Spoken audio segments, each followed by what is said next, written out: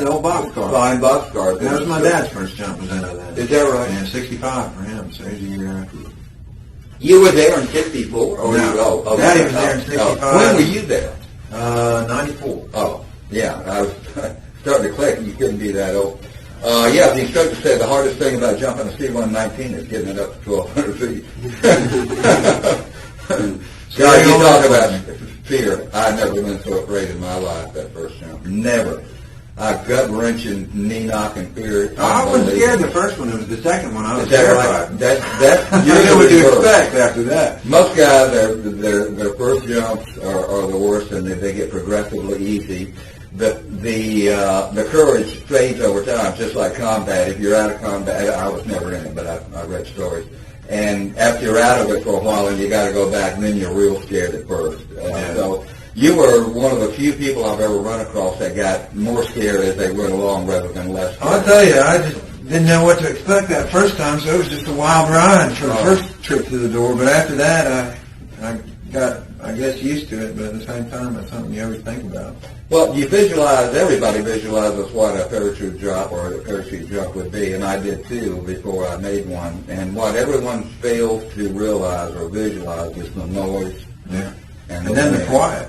The lack of noise. Yeah, but it's just when the noise and the wind. Most people, when they think of the parachute jumping, they think of just, jumping out, because you see it, it's not a sound picture. It doesn't have a hawk going, and it doesn't have that C-130, it drops speed to 125 knots, and so you're 135 miles an hour, it's about a Class 3 hurricane. It is. And no one ever visualizes what that hawk is like. They open those jump doors, it pressurizes every piece of nylon goes waving like that. So what do you want to talk about what? Well, how old were you when you were in the military? Just turned 17. Just turned 17? Got my first adult arrest. I was 17 in late November, and I got my first adult arrest. And the judge no profit when I told him I was going in the Army. That's what the Army was like back then. They're doing it to the Army now. Oh, yeah. Yeah, they waived the 4 misdemeanor rules. They waived no felony rules. They're going right back to, they may have waived even a high school diploma.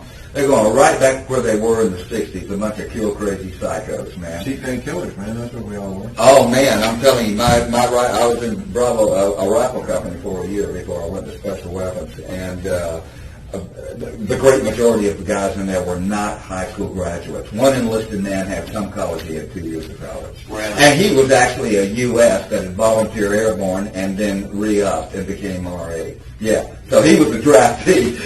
He was the one draftee in the company, and he was the one that had any college at all. That's what it was like back then. It was like the French Foreign Legion, You get out of going to court by saying you're going in the Army.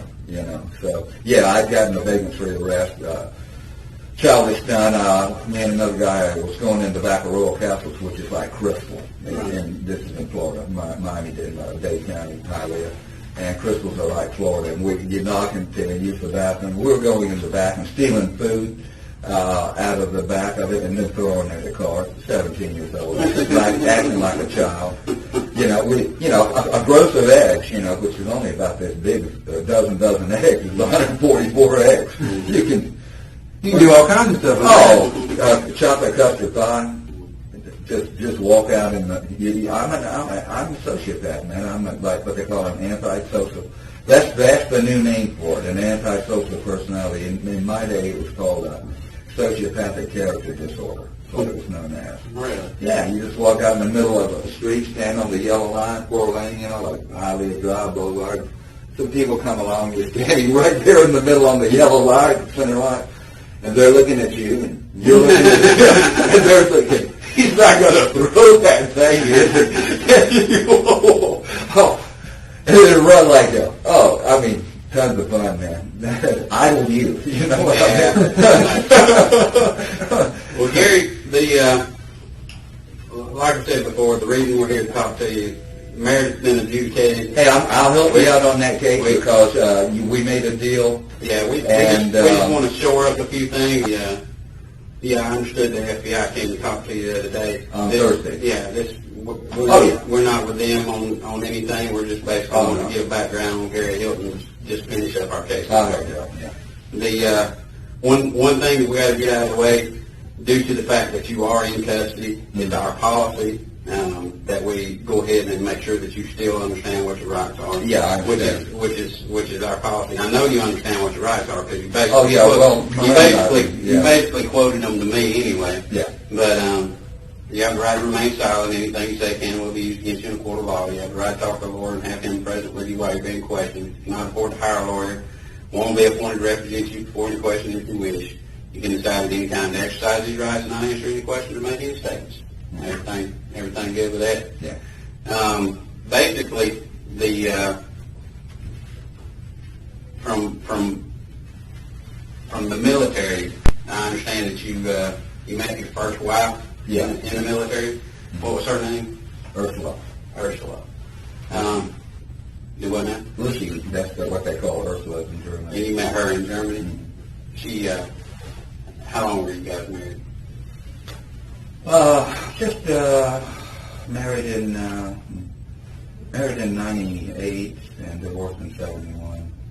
I've been going with her since 65. She was 16 when I met her. Really? Yeah.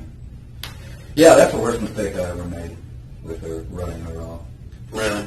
Gorgeous girl. I mean, truly gorgeous. Mm-hmm. I'm telling you, the best body, none finer I've ever seen. Mm-hmm. She had a body so good she'd be at the swimming pool, she'd be going to the ladies' room, and I'd walk along behind her and see the little boy just in trance walk behind her and follow her right into the ladies' room. I mean, she was stunning. And not only that, she was a good German housewife. Her father was a police Hauptmeister, the highest enlisted rank, first sergeant. Looks like a chief, right? Hauptmeister. He was enlisted, though, not an officer. That would be Hauptmann. That was, I guess, Hauptmeister. Highest enlisted rank. He was a police officer. She had an older sister that had already married Gianni Bach, so that kind of smoothed away from me. But at any rate, she was gorgeous. A fine girl brought up by a police officer, fine German housefrau, kept a spotless house, meals ready. Only wanted to do what I wanted to do. And not only that, she had her training was as a draftsman. In Germany, they start them at about 15 into an apprenticeship program where they go high school half the day and learn a trade or a vocation the other half. Whether you're going to be a waitress or whatever you're going to be, it's called learning, a learner, an apprentice. So her apprenticeship was as a draftsman. There was no computer-assisted drafting back then. None. No CAD. That was when they hand drew everything, didn't they? Everything. Hand drew, hand lettered, everything. Even all the symbols were like... Add the whole imagine a blueprint or, a blueprint. Everything, every single thing hand drawn. Sure, it was drafting. It was what a draftsman was. So it's a high-paying trade, and it was hard to learn, very demanding and difficult. And, of course, right up a German's alley, because it demanded precision. Meticulous. Yeah. That's what it demanded. Yeah, just total meticulousness. And patience, and Germans, anyway, the point is she came over after I married her, I brought her over. She immediately proceeded to get a job. Leslie Lumber Company. My mother worked there, so that was an end. Got a job with them in the truss company, drawing trusses. They made trusses to order for buildings, and everyone had to be drawn, that kind of thing. So you actually brought her back to Yeah, I married her, and after I'd been going with her a couple of years, I married her shortly before I left for the States, so that would put her in line for a visa. So I married her, got her visa working. Back then, visas were damn hard to get. Probably still are for Germans. And got her working on her visa, and now she was my spouse, so, bam, she had. And then at that time, I left, went back, and stayed briefly with my parents, rented an apartment, or actually it was a guest house on the property on the Biscayne River, 125 miles, sort of catty-cornered across from my mother and stepfather's house. And about 2 or 3 months later, then she came over. And then I worked another couple of months until December, and quit and entered Miami-Dade Junior College flying, going career pilot program using my GI Bill. Back then, maybe they still will, pay 90% of you after private pilot. You had to get your private pilot license. Back then, a private pilot license cost $900. You can get a Cessna or C-150s dry for $11 an hour, dual with an instructor for $14 an hour. That's great. Oh my God, I'm not telling you. Anyway. So, They would pay 90%. VA would pay 90% of your flight costs. Sweet. Oh yeah, and the tuition was $150 a semester because it was a community college. So you actually went through the training? Yeah, I got the degree and I got the commercial ticket with a multi-engine and instrument rating, and I got a certificate of flight instructor instrument ticket. Really? Instrument thing? CFII, CFII, certificated flight instructor instrument, fixed wing. Wow. Yeah. I'm seeing a lot of guys that are instrument rated even nowadays. No. Well, the instrument rating then was an additional 40 hours, as much as it takes to get a private ticket. Yeah. Private ticket was 40 hours approved. I'm sorry, did you say you got commercial too? Yeah. Rated as, okay. Oh yeah, commercial with a multi and instrument, and then instrument instructor. Have you kept up with that, or? No, I've never flown since. Oh, okay. You just got it. Just. Got it. And what got me off of that is that I worked 13 hours a week as a student assistant at the college. It was a master lab. It was in the audio visual department. Right. At that time, Miami-Dade Junior College North Campus was the largest in the nation. 27,000 students on out of that one campus. Maybe still is. And as a result, the audio visual department wasn't just a bunch of old 16-millimeter projectors. We're talking about production studios, TV, movie production studios, on-staff artists, on-staff announcers. We can make our own slide presentations and everything with our artists. Announcers could narrate them. We had a closed-circuit TV system in 67. So, yeah, using like the old 1 or 2 inch tape. Mm-hmm. Yeah. And we had what we call a film chain where we could project movies into a TV camera and show them over closed circuit. Nobody had that. There was no such thing as a VCR or VTR then, video tape recorder. Back then. They were, but it was commercial only. There were the big decks with either 1 or 2 inch tape. I forgot what it was. Yeah. Way cutting edge, totally cutting edge. And so it was a big operation. The distribution center, which did every kind of presentation, handled every kind of in-class presentation, from slides to putting a TV set in for closed circuit to actually a movie, pushing the production. We did over 200 runs a day out of our distribution center. In other words, in-class, over 200 a day, so that kind of thing. It was a real operation. I worked for, in other words, they'd have about 30 student assistants per shift, just working in the distribution center with 2 staff members supervising them, that kind of thing. So anyway, I worked as a student assistant for 15 hours a week during my whole time. When I graduated, they offered me a staff job, good pay, $3.25 an hour. That's what UPS driver started at then, which is the equivalent of $15 an hour.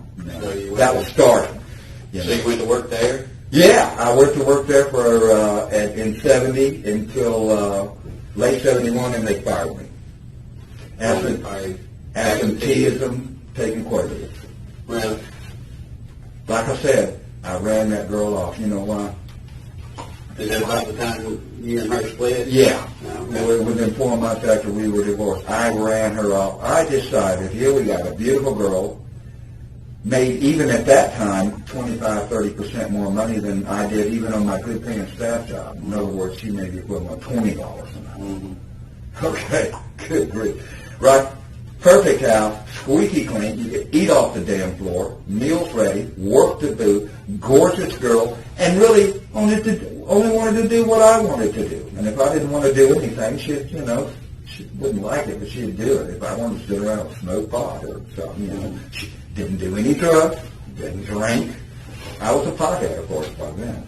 And everybody, we could smoke on campus. The staff would go into the air conditioning room, which is a room bigger than this, with an air conditioning unit taking up most of it, and take some student assistants there, and we'd go in there and smoke. We had the Film Society where we showed avant-garde films every Thursday night, Jean-Luc Godard films and Ingmar Bergman films and that kind of thing. And the whole auditorium would be lighting up. And finally, the cops got wind of it and came in and busted 27 people. That was the end of the Film Society. But that was it back then. Drugs back then had not been demonized. Right. They were demonized very effectively under Reagan. Right. And he finally got that Omnibus Federal Anti-Drug Abuse Act of 1986 in, which gave draconian penalties for drugs. That was in '86. So you end up with a Macon housewife importing a kilo of coke with two other people, and one of them had a firearm in their house when they were arrested. They had to add that up. The Macon housewife got 30 years no parole and serving it right now. Yeah. That's your demonization of drugs right there. Well, you say you got fired from that job for absenteeism because you were taking Quaaludes. Yeah, and barbiturates. Within 3 months, that was 4, maybe 5 months after I divorced with. So how many years total were you married to? From 68, summer of 68 to summer of 71. Summer of 71, so 3 years. Mm-hmm. Okay. Did you break it off with her? Or did... I ran her off. Oh, you know why I ran her off? I'm telling you all these qualities she had. Well, remember now, this is a cultural revolution. It's really hitting home. By 1970, everyone was in effect doing the 60s. You know what I mean? Caught up to it? Yeah, the really hip people in California were doing the 60s in the early 60s. They were taking acid while it was still legal, in 63, 2, 1, and so forth. They were really doing the 60s, the diggers, the free food distribution, the real hippies. And by 1970, now, the masses, including me, were doing the 60s. So I was doing the 60s and the 70s. Well, the Army took away from that, too. Oh, yeah. I did a flip from being gung-ho to being, a liberal, down with the establishment. But anyway, we had the Cultural Revolution going on. And I was in college, and even though I wasn't on the teaching staff, it was in a sense the same status almost as being on, you were staff. Oh, yeah. Air conditioning wasn't a blue-collar job, nothing else. It was white shirt and tie and running a learning center or running a distribution center or this and that, supervising 30 student assistants, that kind of thing. Air conditioned, intellectual, that kind of academic atmosphere, right? Yeah. And my gripe against her was that she was just empty-headed and didn't have a thought in the world, and she was not sophisticated enough and not intellectual enough.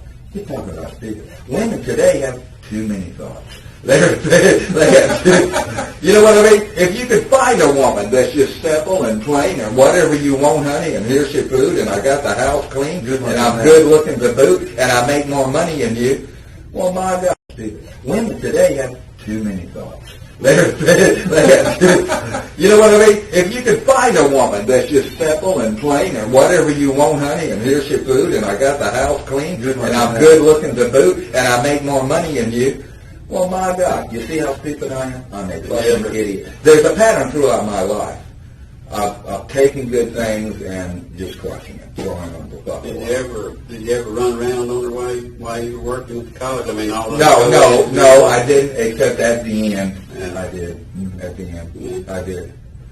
Some other staff members were, and as a matter of fact, the third highest in North Campus AV department, it would have been the director, assistant director, and then this guy openly had a student girlfriend. He was a man, in other words, married, and openly had a student girlfriend who was always with him and everything. And again, it was a different atmosphere about it. Now that would be a felony, I think, for a teacher. I think for a felony, a teacher to have sex with a student is having sex with a person in custody. It's the same as. I think it would be a felony. Yeah. Well, he wasn't a teacher. Shortly after that went south, and you got another one? Yeah. My geopolitical views, everything.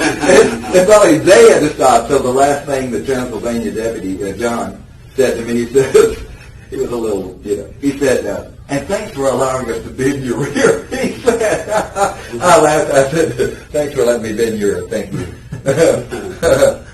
So after college, or after your well, anyway, I fell into the clutches of this older woman who was 8 years older than me, and she was a drug dealer. She was from a New York Jewish diamond family, that 54th Street diamond family, diamond folks that do these $1 million deals with a handshake, and you pass them, and they wrap the diamonds in paper. Everyone's got their particular fold, and they hand each other $1 million in diamonds and shake hands, and that's it. You can't get into it. You gotta be born into it and Jewish. Okay. What was her name?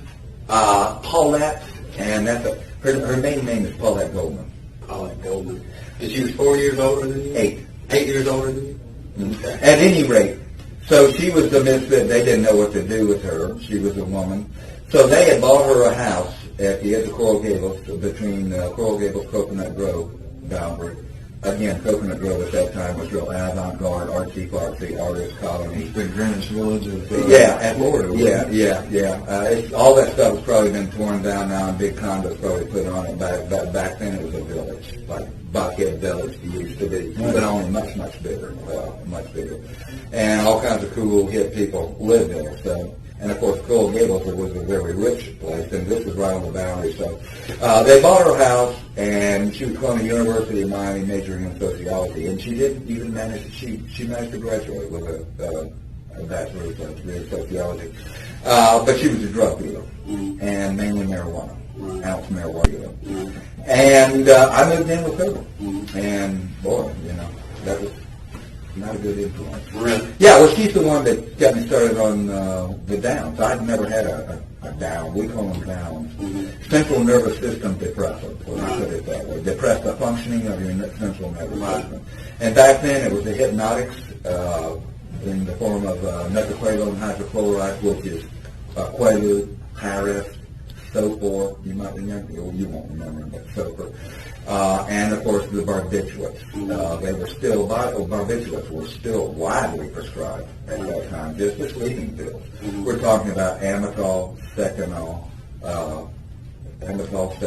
Nembutal, and the combination of Seconal and Amytal was Tumanol. It was blue and red, cats like that, and they were considered the king. They're true narcotics. They're true opium derivatives. What was the street name for them back then? You remember? Downs. Just Yeah. Downs. Oh, Tumanol for 2 weeks. And then others were called by the colors they were. I think Reds. reds. Well, there was reds, blues, and yellows, and by the color they were. I wouldn't be surprised that it's impossible to get hold of a barbiturate these days. But I don't know if It's out of fashion a little bit. I don't. Well, the newer classes of antidepressants and sleeping pills, but back then that was what people said. Oh, we'll take a sleeping pill. That's what they were talking about. Did you classify yourself as a hippie back then, or? By then, what the hippies were, it was just every kind of outlaw street person in the world. You would call it counterculture more than anything, misfits. And the whole country was awash in them. It was just awash. Anything to be though back then. That was movement kind of. Yeah, and of course they themselves were wearing a uniform and doing the style. And the country was just awash in young people. If you'll read, well, you don't, but in Atlanta in the late 60s and early 70s, they, since it's a regional capital, they had at the Piedmont Park, 2nd Street, and the Peachtree there, it was just awash in them. The whole country was full of just raggedy-ass young people hitchhiking and doing not much of anything. And, at that time, we thought drugs were going to be legal within a few years. Yeah, the amazing thing to me that I'm always shaking my head over is this great big huge cultural revolution we had in the 60s and 70s had almost utterly vanished. Utterly. And it's back to the 50s now. Back in the 60s, if I said, hey, businessman, that would be a bad thing. Hey, Mr. Businessman, take care of business, Mr. Businessman. That would be a bad thing to say about someone. And now, what does every young person want to do? Get a MBA. They're all just, little geeks on, keyboards pecking away. Right. The Bible says a meek shall inherit the earth. Well, I know what it means. This is a fat fuck behind a keyboard. Right? Got 10 times more powerful than me, and I'm a stud, man. I'm a stud. I can whip ass left and right, and they're more powerful, 10 times more powerful than me. Fat fuck in a keyboard. Sitting in a keyboard. Yeah, I learned to type in the 60s in the Army when almost no man could type, unless you're a reporter or writer, but I won't type now. I call it women's work, which shows I never make it on the outside, which is, why I'm sitting here doing life and realizing it's the only place for me. I've said it before, I'll say it again. You could take me to the front door of this jail and say, go forward and say no more. I literally have to turn back around and walk back in here. There's nothing out there for me. And you see what my relationship with society as a whole is. I mean, it's only 5% of the people that have come forward so virulently and vehemently to knock me, but if the other 95% of them, silent majority, and don't, they're not going to speak up. Oh, I know Jerry Hilton. He's a great guy, I know Hannibal Lecter. Yeah, Hannibal, Hannibal the cannibal silent. So, I know Hannibal Lecter. He's a great guy. No, they're not going to say a goddamn thing. You'd be surprised people will come forward and talk pretty good about that. Oh, really? Yeah. Oh, yeah. I'm not in the sense that they are 19 out of 20. It's the people that try to fuck with me, which are relatively rare. Yeah. But unfortunately, I put myself in a position where I have a high amount of exposure to that type of people, and that is in dog situations. It's people with dogs. The average dog owner doesn't know jack shit about dogs. The average animal control officer doesn't know jack shit about dogs. They anthropomorphize. That means assigning human qualities to something. Anthropomorphic.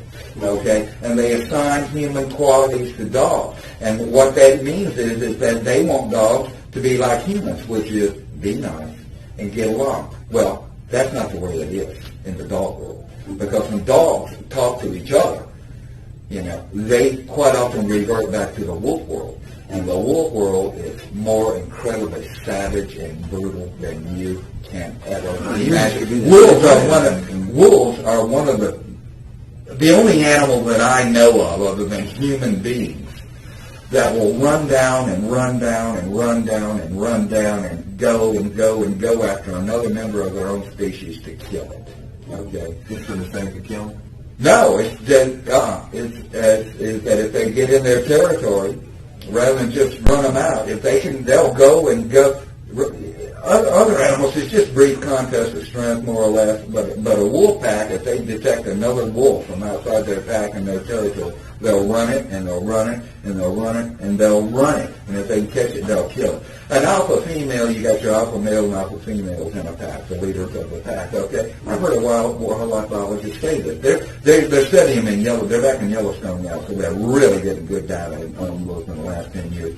I heard a wildlife biologist on video say, an alpha female may get up in the morning and kill her mother and run her sister off. That's how savage and brutal the wolf world is. And that's what dogs can revert back to when they're talking to each other. Humans don't understand that in the dog world or the wolf world, there are no assault and battery laws. There are no murder laws. And quite often, there is no fear. Okay, imagine such a world where there's no murder laws. And there's no fear, which is why you see little chihuahuas getting killed all the time. They won't back down. Right. You just grab them one shake and they're gone, man. You all see little dogs get killed that way, They won't back down. Yeah. No murder laws, no aggravated assault, no assault and battery laws, and quite often, no fear. That's what the dog world is. And you've got to understand that and be appropriately cautious. And humans don't understand that. And not only that, they are aware that their dog may fight and has fought and they're aware of that. But on the other hand, they can't control the dog. The dog isn't trained. No one has enough time to spend with their dogs to begin with to get them properly trained.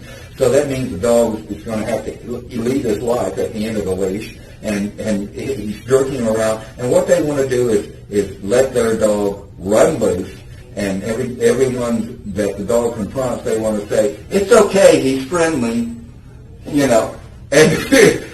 they know it. I've had people let their dogs confront me and fight the dogs, have them call the police on me, and then in the succeeding year have seen that same person and that same dog get in 2 or 3 more incidents of the same. A woman at Stone Mountain had 2 dogs 150 yards from me. I spotted them, and you're at a loss between trying to call. They were loose. And you're kind of conflicted as whether to call her and warn her, or the fact is that as soon as they hear you call, the dogs are coming after you. You don't really know what to do. I called to her. I said, yo, we got a dog here, dog under control. Wow. Dogs come right at me from a long way, 150 yards away. Dog split up. So I'm doing stick work on one, and when they split up, then you're going to have to use pepper if they split out. You're going to have to spray one at one with pepper. At distance. Yeah, not necessarily. It's hard to actually disable a dog with pepper, but conversely, dogs sense the pepper immediately, and it'll turn them. It'll turn them momentarily. If the dog is determined, he'll come back. So you just take a shot at him. And I'm doing the stick work. They say the thing about the stick or the baton is that it can be used in a graduated manner, and that it does command respect in most dogs. And that's the beauty of the whole thing is a graduated manner, as opposed to pepper or opposed to bullet. In other words, in fighting a dog or a human with a stick, my goal is to shape the situation. My goal in a stick fight with a human or a dog is not to make contact with the dog. A successful stick fight is preventative. To me, is shaping it with a stick and not making contact.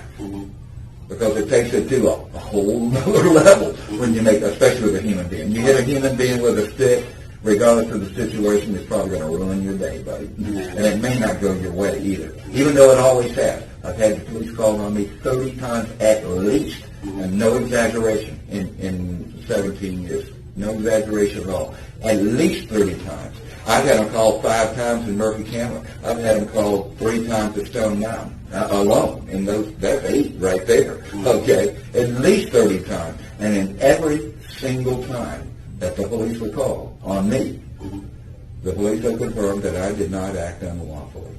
And there's been a couple of times the police have written me a letter saying that I could press charges if I want. The one time it didn't go my way was not with a police officer. It was with animal control. Animal control are not police officers. And none of them have been in their jail. They just civilians with uniforms all there. Police officers, the good ones, and most of them are good these days. Police work, of course, has become highly professional. And I'm talking to Cab North in particular. Cab North has seen a lot of me. And police officers are trained to interrogate people and to arrive at the truth. I found that police officers may not be able to tell if you're lying, but if you're telling the truth, they can tell. Generally, they may not catch you. They may not can tell if you're lying, but they can tell generally if you're telling the truth. Okay, and every 30 times, with the exception of the animal control one, it went my way. And if it had not have gone my way, I was going to jail with assault with a deadly weapon, and that can be up to $20,000 bond in some cases. Okay, so it's a serious charge. Okay, and every single time, like this instance I was telling you about, I had to spray with a dog's stick work, just shaping the situation. And in other words, using in a graduated manner ranges from merely presenting the stick and showing the stick, to waving the stick, to all the way to contact. Right. Okay. To thanking with a stick or faking with a stick. You know. One thing I learned about thanking with a human being, dogs are real good at movement. They pick up movement. Oh, like that, but humans don't. Right. And I've learned with humans that if you're going to faint at a human, don't do it at combat speed because I'm too fast for them to see and it doesn't make an impression on me. So you're making a presentation you want to be able to Yeah, I mean, I did that one time to a human. The guy just, after we were in the middle of a confrontation, he had a big loose male and et cetera. There was a female and he present. It was a real melee. And so the kid, this is one of the few times that the guy wasn't bigger than me. Usually if you have a stick and handling yourself well, the guy's always going to be bigger than you. Well, this time the kid wasn't. He was only my size. And he comes right at me from 10 feet away, like boring right in on me. So I gave him a feint, I did like that real quick. What happens is the tip of the stick is going right at you and then coming back. So you don't get the traversing motion. You don't get the impression of movement that a traversing motion would. And as a result, it was so quick that he didn't even see it. But the point is that I goofed out and I just touched him right there. And he said, because he didn't even see it, but he felt it, right? He said, I don't believe you did that. I don't believe you did that. did you see him do that? And I looked behind me, and his buddy was coming up behind me, which is another thing. Keep your focus wide when you're fighting. That's the hardest, that's a critique that you can always make, no matter how good of a fighter you are, stick fighter you are, or street fighter, whatever.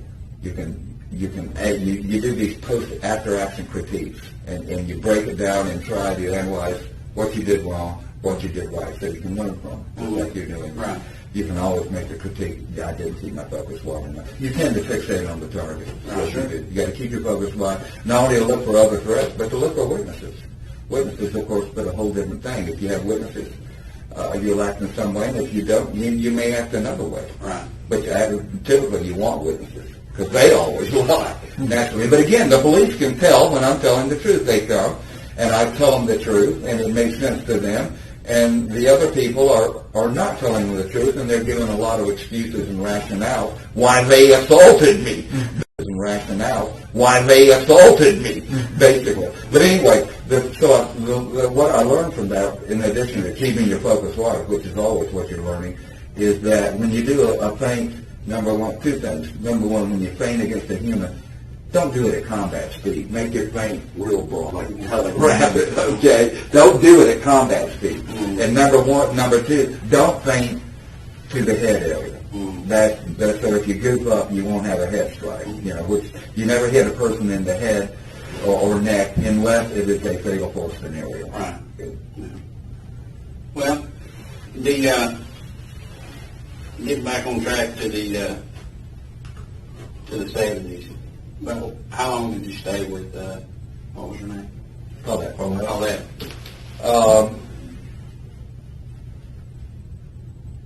Till 73. 73? Mm-hmm. And what did you do at that point? Well, we broke up, and by then I was destroyed, totally destroyed. I mean, here I am now. I'm deep into downs now. Mm-hmm. They're addicting. Right. Barbiturates are physiologically addicting. Well, so are Quaaludes for that matter, but Quaaludes are psychologically addicting to the hypnotic class of drugs. Mm-hmm. And now I've been taking those for 2 years, heavily, through her. A lot of them. And I'd lost my job, my good job. Mm-hmm. Got fired from that. My hair had grown long. I was totally fucked. I was homeless. Just totally fucked. Totally fucked. So what did you do? Started working in what would now be called telemarketing, but it was no such thing then. Back then, there was no telemarketing. Telephone sales really consisted of people in phone rooms, boiler rooms they were known as, impersonating police officers, labor union officials, civic leaders, and firefighters. That's what it was.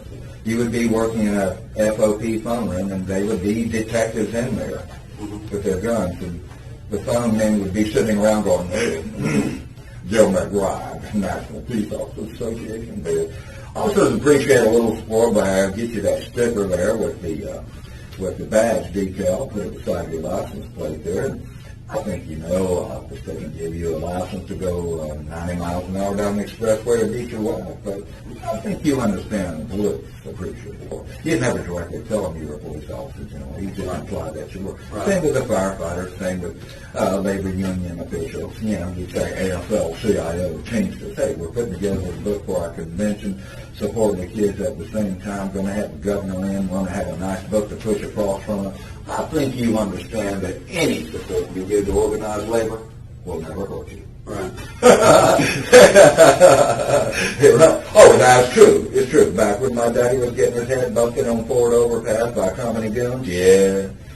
We used to have to throw a bomb once in a while, send the boys over there, turn that place into a parking lot. Those days are long gone. Oh, yeah, that's what it was back then. That's just a bunch of people impersonating. And it would be the JCs, the Junior Chamber of Commerce. They were notorious. Had you moved to Georgia at that point? Or? No, yeah. Then I moved to Atlanta. Yeah. About what time frame were we talking about? You moved to Atlanta? 70. Oh no, in 73 and early 73. Early 73, you had Yeah. moved to Atlanta? Yeah. That was when you were in, college? Yeah, it was several months after we had broken up, and I was just homeless, and I was working phone deals and down in Miami-Dade and getting my teeth cut. Miami-Dade, or Miami, Dade County Right. was really a hotbed of this type of stuff, this type of phone fraud, if you will. And so was Atlanta, actually. A lot going on in Atlanta. But the reason I came up to Atlanta was I'd been born here, but yet it was the only place I hadn't been to. Because I grew up on racetracks all around the country. I left Atlanta when I was 6 years old. Mm-hmm. My mother moved us to Tampa, and then a year later she married my stepfather. And so How old were you when she got remarried? 7.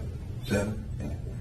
And so Atlanta, I was born here, but it was the one place I hadn't been.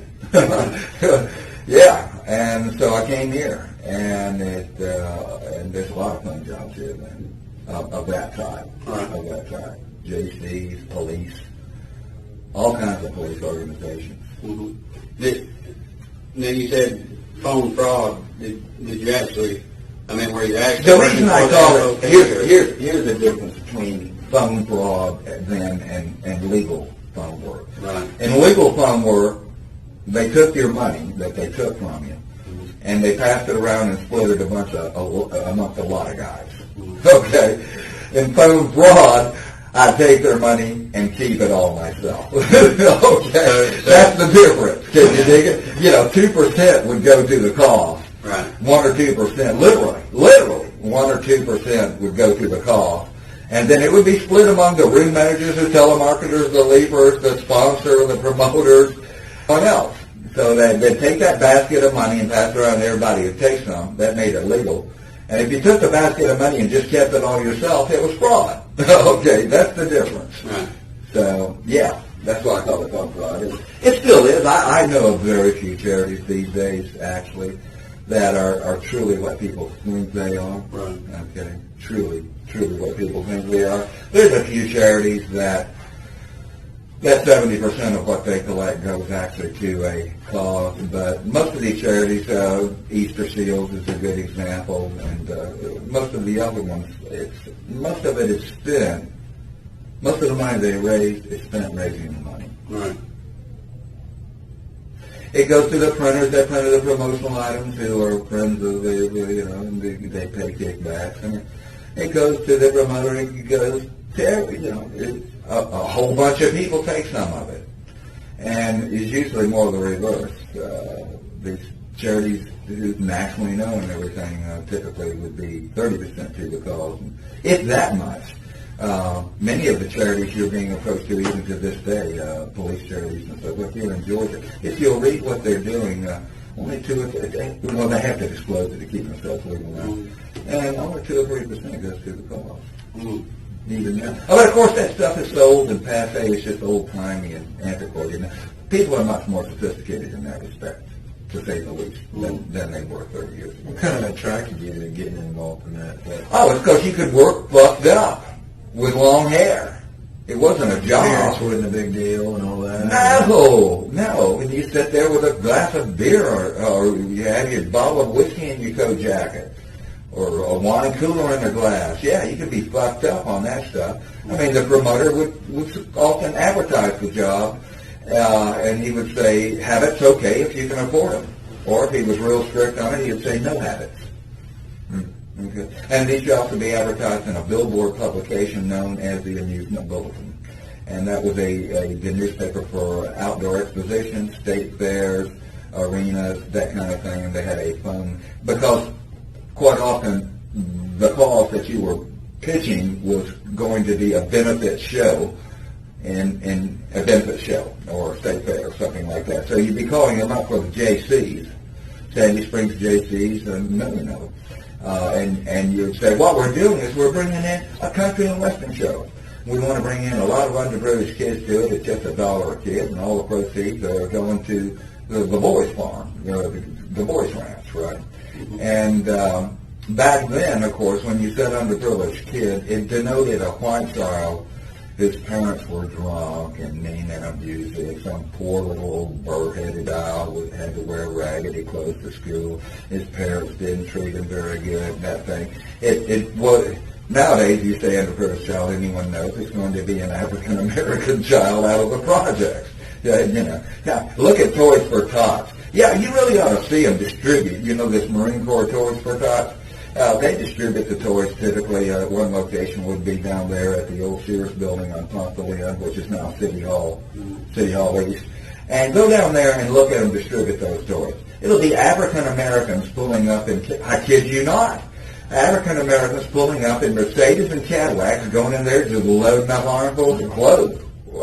Toys. Walking out. That's what it is now. People are hip to that. But back then, an underprivileged child was just a poor white kid who was a good kid. He had just gotten a bad break. His daddy was in the penitentiary, and his mom was a drunk, that kind of thing. And so that's what it was. Oh, and anyway, the point is, we're bringing in a country and western show. Hence the connection with the amusement bulletins, because that would be shows there. Sometimes you bring in a circus. You bring a little one-ring circus. Put it on in the margin of a shopping center, just like a carnival or something. Bring in a circus for the kids.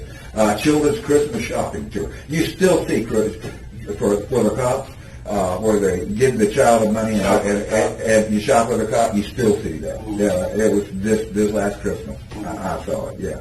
It would be that. We'd ask for $10 in and sponsor a child. I'm sure it's a lot more now. Yeah. And then have police officers in the room. Did you ever get back on your feet in Atlanta, or you just continued to do that? And just I got back on my feet. I never did because, because I've been deep into down, and now, reality's sitting there, and I can't get any more downs. And for a person that has an addictive personality towards downs, what the problem is, what makes a lot of alcoholics and so forth, is that they have a high level of anxiety within them. I've heard it expressed the motor is all. You see this in heroin addicts too. The same thing. I don't mean your black fucked up heroin addicts. I mean white intellectual heroin addicts. That manage their habit or they haven't managed it since. You have a high anxiety level. They can't turn the motor off. Okay? They can't relax. And the thing about what makes these alcohol and these all these central nervous system depressants so addictive is that here you have a person who has a hard time relaxing, who has a hard time partying, you might say, has a hard time being loose, is always anxious, worried. In my case, it was just a high level of what they call existential anxiety, which is the awareness of your future. You know you're going to die. And there's a psychiatric school of thought that says existential anxiety is responsible for most of human neuroses. Yeah. Because we're the only... That bothered you back then? Since I was 4 years old, my earliest thoughts were of death and that I was going to die. Really? When I was 4 years old, I could place it because of the situation I was in when I thought it. And when I was 4 years old, I can remember looking at my hand and pondering the fact that this hand one day will be a skeleton. Yeah, when I was 4 years old. What was the situation, if you don't mind that? No, it was an intellectual thought. It was the awareness of my future being. Okay. The humans are the only animal that I know of that really has to cope with it, although it's really hard to tell. But it's a tremendous psychic load. It's the knowledge of our future non-being or the inevitability of our death is the thing that shapes our entire life. It is. Your life, my life, and everything else. It's the thing that is responsible for the activities you do to escape from the thought. No, don't do it. Yeah. Okay? You're so busy. You have your family. You have your activities. You have your work. You have your church. What you're doing is running from existential anxiety. Yeah, you stop for 1 second and there's nothing there to distract you like your kids and everything else that are, quote, the most important thing in the world to you. And if that was just emptied out of your mind, the existential anxiety will catch up to you, and it's just too absolutely horrifying. Without the comfort of believing in an afterlife, believing in supernatural ghost stories. You see, we have the president of the United States, the most sophisticated and powerful country in the world, standing up there telling the world that he believes in a ghost story, which is what Jesus Christ is, and that kind of thing, talking about Jesus, and that's a ghost story. That is of the supernatural, you know. And here we are, most advanced peoples ever, and we're talking about ghost stories, and they all do it. You see how stupid they are? They're total fucking idiots, but they're just being human beings. You see, they're just being human beings. They're running from their existential anxiety. That's what's responsible for being so busy. Why you're wearing that tie. Why you're devoting yourself to work for the betterment of society. Hey, son, forget it. Look, any good anthropologist can tell you we're doomed, okay? And so can any cosmologist, too. It's just on a larger time scale, that's all. And so can any good geologist can tell you, hey, don't you know the supervolcano under Yellowstone? There's over 70 supervolcanoes. You don't even know what a supervolcano is. Check out pbs.org and get their show on supervolcanoes, and they explain it to you. The supervolcano that is the Yellowstone Plateau, these things are so big that they're hundreds of square miles. They don't really have a crater. They have magma chambers that can take a million years to fill. The supervolcano under Yellowstone has erupted 3 times in the last 2 million years. It has an average cycle of 600,000 years. When it erupts, it basically wipes out downwind the eastern part of the U.S. If you're looking at a map of the U.S., Yellowstone is here, and project a cone like this, and it basically blankets in a cone the whole eastern seaboard of the U.S. under several feet of ash, and would just destroy any civilization in that area. Well, listen, it's erupted 3 times in the last almost 2 million years.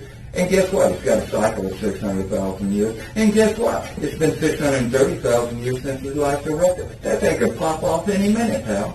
Okay? They know the power of the meteor I'm always talking about. And that's always talking about. Well, that's another thing. That is more unpredictable. It's going to happen, but when we don't know. We know this is going to happen. We know the time scale. Hey, check it out, the Olympic plate up there in the Northwest, okay? In 1967, they had a super earthquake in Alaska, over 9 points on the Richter scale. It's only the 3rd one ever known to human beings. And in this case, they were able to observe the effects. Relatively few people were killed because at that time Alaska was sparsely populated. Yeah, but geologists had an idea of what a mega, over 0.9 earthquake would do, geologically speaking. But they were only theories. And they were able to study the effects of this and confirm it. And they have found that the Olympic plate has, in the last 20,000 years,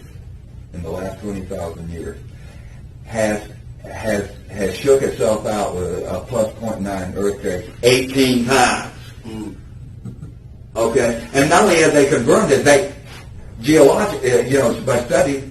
What they've done to get it precise is they always had a theory that underwater you have a continental shelf under the ocean. You have a continental shelf, and then it goes down to the depths of the ocean. And in that, we're kind of like ravines, sort of, or canyons. Mm-hmm. And geologists had a theory that a megaquake would make undersea earth slides on that, and it would leave a record. And so they were able to continental shelf under the ocean. You have a continental shelf, and then it goes down to the depths of the ocean. And in that, we're kind of like ravines, sort of, or canyons. Mm-hmm. And geologists had a theory that a megaquake would make undersea earth slides on that, and it would leave a record. And so they were able to study the effects of the Alaska earthquake and see that was so. So they drilled off, like Washington State, okay, into these ravines right at the edge of the continental shelf. That's how they found it had shook itself out, plus 9 earthquakes 18 times. It was right there in the layers, pal. Okay. Okay. Well, that's an average of about 500 and something years between shakeouts. Yes. You know when the last one was? Christmas Day. 500 years ago. Right? Well, we got a little while ways to go. We're in the zone though. It was Christmas Day, 1700. Or 1699, 1700 to 1699. Yeah, we dated precisely. Not only that, geologically we dated. Well, we can dig up the redwoods that were buried in the tsunami tidal wave now. And of course they're dated, and now that we know what we're looking for, and that in fact is what happened. Okay. Hey, I don't know, to tell you about Rainier. Yeah, you got to go see Mount St. Helens. That's the most awesome sight you have ever seen. Okay, they say it was equivalent to 400 atom bombs. You'll believe it when you see that. I hiked up right into the blast zone, actually, to where the road ends, and right up there where the blast can run out. Where you see how close to the earthquake? I remember when the volcano blew. We got there. Oh, that was in '95. So I was. The trees had almost grown back by then. No. They hadn't? No. 95? 15 years after. No. It still looked like the moon. You were still now, you were just still now then seeing a few sprigs. Those places are deserts, man, to begin with. All of out west, unless you're on the east side of the Olympic Mountains, which is only a coastal strip of about 100 miles. That's real green and rain. The rest of Washington and Oregon are deserts. They grow a lot of stuff because they're irrigated heavily. And all those states are just basically volcano deserts. If you go and drive through western Colorado, Utah, Idaho, Oregon, and Washington State, except for that coastal strip, you'll see that all of that, you'll come to realize that this place is all volcanic. Everything there is volcanic. All the rocks are volcanic. There's no dirt out there. It's just kind of volcanic gas. You throw your duffel bag down and it goes poof, really fucks up your back. You can immediately realize this place is going to blow the fuck up one of these days. Okay, what about Mount Rainier, man? I mean, they got Mount Rainier just looms over Seattle. Okay, the western face of Mount Rainier is just rotten. It's just really mud and rocks glued together with ice, frozen ice. All that has to do is be heated. And you'll have these huge lahars. They're called lahars. The mud flows. That mud flow that killed 50,000 people down in South America about 15 years ago. Remember that little girl was trapped in it, and they tried to get her out. Guatemala or Venezuela? You're obviously well traveled. You've been several places. Anyway, the point is, listen. But again, I'm not judging you because I understand. You're doing the best you can to handle your psychic load. You're doing the. It couldn't have been that much for you because after a while, didn't you get kind of a? I know you had a Camaro for a little bit, so that was in the 70s? 1980. I got a brand new Camaro. Was it Smokey and the Bandit type or? It looked like it, although it's just a 6-cylinder, but it's a California Camaro in the Van Nuys California assembly plants. White, plain, black, no. What made the move? What did you do to get that? Just out of curiosity. Were you still working in marketing or? Well, no. I started fraudulent telephone solicitation in after I got up here within about a half year. On your own or? On my own, just printing invoices and selling them. Oh, okay. Just printing, making up. Southeast Regional Council, Georgia. During that time, you were making good money doing that? Well, yeah, but I was so drunk sick drunk. I stayed sick drunk until September '77, and then I quit. Yeah. But cold turkey, or did you go to rehab? Or no, I did. I got medical help on that. Where'd you get that at? A private doctor in our county, downtown Decatur, and what I had been doing was going to Grady because my blood pressure had gotten so sky high, just tremendously high. Like 145 over 150, just tremendously high. And I was doing that, but the handwriting was on. They were giving me experimental drugs. I had a couple of convulsions. The handwriting was on the wall. And I got married to a prostitute. And on the day I got married, I met and courted her and married her drunk. And the day we got married, I quit. Bad mistake. We only stayed married 6 months. What was her name? You remember her? Yeah, Yvonne Ball was her name. Oh, her real name, her whole name was Donna Yvonne Ball, but she went by Diana? Dinah. Dinah? Dinah, like Dinah. Yvonne Ball? Yvonne with a Y. Okay. Is she still around, or is she?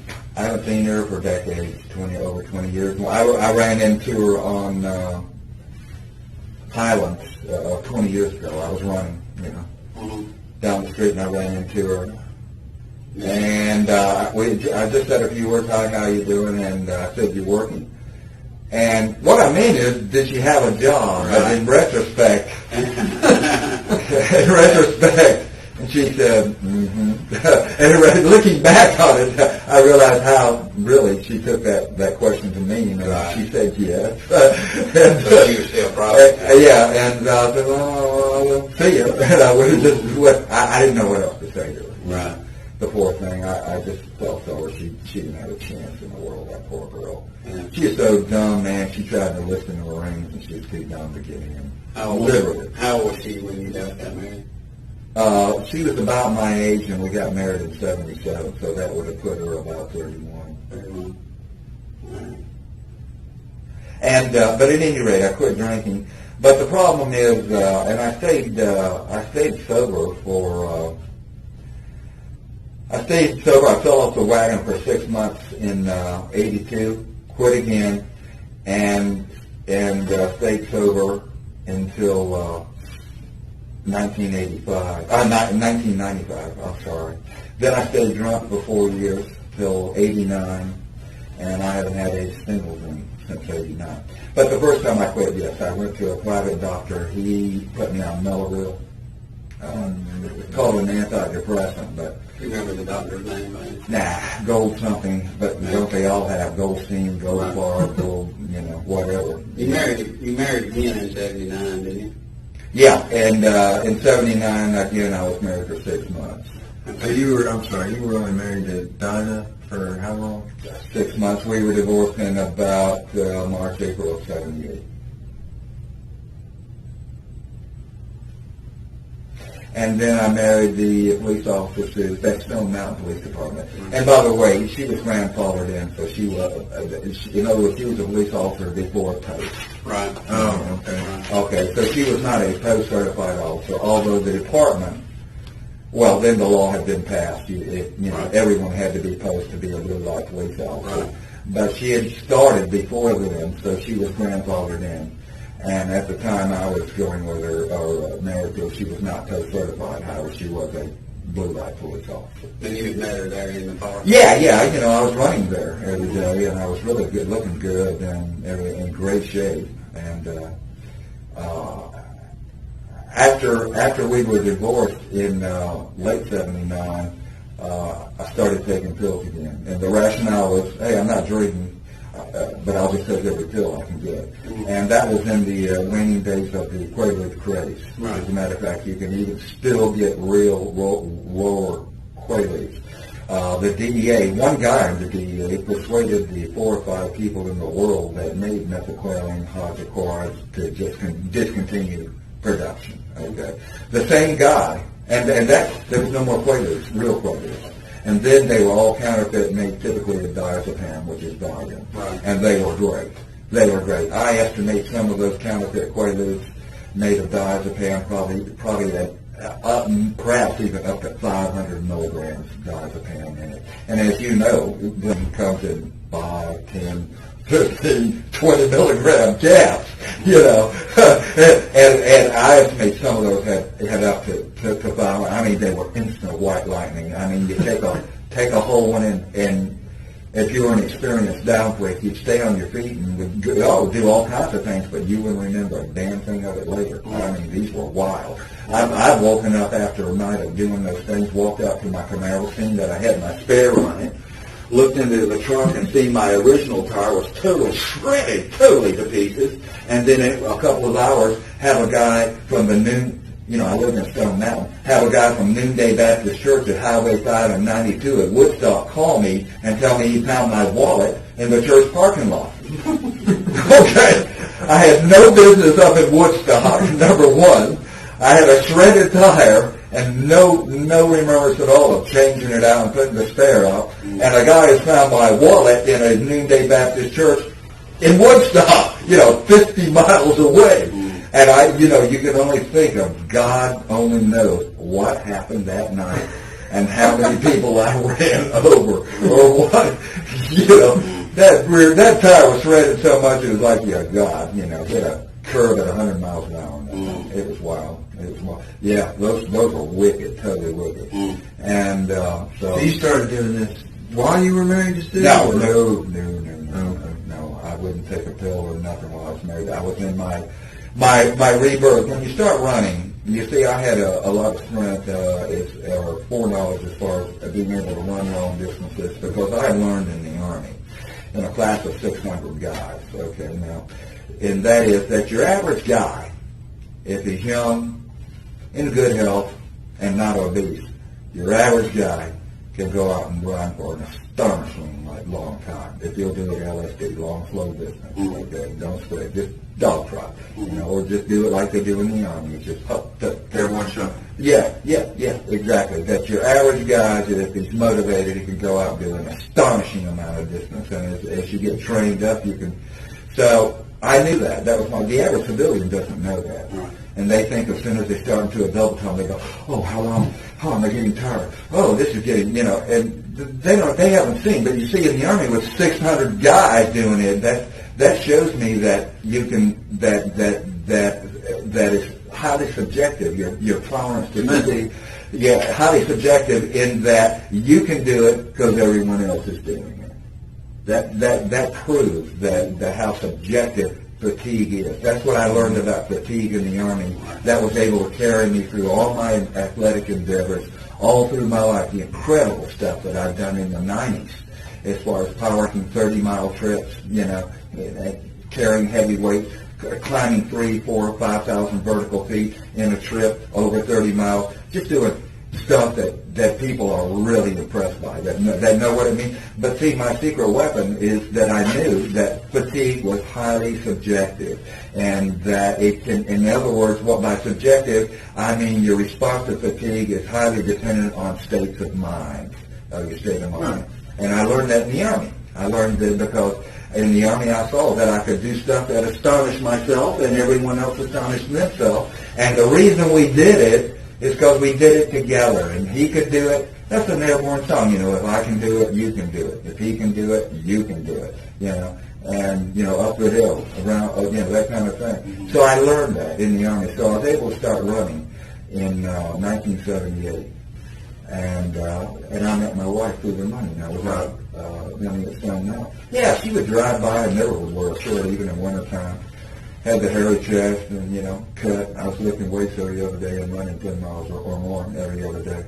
Yeah, she'd drive by in the police car. She'd put the intercom on, the loudspeaker, not the intercom, the loudspeaker, Well, they say, all right, everybody, disperse, this show's over. And she'd put that loudspeaker on, off top, and she'd go, like that. And she'd drive by. Oh, yeah, she just scarfed me right up, man. She scarfed. I was a fourth husband, man. She knew how to do it. Yeah, she scarfed me right up because she got the feel for me. She found out I had VA benefits, and she wanted a home, of course, more than anything. What do all women want? They want their home and things, and they want their kids. Okay, that's what they want. And so she just died for a house, and when she found out I had kids, 2, 6 and 8. And when she found out that I had $115,000 at the time VA loan bill, which was the equivalent of $300,000 now, this is showing me 2 or 3 times the money was. And so that was enough, And so, she got me married and went out and found the house. Got a good deal on it, too. Bought a house across from the school in Detroit, Hollywood Drive. Bought that house. It had been sitting empty. I happen to know the guy that owned it because he lived in the same apartment complex I lived in before I married her. And bought that house for $35,000 then. And this was in '79, and that's just when the big real estate inflation hit down. Those real estate, that inflation of the late '70s.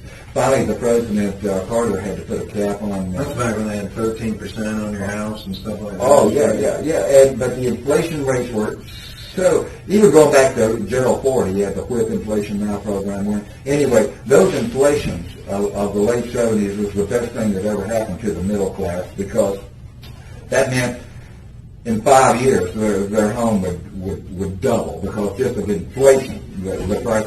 And you may say, well, inflation, the money's only worth half as much. Well, so what? you know, if your home was worth $100,000 in 75 and in 79 or 78 is worth $200,000, well, so what if the money was only worth half as much? You still had the $100,000, right? Okay, you still had the $100,000. Okay, so yeah. So she bought that thing. She stole it from the guy. He had gotten a divorce and been sitting there. She saw it just sitting there like this, sitting there, and everything. She got that house for $35,000. When we split up, got divorced 6 months later, we sold the first. We advertised. I advertised. She wanted to get another 5 or another 2 or 3.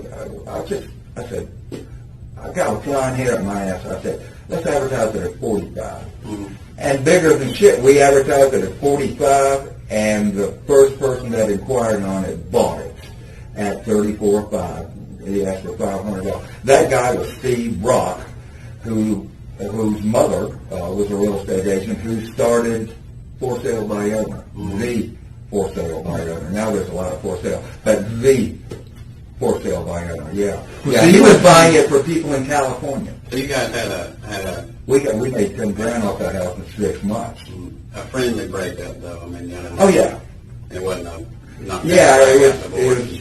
Oh no. Okay. Oh no, I've always been fair to my ex-wife. Mm-hmm. And oh no, she didn't. No, when I bought that house, I bought it in my name, but she was my wife, and she came to the closing of the house. And so I bought it in my name, VA. And at the closing, I said, Sue, do you want half that house? And she said, yeah. So I told the attorney, can I give her half that house? He said, yeah, I'll make you a quick claim deed right now. I gave her half the house. Okay? And I thought it was fair because she's the one that went out and got it. Mm-hmm. I mean, I wouldn't have had it. No. I wouldn't have made the $10,000. So when we sold the house, I was willingly gave her half of the proceeds. But you were in an apartment before that, kind of on your own? Yeah, just apartment of the proceeds. But you were in an apartment before that, kind of on your own? Yeah, just apartment. You went from an apartment to a house with kids? With 2 kids, man, and then back. What was that like, just making that transition from... Well, you see, it drives me nuts. Well, back then I was really a pathetic guy in that, you see, the saddest thing in the world is a loner, which I was. A loner trying not to be one. In other words, a loner that doesn't know themselves. And what happens is people with sociopathic characters that are loners, what happens is all their life, all the way up through the present day, are programmed, they're bombarded by hundreds of messages every day telling them that any activity is only valid if they do it with someone else. Every bit of advertising in the world, every cultural message that you receive, everything is programming you to the fact that any activity you do is only validated if you do it with someone else. You never, whatever it is, it's multiples. I can remember a good example. I had a season pass for Six Flags in the summer of '78, and I told someone, I'm going to Six Flags tonight, and they said, who are you going with? Well, I wouldn't go with anyone. I just had a season pass. I'd go out there, and it's a summer evenings, long evenings. I'd just go and people watch, ride rides, do what I wanted to. It was always awkward, a single person getting on a ride. It had 2 seats. But hey, there'd be some other idiot there. Oh, they'd put me with him. And I had a great time. I saw all these people and the colors and sights and sounds of Six Flags. It was great. Summer evenings and everything. And I said, no one, I'm going alone. They go, oh, bummer. But that's the attitude of society. I mean, when's the last time you went to a movie alone? Okay, never. Okay, you'd be afraid to. Okay, you'd think people would think you were odd. People are enculturated and programmed to only believe that life is valid if they're doing it with others. So the problem with these poor loners, these sociopaths, is they're so programmed like that in spite of themselves, they don't know themselves. They don't understand that there's no hope for them. They don't understand They don't understand that they're a round peg in a square hole and that they're never going to fit in. They don't understand that there's no way in the world that they are going to get some real satisfaction out of a human relationship. They don't understand that any human relationship they have will always be less than fulfilling. They don't understand that. And they're trying to be like everyone else, but they're not. So it's, the thing that's so wrenching about it is, number one, two things. Number one is, when they're trying to be like everyone else and they're not, what happens is, number one, they're not going to get the satisfaction. They're always going to have an odd disconnect, number one. And number two, and really the saddest thing is, no matter how much they try to be like everyone else, it's not going to be good enough for everyone else. They're not going to fit in, and they're not going to be accepted. That's terrible. That's terrible. So that's kind of experience moving. Yeah. See, but I didn't understand myself until 21. Actually, when I got a dog. And all of a sudden, I was no longer alone, and I didn't have that wrenching sense of loneliness and being alone, but yet there would be no salvation in the company of others. You're alone, your life is empty, alone, lonely, but there's no salvation or satisfaction in the company of others. It's a terrible. I see many. Those are the worst kind of people. They're tragically unhappy. And so there's a restroom right there. Got pouring too much coffee myself. Hey, we need another cup if there's any left. You want another one there? Mm-hmm. Yeah. So what was it like being with kids, and then you? Now that's the answer. I'm kind of. I was trying to be normal. I'm kind of an apartment guy myself, and then you're not married? No. Oh. Then you go from your own time, your own thing, to living with were they boys, girls? Yeah, a boy and a girl, and both. I was trying to be normal. But I wasn't. I was involved in fraud. I didn't even have a job. Finally she told me, because I was presenting it to her that I was a self-publisher and so forth, and these deals were sponsored, and they were real.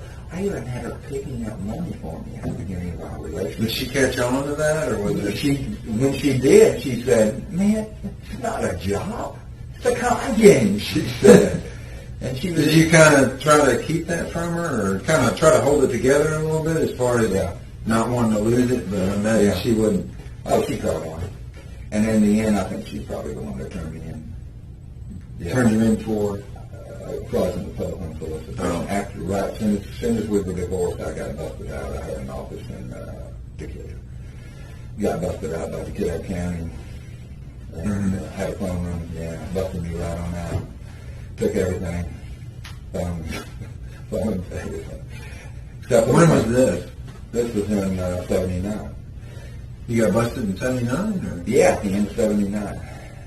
Right after our divorce. Did you get any time for it? Or? Oh, no. It was a misdemeanor. Fraudulent telephone solicitation. But they didn't give you any of your phones back, or your office? Man, they did all this work on it, including running an undercover officer through the operation. They ran a black female juvenile officer, police officer, through the operation, had her come get a job, work a day there. And then when they came for the arrest, they showed up with crime scene vans with their own boxes. Now, were you married at the time? No, we had been divorced just a week or two or a month or whatever. I think our divorce was final in about October the 20th. How'd that divorce go? Was it kind of, with any of you, was it more an amicable thing, like you both decided, or was it? Yeah, no. It was, did you call it quits with her, or did? Well, I had, and then she had. She had enough too. I mean, Oh, well, she had been shopping it out by then, and she already had the next guy lined up. Yeah. How did you react to that? I had to laugh, I think, these girls stay looking for a husband, and I call it sleeping around. I guess it's all in your perspective. Yeah. Oh, no, she had fucked out the police department out there already before she met me. Oh, she had fucked the captain. Did she tell you this, or is this just you kind of learned no, she told me, she was crazy. God, Lord. Like how? She was one of her boyfriends was making, not a police officer, but one of her boyfriends was making 8 millimeter, they had, well, they didn't have a video, very little video right there, and was making 8 millimeter films of her dancing nude, How did that come up in conversation with the new husband? Oh, that's the way it always is. Don't you know that? If you go on with someone, sooner or later, and typically the chick, because she's the one that's got the pussy and can fuck anytime she wants, sooner or later it comes around to all the people I've fucked. It always ends up that way. Don't you know that? Yeah. Sure. Anytime you have a relationship, you go on with someone that sooner or later, there's who else have you fucked, and almost invariably, at least with the chicks I go with, they want to tell you. And the reason why, obviously, I missed out on an important part of the conversation. And the reason why is that you see, and there's a fine distinction, for women to threaten to give it away, their pussy, and for them to let you know that they could give it away, and they have given it away, increases the value of it. However, there's marketing. But a sophisticated woman understands that to threaten to give it away increases the value, and actually giving it away to someone else decreases the value. And some women aren't smart enough to know the difference, and they fuck up that way. Was that Sue, or? They all do that! They all do that. You know how they do it? The nice girls do? Are you married? Yeah. Okay. The nice girls, you know how they do it? They say, either you marry me, or forget about it, I'm going to find someone else. That's the threatening to give it away. That is what it is, okay? And that's how they get men to do what they want them to do. Oh, yeah. Always, yeah. Either you do what I want, or in the end, I'm going to give it to someone else. Yeah. And you see, that part of my dislike, or I wouldn't call it hatred, but almost, for women is that they have all the advantages. The deck is stacked against them. I'm telling you, man. I'm telling you. And so I finally came to the conclusion, the last piece of ass I had, except for rape here, was in 89. Was in January of 89. And I never... You kind of dropped out of the game there. I was never so happy after I did that. Oh, yeah. Well, once you stop getting led around by the dick, and we all are, they're like a fucking animal. Oh, yeah. All of us are. That's right. That's why we become less than men. That's why we start doing a woman's agenda. Hey, listen, how many little 9-year-old boys have said to the little girls, oh, I would like you to get your toy tea set out, and let's have a tea, and let's get our dollies here, and have tea with our dollies. You've never seen a boy do that. But that's what a woman wants you to do as an adult, is to play house. Okay?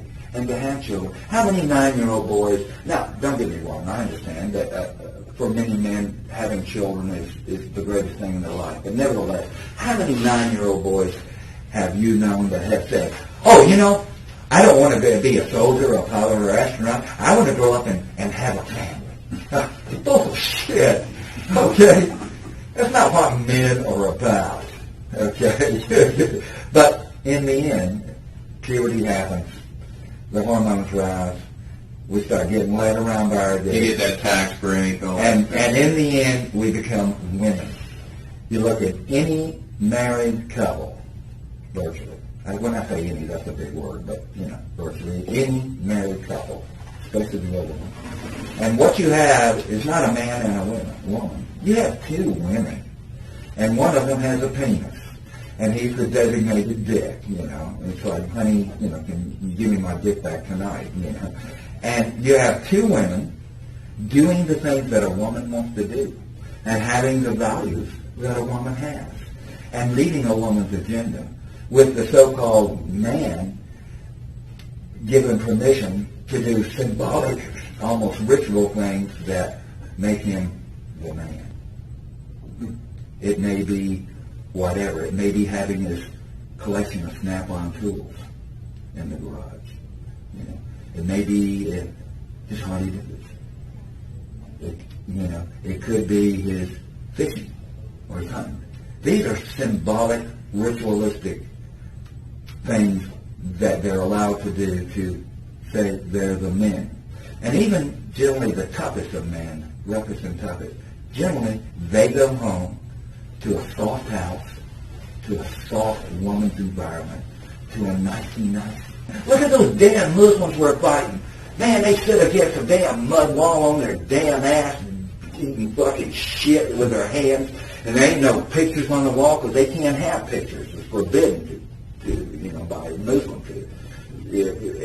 And they're tough as fucking nails. They're thin, they're wiry. They eat a handful of mud every day and they shit once a week. They sit on the fucking floor.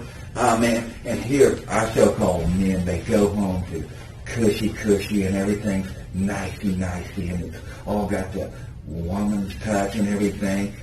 There's two women there. You look at any man's home. You look at any man's... I'll ask you a question in a minute. You look at any man's home. It ain't a man's home. It's a woman's home. And what is this man thing? Having a nice lawn. Oh, Jesus Christ, give me a fucking break. Out there cutting grass and digging in the dirt like a fucking animal. All your travels and camping and stuff, you get by yourself, you get a lot of time to think. And that's the thing. People gain a lot of insight. Now, lawyers and everyone else ask me constantly, how come you're so seemingly intelligent? Are you well-read? Are you well-educated? You're right. You hit it right on the head. That's very perceptive of you. The reason I'm so seemingly intelligent is that I, alone amongst almost anyone, including you dudes, have time to actually stop and think about things. You don't have time to stop and think about things. You are so busy distracting yourself because you're running from really the reality of this situation, which is you're going to fucking die. And you are so busy just frantically, desperately distracting yourself with every kind of thing in the world, including your work. Now, again, I'm not judging you. I mean, you're just human beings. That's all you are. You're just human beings, and God bless you. I mean, if there's, Lord, I'm not judging you, but I'm just saying, you're so embedded in this matrix that you live in that you can't even see it. Again, I'll refer you back to what the advertised. Get the Persuaders, PBS.com, two 1-hour shows called The Persuaders on Advertising. An academic saying, in other words, this is academic thought, not orthodox academic thought. He says, the goal of advertisers has always been not only to suffuse the atmosphere, but to be the atmosphere, and to leave us no way out of or around the world they have created for us. That's orthodox academic thought. If you studied advertising and got a degree in it, that's what you would learn. That the goal is to be the atmosphere and to leave us no way out of or around the world they've created for us. And they succeeded. You are so embedded matrix of culture, you don't even know it. Sociologists as early as the late 70s, and certainly by 1982, were dealing with the concept of virtual reality, of hyper-reality, and the fact that we are so divorced because of all these distractions that we have entered, because of this truly artificial world and environment of thought that we build around us, that we can't know what's real, and we shouldn't even try. And you can't. And so you don't. You're just too busy distracted. You don't even know. And you can't see the horse go with it. But that's the thing. You hit right on it. The reason I seem to be intelligent is I alone, amongst very few people, have the time to think. And when you're into hiking, when you're into running, and you're hiking every day, or you're walking your dog every day, 2 or 3 hours, and you're walking, right? You got to stay heads up and watch the dog and make sure you don't get run over. And it's always like a combat patrol that you're going to have to fight at any time. You may hear the clickety-clack of dog nails behind you and spin around and there's a shepherd in your face ready to rumble, okay? So it is that kind of combat patrol kind of thing. But otherwise, you got time to think. That's one of my personalities. I'm a philosopher, I'm a soldier, I'm a scientist, and I'm an artist. And those are all distinct personality types that represent distinctly different things, and I'm all of them. And what it really is two opposing pairs. You have the rational, intellectual soldier and the scientist, the coldly rational soldier. Yeah, and they're called the irrational scientist. The scientist, if it can't be demonstrated, it doesn't exist. It's only a theory. You know, you got to show me the facts in science, okay? So those two are the cold, irrational ones. The artist and the philosopher are interested more in the textures and the why and wherefores behind it, you see. So you're having a balance between the two. I have all those there, and it's not as complex as it sounds. If you know, if you're aware that I'm a soldier, a scientist, an artist, and a philosopher, if you're aware of that, then I'm a very simple person. Even though I may seem to be a startling juxtaposition of, What's your artistic side? What do you mean by artist? Well, by artist, I mean truly in the sense of being an artist, in that you see everything in terms of not the linear, but the impression of it, and so forth. And as far as the medium goes, I'm an artist that people ask me, I told them I'm an artist, and they say, well, what's your medium? Are you a sculptor? No, my art is my life, and my art is weird. Go. Laugh! No. I'm an artist. My art is my life, and my art is weird. I'm actually buying into this. Laugh. Of course, it's true. It's all true. When it's true, it's real. Well, everything I'm telling you is true. Everything I'm telling you is real. I'm actually buying into this. Laugh. Of course, it's true. It's all true. When it's true, it's real. Everything I'm telling you is true. Everything I'm telling you is real. It exists. It's true. Well, what I'm saying is you say your life is your medium, and it's done for an audience of one. Because the rest of the world, they can't really understand. People see me, and I delight in presenting a fantastic spectacle to people in terms of my technicality. You know, I'm all teched out. I'm strapped with every kind of layer of equipment just to be walking. Because I need it. That's why. When you're 4 or 5 miles from your house, you better have a pair of tweezers if your dog gets up. You better have a compression bandage in case he slices his leg open or you knock a thing in there. If you don't have a compression bandage, and you do something like this, okay, it'll bleed as you're walking. It'll bleed. It won't stop. It'll fill your shoe or boot up with blood if you don't have a compression bandage. So, and I present this fantastical spectacle to people. But I understand. They can't understand it because it's so fantastical. It's kind of like the Lone Ranger. And the Lone Ranger would come galloping into town. There would be all the schmuck townspeople, right? And here the Lone Ranger would be wearing this mask, a skin-tight outfit, a really elaborate 2-gun rig mounted with silver with chrome pistols, and just a theatrical outfit. He'd be mounted on this beautiful palomino. He'd have this trippy Indian named Tonto with him. You know what I'm talking about? And if the Lone Ranger would ride out again, what would they always say about the Lone Ranger? You don't remember it, but not. They would always say, "Who was that masked man?" Yeah, who was that masked man? Okay, that's what I do to society. Well, let me ask you. They can't get their mind around it even. That's why they remember me. That's why I can't go anywhere without 100 people calling in. I bet there's people that have called in that met me one time over 10 years ago for 5 minutes and remember me. You're absolutely right. What brings up something interesting that you're talking about, and why, you know, one thing I'm curious about. What? You bumped into a Cherokee County deputy up on some private hunting property back in it was October or something, and that was widely publicized after after we caught up with one another. And did you hear? Did he get on tape my joke about deer hunters? Yeah. What's the 3 reasons the deer hunters? Yeah. I made that up. I'm a comedian too. Well, see, I mean, you threw it out there to him that you were a what do you throw out there? That's my standard. I finally realized what I was doing. Is it? I'm doing this day after day, and I finally realized it about doing not combat patrols where you got to stay alert on. Well, it's not, combat patrols, and that's it, and land navigation. It's exactly it. Mm-hmm. Every time I go out walking my dog, every time I go out walking my dog, I'm like a police officer. I understand that there's a significant chance that before I come home, I'll be fighting for my life. Right. Every time I walk my dog anywhere. Right. You know why? Because go and take a 7-mile run through neighborhoods. You'll see, hear $1 million barking. Well, all it takes is one gate left open, one door left open. I got a Rottweiler this big. One time, I'd run a route for over 10 years, and I never knew the dog was there. And I'm passing by a house, and I hear a guy go yelling, "Bad dog! Bad dog! Bad dog!" And I looked, and that was his dog's name. It was a big-ass Rottweiler coming for me. He had gotten loose out of the house, and that was the dog's name, Bad Dog. I mean, that's the way it is, man. You know, it's like police work. You know, I mean, 90 minutes of boredom and 10 minutes of utter, pucker up shit, man. Right?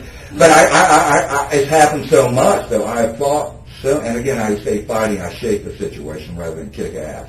Because if you kick ass, it's going to ruin your day, regardless. Even if you're right, it may not go your way. You don't have a bad, so you know. So yeah. Anyway, I realized that about 1995 or so, I realized that that's what I'm doing. I do just like you do on, for instance, we were mechanized too, in addition to being airborne, which meant we had armored personnel carriers, the M113, if you know what I mean. Mm-hmm. And that's typical mechanized stuff. You get in the track, you drive somewhere, you unaft, you form a perimeter, you run a patrol, you come back, you unload again, move. It's just a war of movement, You move, get out. You don't hang around that track. It's a good target. You don't sit in the damn track. You get out anytime it stops, because you're going to be safer in there. RPG will take that track out, man. It's got an 80-gallon gas tank. Whoa. And that's what I was doing with the truck, with the dog. I'd get in the truck or a vehicle, move, get out, get my shit together, run a patrol, come back, eat, sleep, move, get out, get my shit together, run a patrol, and I finally realized that I was just on perpetual field maneuvers.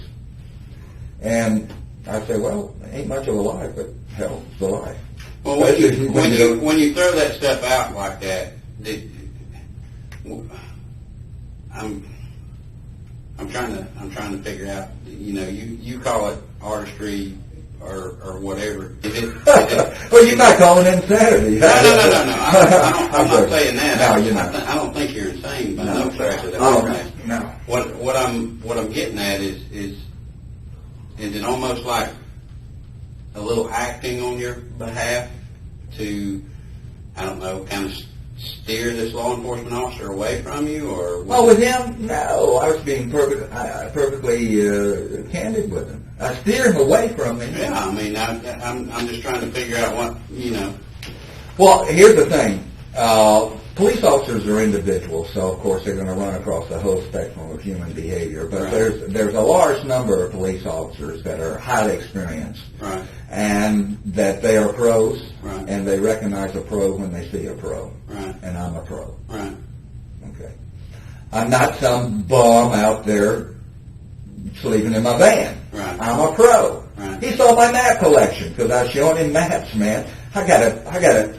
And these are just the maps I carry. Right. I got a Rubbermaid 36-gallon Rubbermaid container full of maps, right, area maps, topo maps, every kind of map. Okay, you're not just laying around your train. I got a map collection that's so exotic. I mean, it's wild. It's got every kind of area map everywhere from Shining Rock Wilderness to all the way down to Ocala National Forest in Florida. I can pull out any map.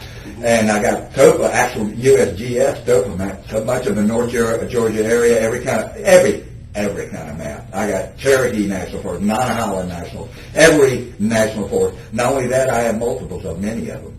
Because you lose a map and you only have one map. I've done it. It screws you up. It's hard to get another one too. Well, in the interest of time, if you don't care, let's go back to, where did we get up to? The early 80s? About 1980. Mm-hmm. Early 80s? Right after the divorce. You were still in Atlanta at that time? And you were back? Yeah. And when I got busted, I had to go straight for 6 months. I got a job. What did you get arrested for? Fraudulent telephone solicitation. It was a misdemeanor, but no. Now it's a felony. What type of telephone fraud were you doing at that point? Well, the usual. Georgia Veterans Journal, Georgia Inspector's Journal, Right. Southeast Regional Council, Georgia Youth Sport Project. You know, back then the BBB had a list of charities that were not approved for giving. They didn't say disapproved. They just said not approved for giving. Don't meet their guidelines or wouldn't respond is what it was. They were on one sheet, and it was just tiny little type. So you had like 3-4 columns. So you had like probably 300 charities on this one sheet, 250 charities. Well, I was like, just me was like 4 or 5 of them was on that, and they were me, Southeast Regional Council, the Georgia Christian. I call it the Georgia Christian Index because just out of my subconscious I came up with that, but actually the name of it turned out that the name of the official Southern Baptist publication is the Christian Index, and I call it mine Southeast Regional Council because somewhere out of my subconscious I had seen Southern Regional Council, which is a decades-old organization, quasi-government, that kind of thing. And somewhere I'd heard that, and thinking I had no a priori knowledge of that, I thought I came up with it on my own, Southeast, but it was pretty damn close. What year was that you got arrested for that? 79. 79? Yeah, probably about November. And so I played that out, and I went and got a job. Had to quit well, they took everything, and everything, and did a search warrant on my house too. And so I got a job for about 6 months. I got a job till July. And by then I was long divorced. What kind of job? On the phone selling industrial chemicals. Okay. Long distance on a Watts line. Back then they had wide area telephone service, dedicated long distance lines back then. Right. Yeah. And got that job, kept that. What was the name of that place? It's no longer existent. Chem manufacturer, KEM.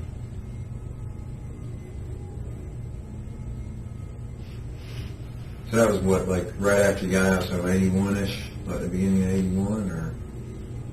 Right. If you got picked up in November. Oh no, I in 1980 I went in July. I kept that to July of 1980. Okay. And then what did you do? Oh, went back to my old habits. Well, tough holding the job now. Yeah. Yeah. Where were you? I asked a guy one time in DeKalb County Jail. It was in '79. I was in there on that bus. The guy was telling me his life story. These were all of them were white guys at the time, And if you'd have told me, one day DeKalb County would be majority black, that would have been the furthest thing from my mind. This was back then. DeKalb County was a white suburban county. DeKalb County Joe, this guy was telling me the story of his life, and it was just, a tragedy. The guy was getting in. Yeah, he's a recidivist, okay? And so I asked him, some of the truest words I ever spoken, and I asked him, well, why? Why do you keep doing this? Well, why? Why? And he said, because I can't get up and go to work. And, if that describes most criminals, I mean, you could say a criminal is someone that breaks the law, gets away with it, and keeps doing it until he gets caught. That's a good definition. But another good definition is one that can't get up and go to work in the morning. That's the artist. Don't you understand? That's the artist in me. Artists don't get up and go to work in the morning. Artists. That's why they call them con artists. You see. Right? So, okay. Listen, I started doing that, and I kept doing it through the 80s. I took a bus in 87. My GCIG, or my computer printout, has it set by taken, but the actual charge is set by deception, T by D. Misdemeanor again. Right.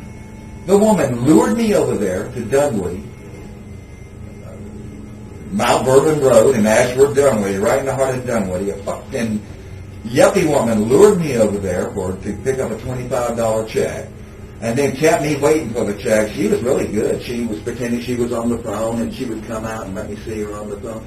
Kept me waiting there for 30 minutes, When I told my criminal friends about it, they said, I can never sit there waiting for 30 minutes. Taught me a lesson. Yeah.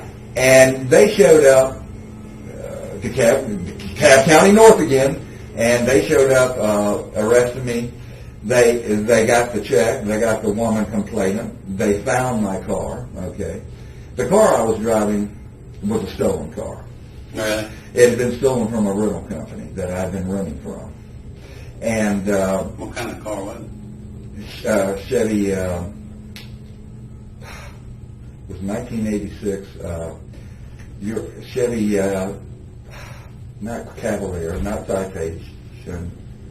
Oh, there was a million of these cars. Anyways, it's a generic rental car. Right. Chevy Euros, something Euros 4. And I had been renting these cars from them. Mm-hmm. 14 a day, unlimited mileage. That was a killer. Mm-hmm. Man, I could go out and, if I tell you all my stuff I had to pick up, I could just rent the thing once a week and go put 200 miles on it for 7 cents a mile. You can't, you can get something for 7 cents a mile, just jump on it, because, your car's going to cost you 30 cents, it is, these days it will. So I do that. Not only that, if I rented on a Friday, they used a key job. They were closed on Saturdays and Sundays, and they were at storefront, Snappy Rent-A-Car, storefront shopping centers. And so if I rented on a Friday, they had no way of determining when I brought it in. I'd bring it back Sunday night. So it was sweet, but they finally stopped that. And I had it, and I had a bunch of rental forms that, from actually renting the cars. Mm-hmm. They were like the third copy. You couldn't read them anyway. Right. And that was not only a proof of ownership, but it was also proof of insurance. They had check off if you had purchased insurance check. And so I just drove it on that, had dealer drive-out tags on it. And at that time, dealer drive-out tags were just not the issue. They were just the old, right. Joe Jones Chevrolet. Yeah, right. I mean, one time a cop in Tennessee, in a state park, High Falls State Park in Tennessee, I was up there with a stolen car, and park police or police officer, some jurisdiction saw me, and he followed me and followed me and followed me. I knew he was following me inside this park. And I was going to the office to pick up a map there, so I pulled in and parked, and I got out, and he pulled in and got out, was walking in, and he says, is that what y'all have in Georgia there, those things? I said, yeah, that's what they use. He said, well, it's no good for police work. I'm thinking, little does he know, this thing costs. When was that? 87 or 80. I drove that car till 80. I drove it for years. Wait a minute, when did you rent it? Oh, you mean stole it? 86. Oh, okay. I drove it to 89. The first day I used it, the reason I used it is I drove it for years. Wait a minute, when did you rent it? Oh, you mean stole it? 86. Oh, okay. I drove it to 89. The first day I used it, the reason I used it is I just took it and stored it in Midtown and would keep it washed when it through the car wash. You're not going to charge me with this, are you? No. The statute's run out on that. We just carry it. It's just a little story. Anyway, I kept the statute. But anyway, I broke my arm running.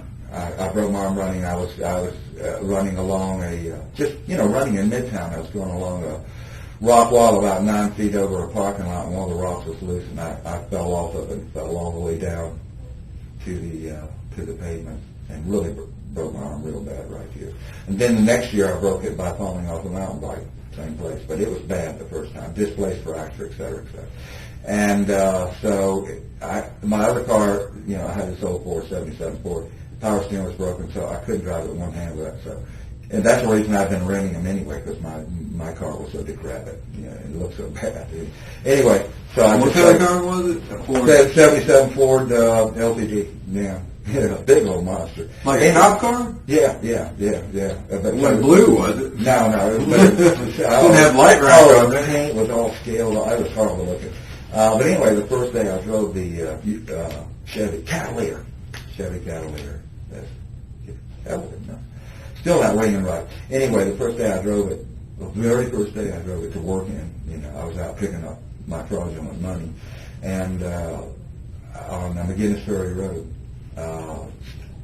State Patrol, Highway Patrol had a road check there. Came along, and right where you cross the Chattahoochee River on the east side of the river, they had a road check set up. And you really couldn't see it because they were kind of in dead space or something. Well, you know, that's the way they have it, of course, so you can't see it 2 miles away. Still would do you good, of course, if you turned around, they'd be after you. But anyway, yeah, I drove into it. I was just in it before I knew it. I went gulp. And this is before the computerized insurance, so you had to have proof of insurance, too. And he said, proof of insurance, driver's license. So I flipped in my forged contract, which you couldn't read anyway. It was a carbon copy, but I had it. The date was just illegible, but the legible part was that I had insurance and my name and address on it. And I kind of half-assed erased the date. It was carbon anyway, so yeah, it looked real. You know, it's just like the third carbon on something. But you could see it was my name and address and that I had purchased insurance because that box was checked, proof of insurance.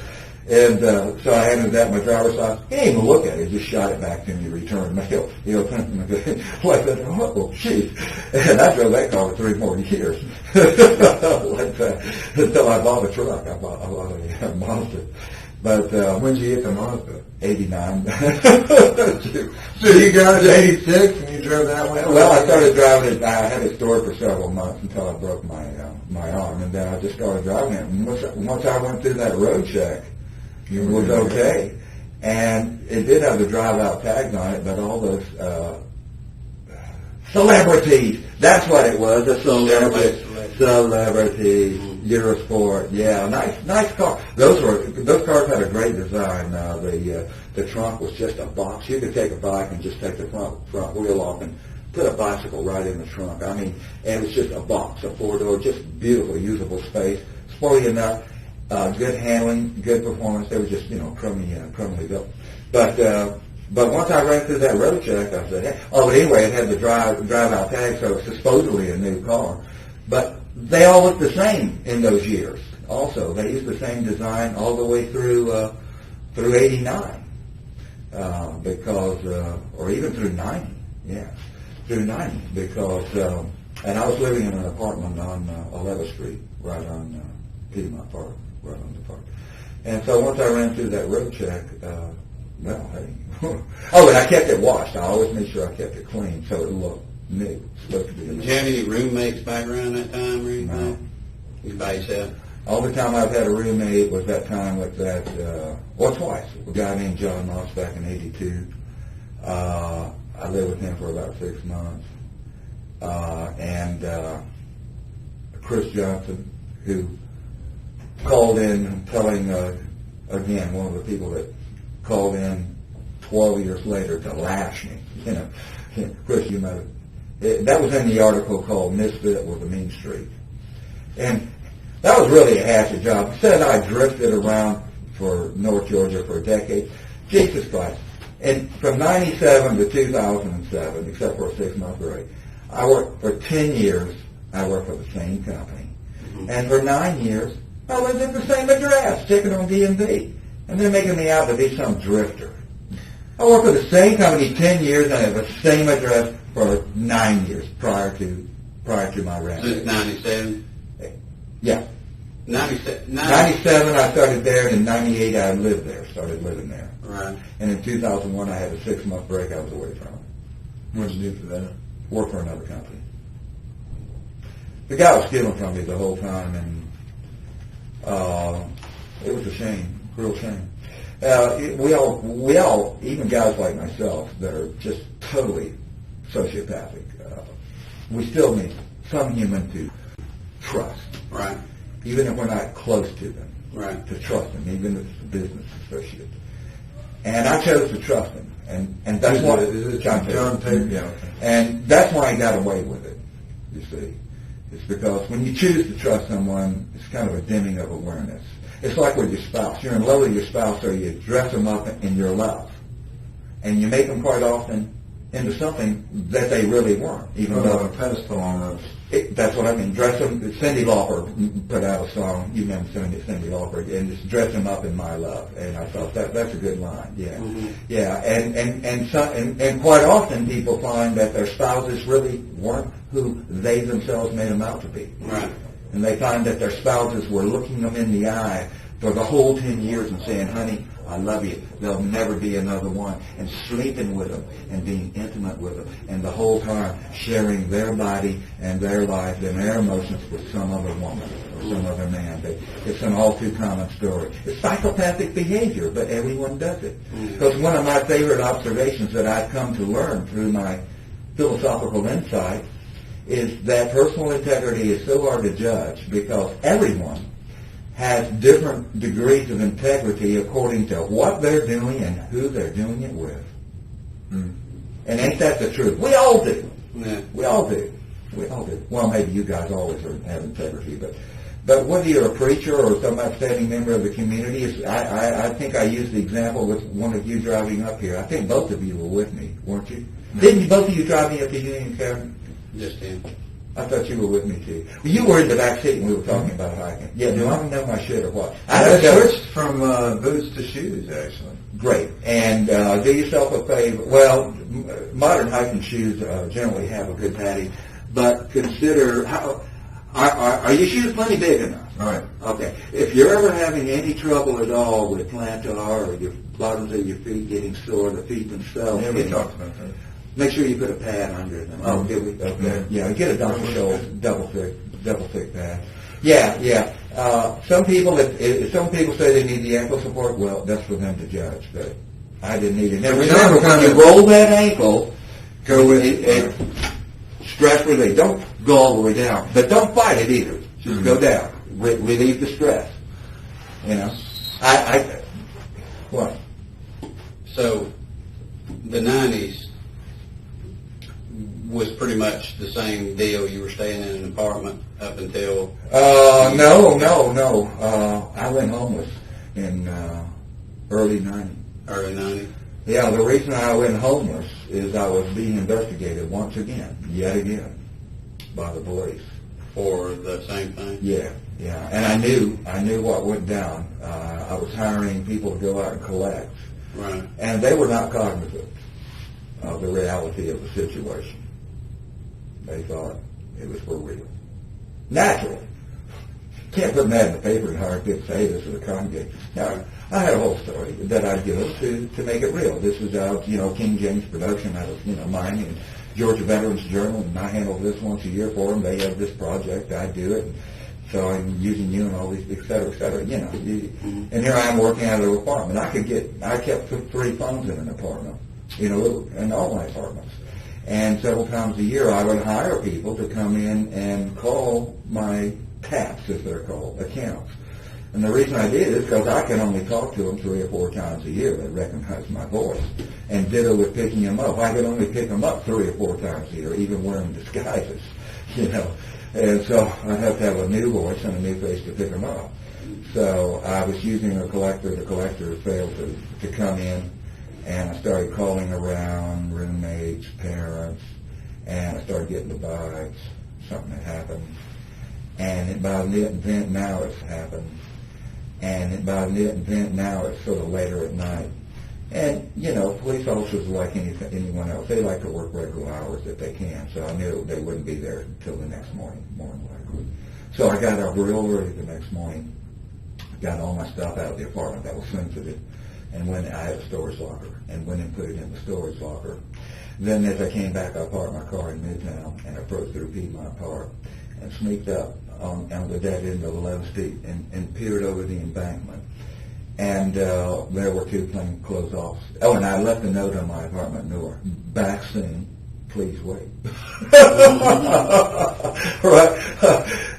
And waiting, they were in a Chevy Celebrity. That's what Atlanta plainclothes police used during all those years. Chevy Celebrities, same as mine.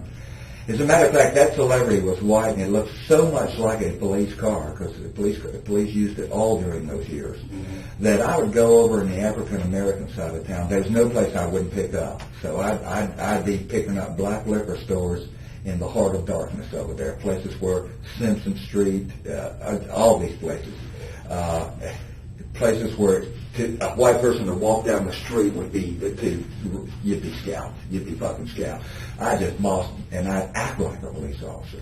I'd get out, I'd drive up in that car, open it. I'd have the invoice in my hand in an envelope. Well, I had the mindset that this was a warrant or a subpoena, and I was a cop. And, you know, and I looked like a cop, you know, because I was well built, and I carried myself like a cop. I drive up in this plainclothes police car, get out, you know, like I owned the damn place. I got my court order in my hand, and I go in there and pick up my $5. I'm telling you, I go into risk my life to pay. Anyway, more than once I've gotten out of. I'll tell you one time I got out of the car, slammed the door, and a black guy. It's a liquor store, and you know how they hang around there. I got to run a gauntlet of black guys hanging around in front of the liquor store. I got to walk right through them. Okay, that's what you call occupying your space. That's what you call officer presence. Okay, then I had a guy one time. I got out of that car and he was in front of the liquor store. He put his hands up and he said, "Okay, you got me." I said, "I don't want you." He thought I was there for him. Did you carry any weapons with you? I mean, no. I had a gun. But well, no, because I was a convicted felon at the time. I got a felony dies of hand conviction in '84. We didn't go over that, but it's on my record. Right. You'll also see a concealed weapon conviction, or it's called. I was convicted of that. It was dropped. I had a permit. Right. I had a weapons permit. And no, what I was doing is I was walking around an apartment complex, looted out on dies of hand loose, with a pistol in my fucking hand, a .25, looking for the maintenance guy to collect the debt for the girl that I had fucked the night before, whose husband was out of town. And I walked right into the looted totally out. Walked right into the apartment rental office with a .25 in my hand. I had my little date book and I had it pressed up against that, so I wasn't carrying it like that. But it was out. I thought my shit was so good looking for this guy. I was going to collect $12 from him. I booked the chick the night before who was my dealer for the Quaaludes, who was a musician out of town, right? And so that's how I got busted, because Forest Park Police responded, flagged me down as I was driving out with the chick in the car. The chick was messing with her purse and got it upended, and about 100 pills spilled out of her purse. You know, it was get out of the car time then, and I was so fucked up. But anyway, so the charge was dies of hand and marijuana and the pistol. But I had a permit for the pistol, believe it or not. But I got the felony conviction on dies of hand. Any amount of dies of hand was a felony or is a felony.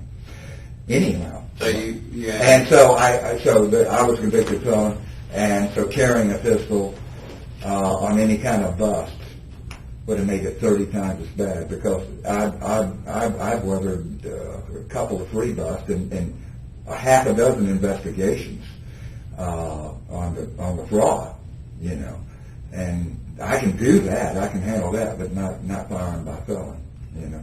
Oh, probably half a dozen times I found out I was being investigated. I've called one of my accounts up, and one of my taps up that I've been calling, 4 times a year for 10 years. Hello, it's me again. Hello, it's me again, Georgia Veterans, or hey there, Georgia Inspector's Journal. Oh, is that who you are this time? Yeah, $10, okay. Go there to pick it up. Store owner would look up and say, "Oh, it's him again. He couldn't get anyone to come for him. He's done come himself." I'd walk up. Oh, they asked me to pick this up, like I've never seen him before. They'd start making out the check. Their manager would say, "What's that for?" And they'd say, "Don't ask." They know it was a game. They'd still give it to me. It was amazing. It was just totally amazing. But anyway, no, they didn't carry a gun. I don't even know where I was going with that, except, okay, but so the collector was out, and I knew something. I knew they'd been busted. Something had happened. And I knew they'd be there for me the next morning. I sneaked up, looked, there was 2 plainclothesmen and a celebrity. And it's so funny, I had the craziest urge to walk up and verify that they were the police, even though I knew they were. I damn sneaked up to avoid them. And I knew they were, and I just had the craziest urge to do so. But I didn't. I sneaked back off and went over to my lawyer's house and stayed. And so later, several days later, within a day or two, they served a search warrant on that apartment and turned it upside down. They left the search warrant tacked to the inside there, but an arrest warrant was never issued, because what they were going to do, of course, is search, have probable cause, then arrest. but they searched. They didn't have probable cause. No warrant was ever issued. But I was out of that apartment, and I couldn't go back, obviously. So I went homeless. You went homeless? In 1990. I started living in storage. In storage? In storage loft, yeah. And I lived in storage for 8.5 years. 8.5? Same storage place, or? Yep. And I would stay about 75 days a year in a Motel 6, free local phone.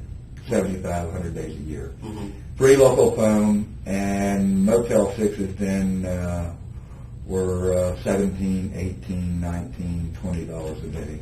Do you remember what storage facility? Yeah. Well, 8.5 years, I'm sure you remember. Oh yeah, it went through several incarnations. It was Hack and Stack.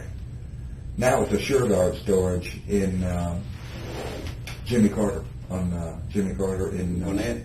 Yeah, Norcross, right on the county line, I guess. Yeah, a couple of times I had to leave for a while, lay low, and be truly homeless, and then I'd get back in. What's the address on that? I don't know. Just down off Jimmy Carter? Yeah. County line? Jimmy Carter and Singleton Road. Singleton Road? Right on the corner?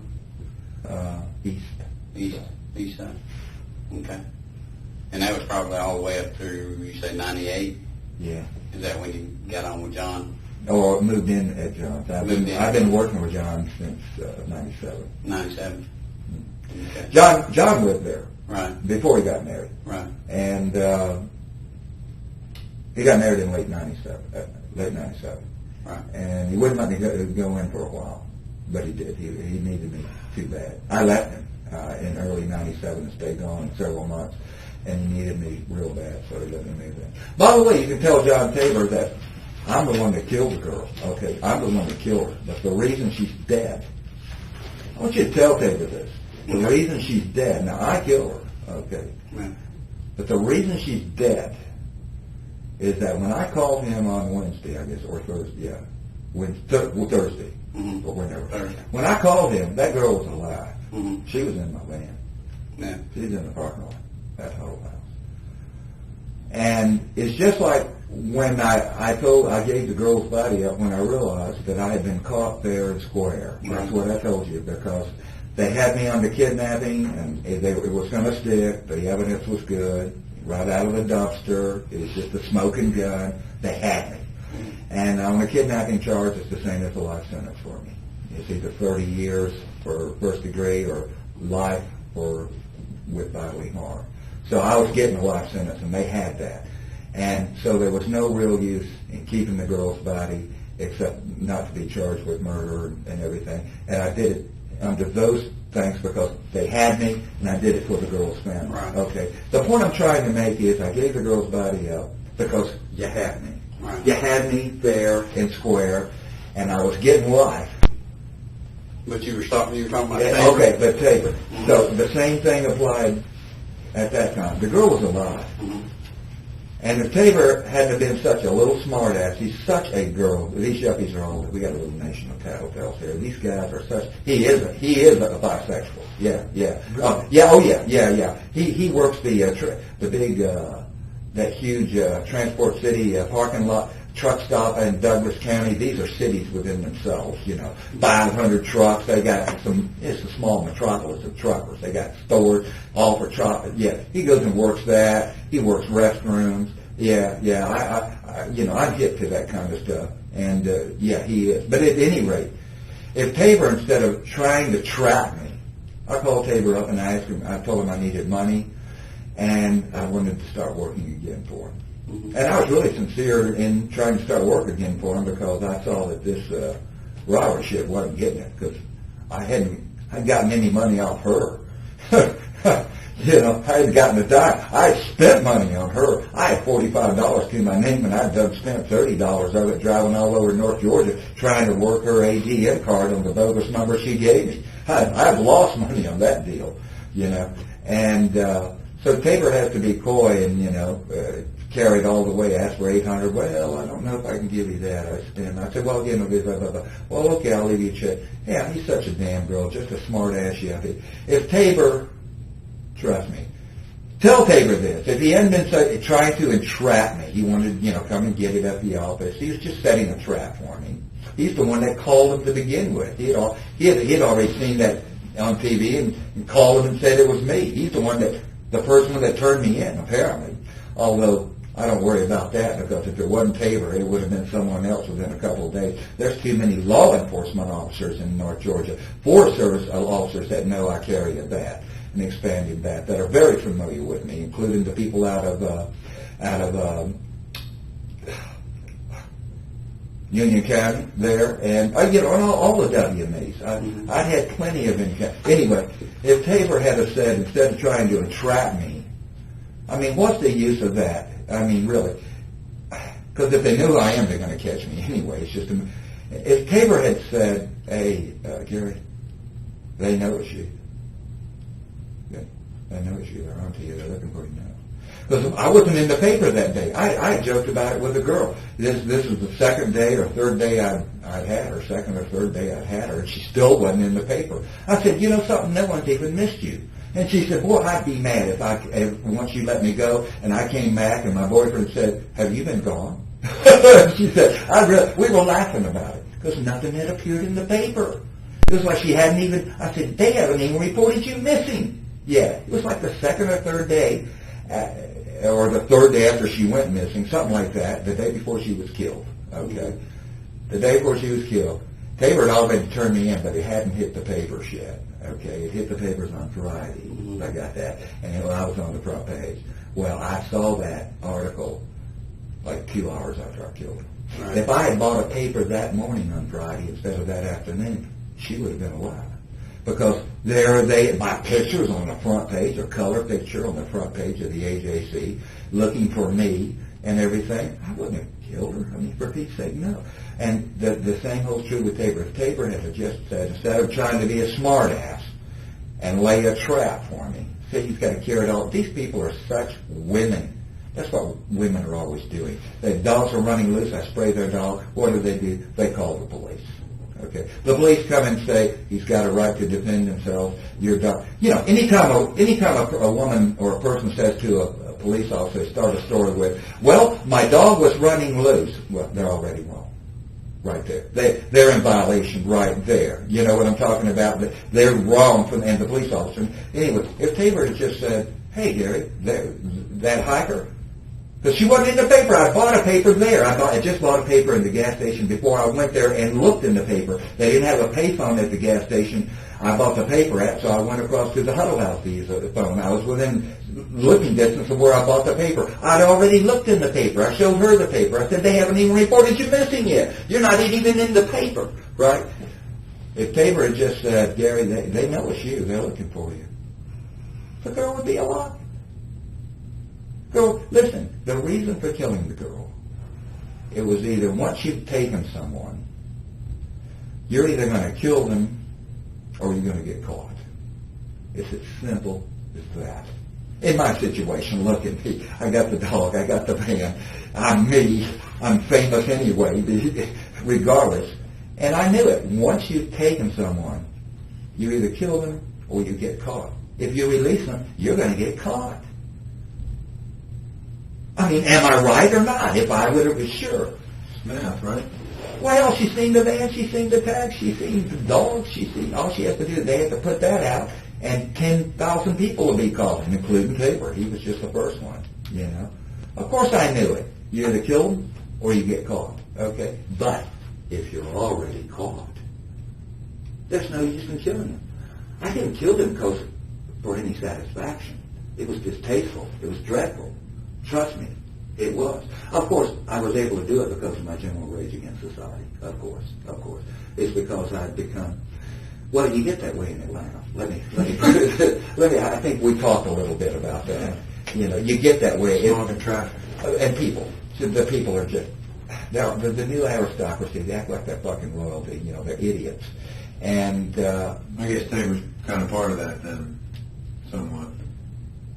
Tabor's kind of part of that, but Tabor's a little more I was saying that when it comes to individual human beings, the answer is really simple. I simplify groups of human beings, and you really have to, actually, to preserve your scalp, for that matter.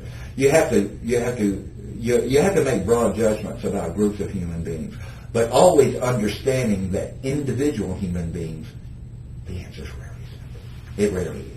And so Tabor has a lot of different sides to him. He's got that secret life of a bisexual that he apparently hides from his wife, even though I'm sure she's found out after 10 years of marriage. I'm sure she knows it. They just have an accommodation.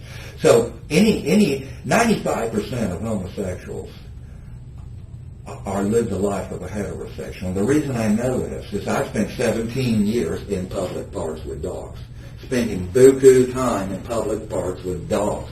Fantastic. People say I hung around Murphy Candler. I didn't hang around Murphy Candler. I was doing laps around the damn lake. Okay? I'd be there 2 or 3 hours. I wasn't hanging around. I was walking my damn dog, okay? I was exercising, you see. And in these parks, there are many parks and national forest areas and national rec areas that are homosexual cruising grounds. And as a result, you get a first-hand view of exactly what a homosexual is. And I'm going to tell you who they are. They're your spouse, they're your husband, they're your father, they're your supervisor, your manager, your uncle, your dad. That's who they are. They're not, flaming faggots, man. They're guys that look just like men and everything. Sometimes the more manly they look, the more they're fag. And that's who fags are. And these guys, what they have to do, Sam Rail's another one. He's an attorney. These guys live a lie. They live a lie, whether they're married or single. These guys inflict untold harm on women because, like Sam Rail was an attorney, young attorney, unmarried, so he was a mark for every kind of social clown and buckhead bitch in the world. He pulled a lot of good pussy, including girls that went with him for a long time. And he ruined their lives by passing for straight. They were going for a faggot and didn't know it. I used to say, I had a joke to myself about Janet Tabor. Janet Tabor's an attorney. His wife is an attorney. She graduated #1 in a law school, too, which is an accomplishment. Now, I used to have a joke. I'd say, Janet Tabor was smart enough to graduate #1 in her class in law school, but dumb enough to marry a faggot. And the reason she did is because she dressed him up in her love. Tabor's an immensely attractive guy, totally well-mannered. He has the manners of a rich person, although he's near rich. He went to Druid Hills High School, which is it's a public school, but it's, and he's into country club culture, and impeccable, et cetera, et cetera. So she went for that. She saw the window dressing. He has many great personal qualities about him. He's just a lousy faggot that lies about everything. You can't trust him about everything. I don't know where all this is leading, but you and Tabor were pretty tight, though. No. The way I gathered it. No, I was tight with Tabor. Tabor was not tight with me, nor is he tight with anyone. Oh, okay. Listen, if Tabor would screw me, the guy who's, I talk to him a lot, and it's me talking to him, and if Tabor would screw me, he'd screw his mother, he'd screw his wife, he'd screw anybody. Okay? Right. He's a psychopath.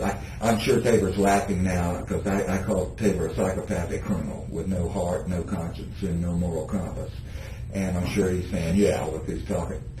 Tabor's worse than me. He's just not dangerous like me. He's just a girl.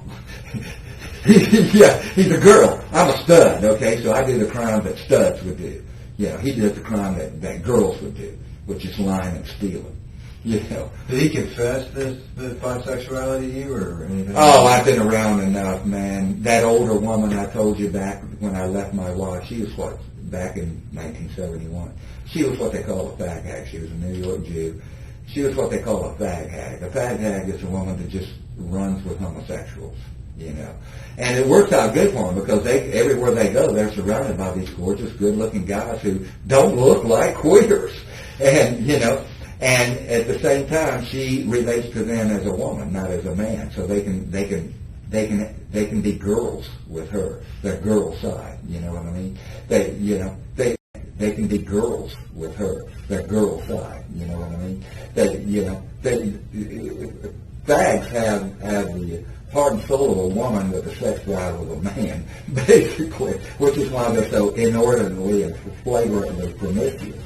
You know, you've heard of stories of, you know, the bath clubs and so forth of having sex with 100 men a night. You know, can you imagine, with your sex drive of a man, being able to fuck all the women in the world and that all the women want to fuck you? You fuck 100 a night. No, I don't know how to do it. You know, if you have the sex drive of a man, you know.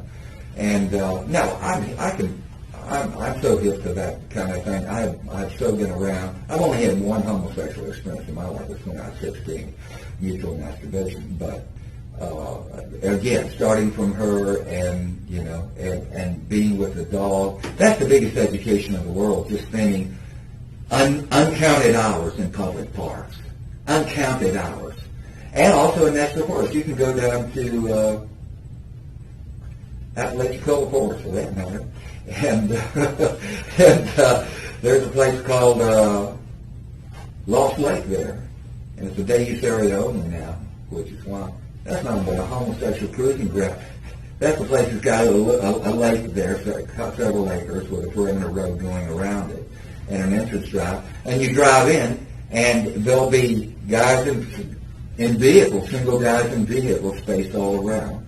And as you drive in, there'll be one or two of them staked out of the interest to see who's coming in. They want to get goods on you if you look good. So if you look good, they'll start following you, and they'll follow you around. And when you park somewhere, they'll park about 50 yards away. There's another park that was notorious, although Gwinnett County is really tightened down on them. That's Lucky Shoals Park on Britt Road, which is between Old Norcross Road and Jimmy Carter Road, and it's an extension of Singleton Road, I guess, something like that.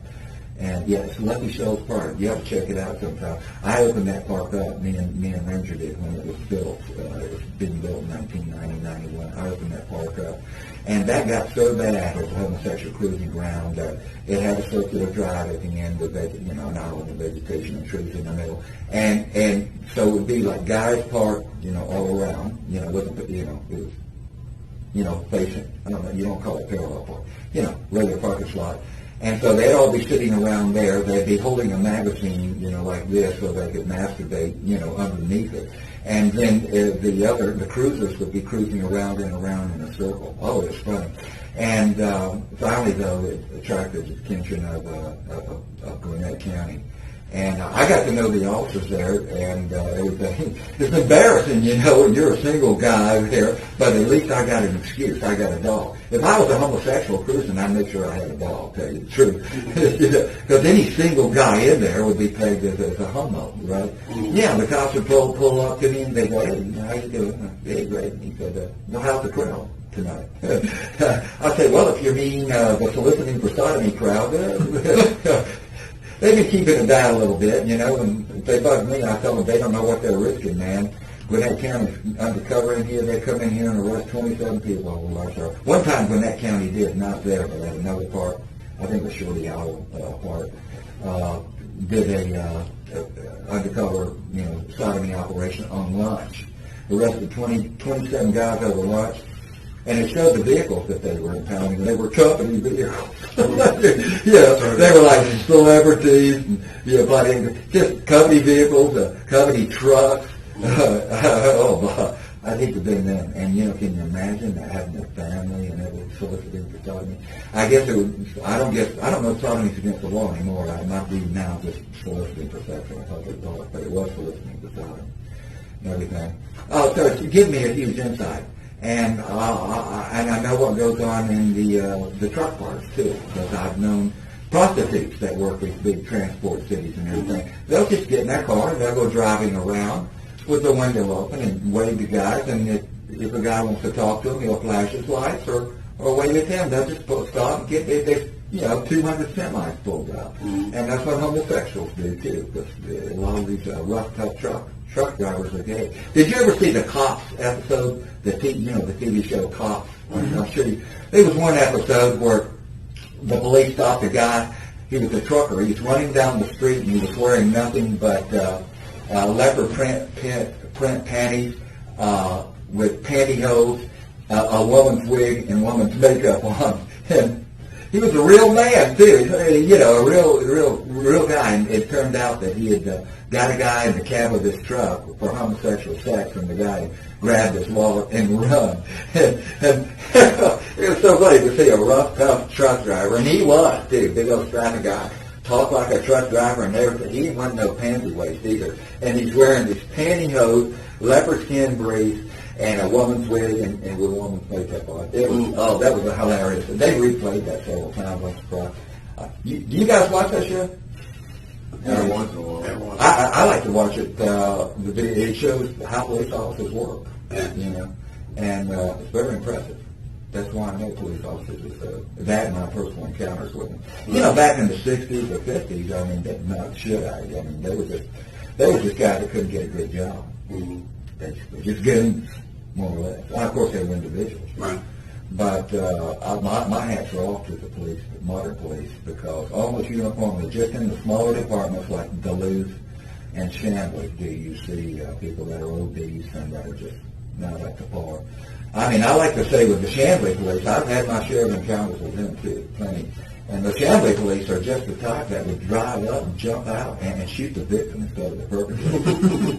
Really. One time I had a panhandler chasing me, and I flagged down because I told him, get lost, go away. He was in Chamblee, and, you know, he'd come from downtown, from Martin, come up there in front of the Walgreens and everything. And I always had my bat with me. I won't get out, as I said to that Cherokee officer, I take it in everywhere but banks and government buildings like post office. I carry it everywhere.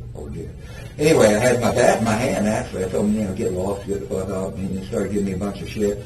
And he started coming after me, and I saw a Chamblee police drive by. I flagged them down, and it turned out there were a couple of them. And they came in, and I ran up to them, to an officer, with him chasing me. And my bat wasn't deployed. It was just still folded, you know.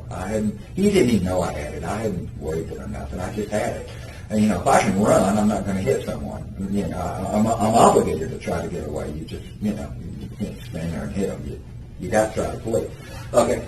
And I ran up to one officer, and then another officer grabbed the guy.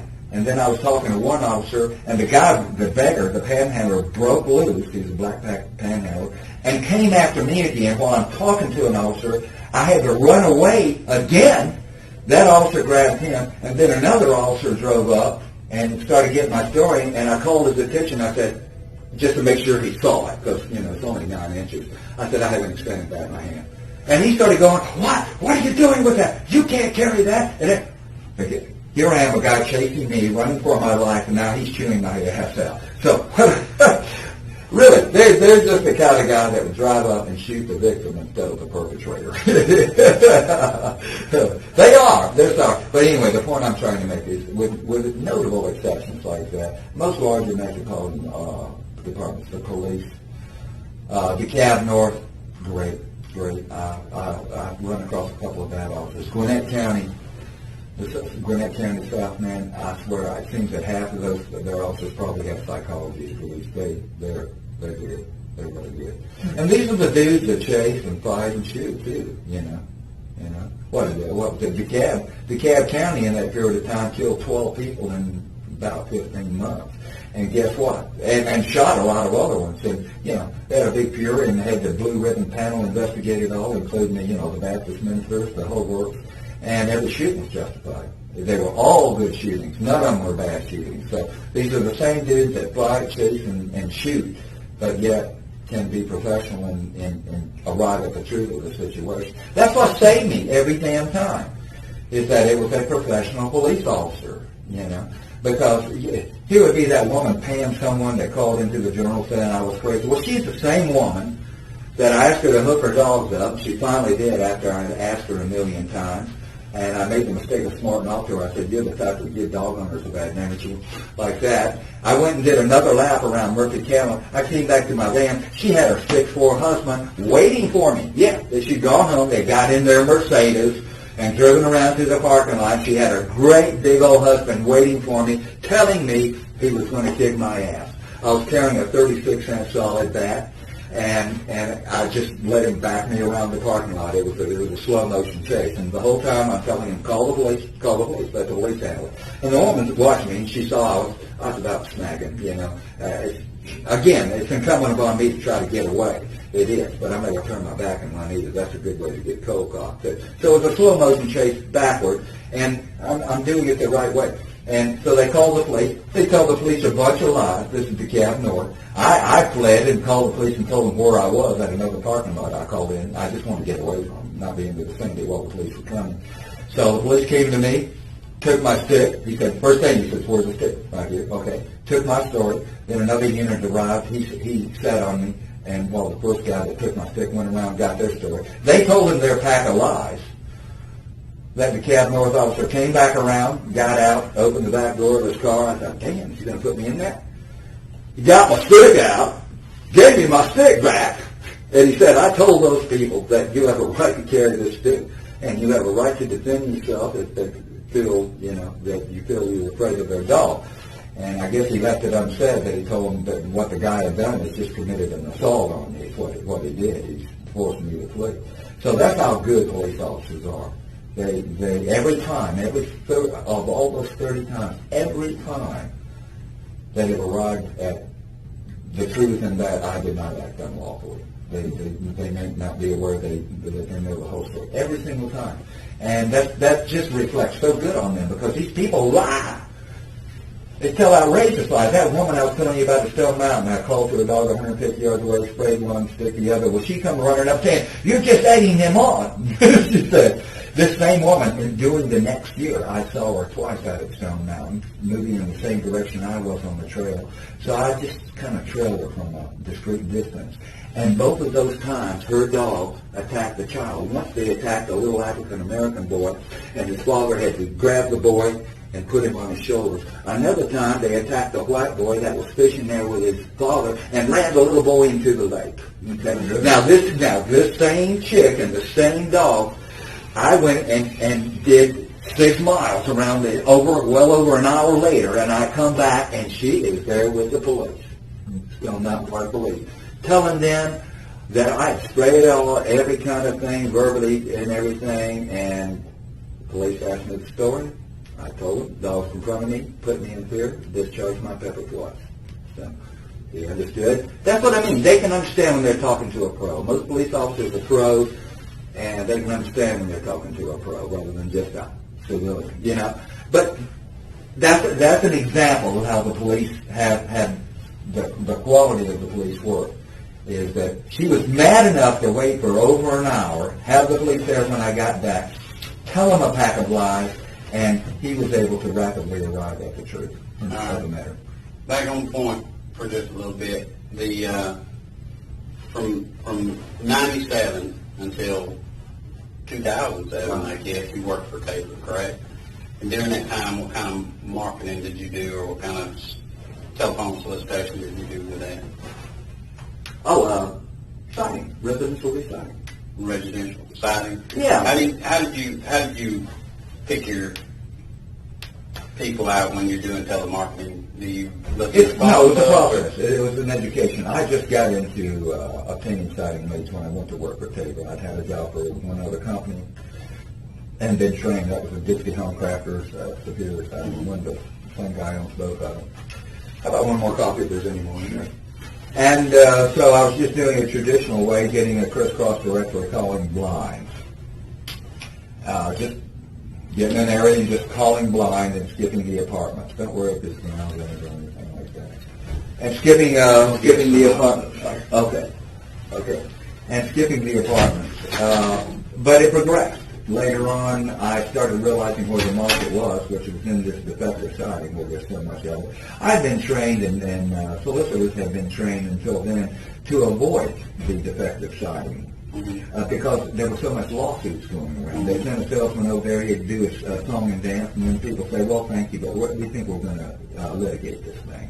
So they were getting burned and wasting a lot of time, so they were trained to avoid it. But finally, though, in 98, late 98, someone called in off a Yellow Pages ad Tabor had, and they said, I got my Elk Louisiana Pacific settlement, it's $900 for the whole house. That's what it got down to.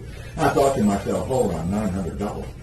I can find them $900 in savings. I can have a special sale going on to save $900. This amount is moved, don't matter anymore. And once I came to that conclusion, I started doing what everyone else was not doing. I started going after it, systematically telesurveying and identifying the subdivisions. In starting out with large zip codes, there are 343, 4445. I mean, that's the home of defective siding, you know. There's 40, 50,000 houses in those zip codes with defective siding. I got a map, and I started going and identifying each subdivision, what kind of siding it had, identifying the subdivision with defective siding, and then systematically telemarketing those subdivisions using a street directory, a crisscross street directory. And then it got on, I did leaflets for several years too, which did not look like a leaflet. It looked like a note off a notepad. I would hand letter it. Please call me if you've ever thought about vinyl siding and hardy plank siding. I promise to give you the best price you'll ever see. Name, brand, quality, work. Call me, good, stay or not. Mac, that's where I come up with Mac. Yeah, it's straight. Yeah, the siding there. It looked like it was a note. Quarter page rather than a leaflet. It was reproduced, but it was in my hand letter.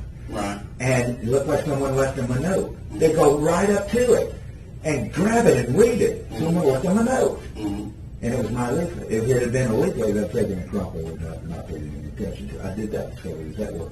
And then I really got sophisticated. I'd take a voice recorder and I would drive through the subdivisions and surveys and siding on each house. It was a quick process. If the street numbers went 40-40, 40-50, 40-60, then, you know, it's a real quick process. And I would I'd go to these subdivisions, which I already knew had bad siding.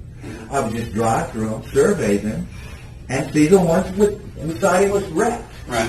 And I dictated into the thing, you know. 40-50, beat it, you know, I had a shorthand, a verbal shorthand, tell the exact type of siding, flat panel or beaded, and the condition of it. You know, I had candy, super candy, etc. And then I would transcribe that onto a legal pad. It was a time-consuming process, but once you have this, then you could work them for years until they got their home resided. I transcribe the addresses onto a legal pad, and then leave a space, and go to the street directory and look up that street in the street directory and get their name and number. And there's your list. There's a list of people that need it and have to have it. It's brilliant. It's brilliant. And it works good. It works good. It works. Hey, oh, and here's the approach, though, because you already know they need it. And so it's really like, hey, oh, hey, Mr. Jones, hey, Mac, siding guy here, working your subdivision there. Noticed your house the other day about the siding there, the LP siding you got. I wanted to leave you a price for install a hardy plank, $5.90 a square. Be glad to help you with that. Okay. If they said thank you or get lost, very good. If they said, well, how much does that equal? Okay. If they said thank you or get lost, very good. If they said, well, how much does that equal? That's it. Well, you know, it's slow right now. John Tabor. This is John Tabor's outfit. Insulated wall system. Got 22 homes in your subdivision done, which would be true. I got them all. We've done 22 houses in your subdivision. This is John Tabor's outfit. It's a little slow right now. John's giving me a couple of installers. I got them out measuring. I'll get one of them by, measure it up, get it back to me. I'll give you a call with some good news. Really low-key. It's a step at a time. And I had the whole program. Is that pretty much all you did was siding stuff? You didn't do anything other than that? Well, we did the windows too, but I didn't concentrate on windows. Some people make a lot of money on windows, but Tabor can't sell, so he couldn't make any money on windows. The gear, I'm bouncing around a little bit. The gear that you had, a lot of the gear that you had was real high-end, like REI, North Face, real high-dollar stuff. Oh, yeah. How did you come across that kind of stuff? Quality is a necessity. Right. I agree with you 100% on that. So what I came out of my years on 11th Street there. I had the 3 phones, and I had some good years there. I was drinking, but I was successful in hiring new crews of people. When I say crew, 2 people. 4 times a year. so I came out money ahead on that.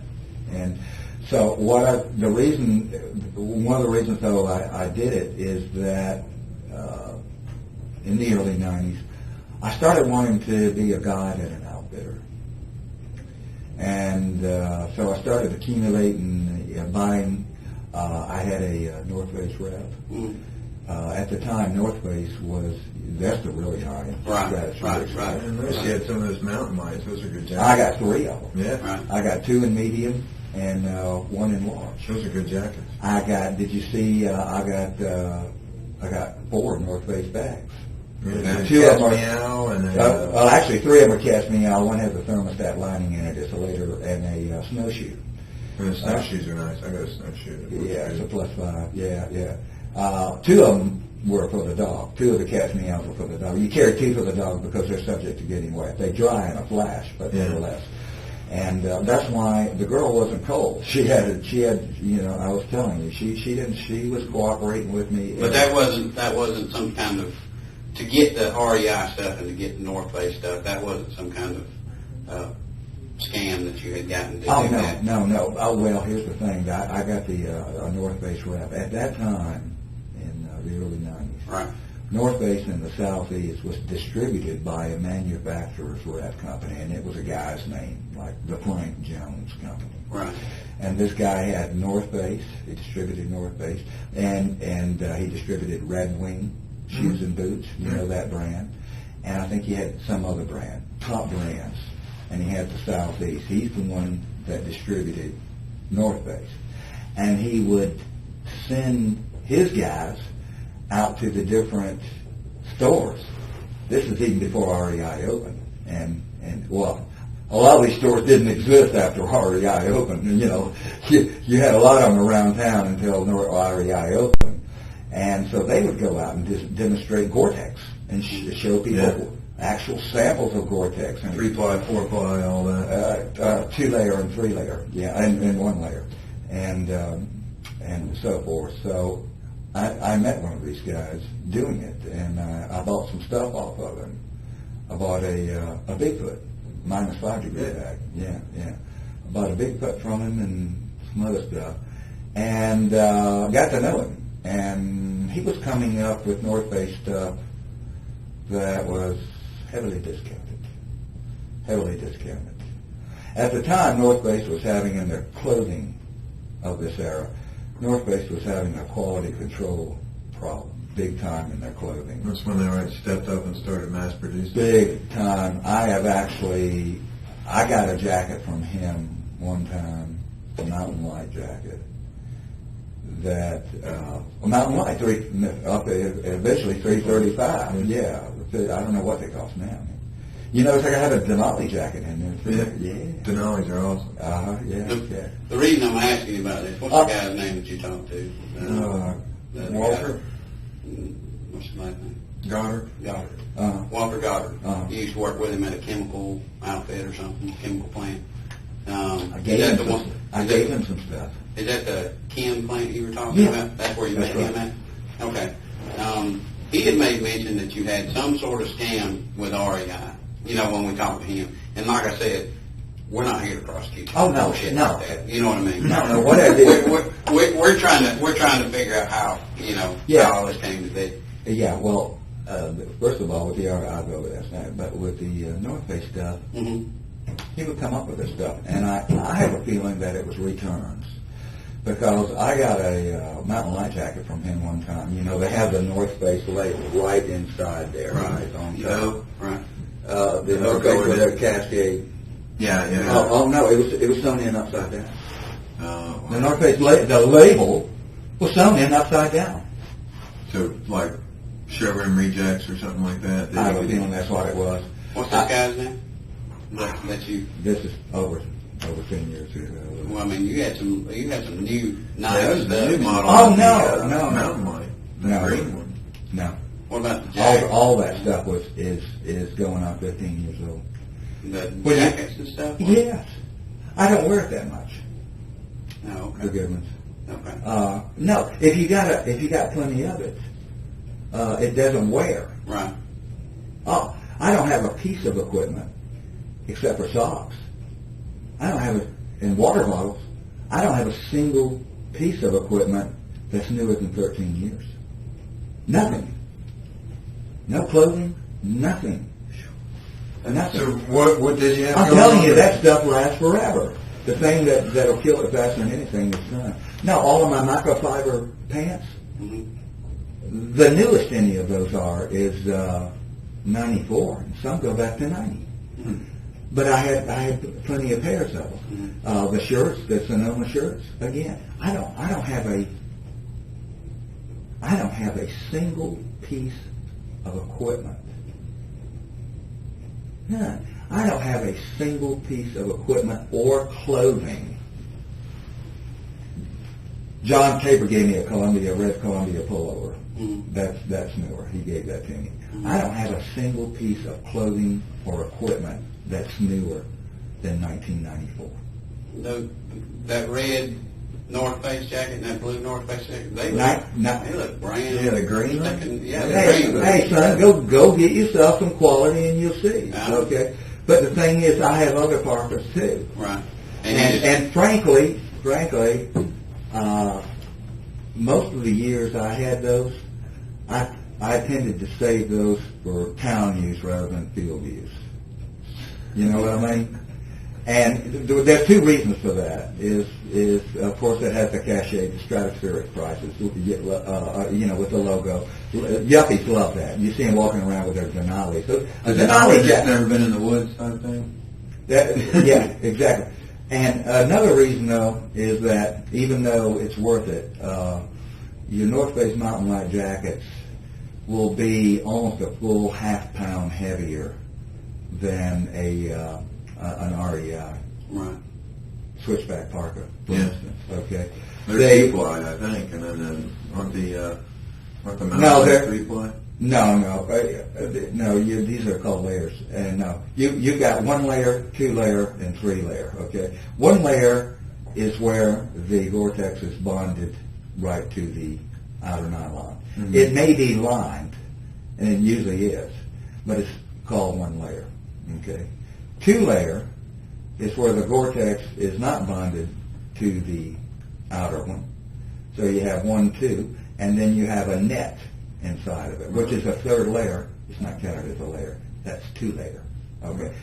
3 layer is where you have the outer fabric, the Gore-Tex not bonded to it, and then lined with a taffeta type lining. That's 3 layer. Mm-hmm. So actually 2 layer has 3 layers, but the net mesh is not counted as a layer. Okay. 1 layer has 2 layers, but the lining is not counted. Right. And one of the significant... It doesn't supply any water protection, correct? Is that the reason why it's not counted, or what? It's not. It doesn't have any it's not waterproof. Yes, it is. It's just bonded directly to the. Oh! I see that. I don't know why, but that's the way it goes. That's the way it goes. That's the construction of them. In other words, bonded directly to the outer fiber, 1 layer, not just suspended more or less, 2 layer, regardless of whether you have a net mesh or not. And then if you have a full lining inside of it, a cloth lining of a taffeta type, silky type, usually polyester taffeta, that's 3 layer. Okay. But anyway, to make a long story short, another reason I didn't field use my mountain lights very much is that you'll find an REI parka. You'll find a highly technical REI parka, which is, I think it's called a switchback. It's got full zips here. It's got a detachable hood. Beautiful thing. Weigh-ins. You'll find that it weighs about 15 or 14 ounces. Weigh the mountain light. It's 1.5 pounds. Now, it's worth it. It's worth it for expeditionary use. Okay. Short term. It is, but just for a day hike, and very little of my stuff is really multi-day trips. It's mostly power hiking on day hikes.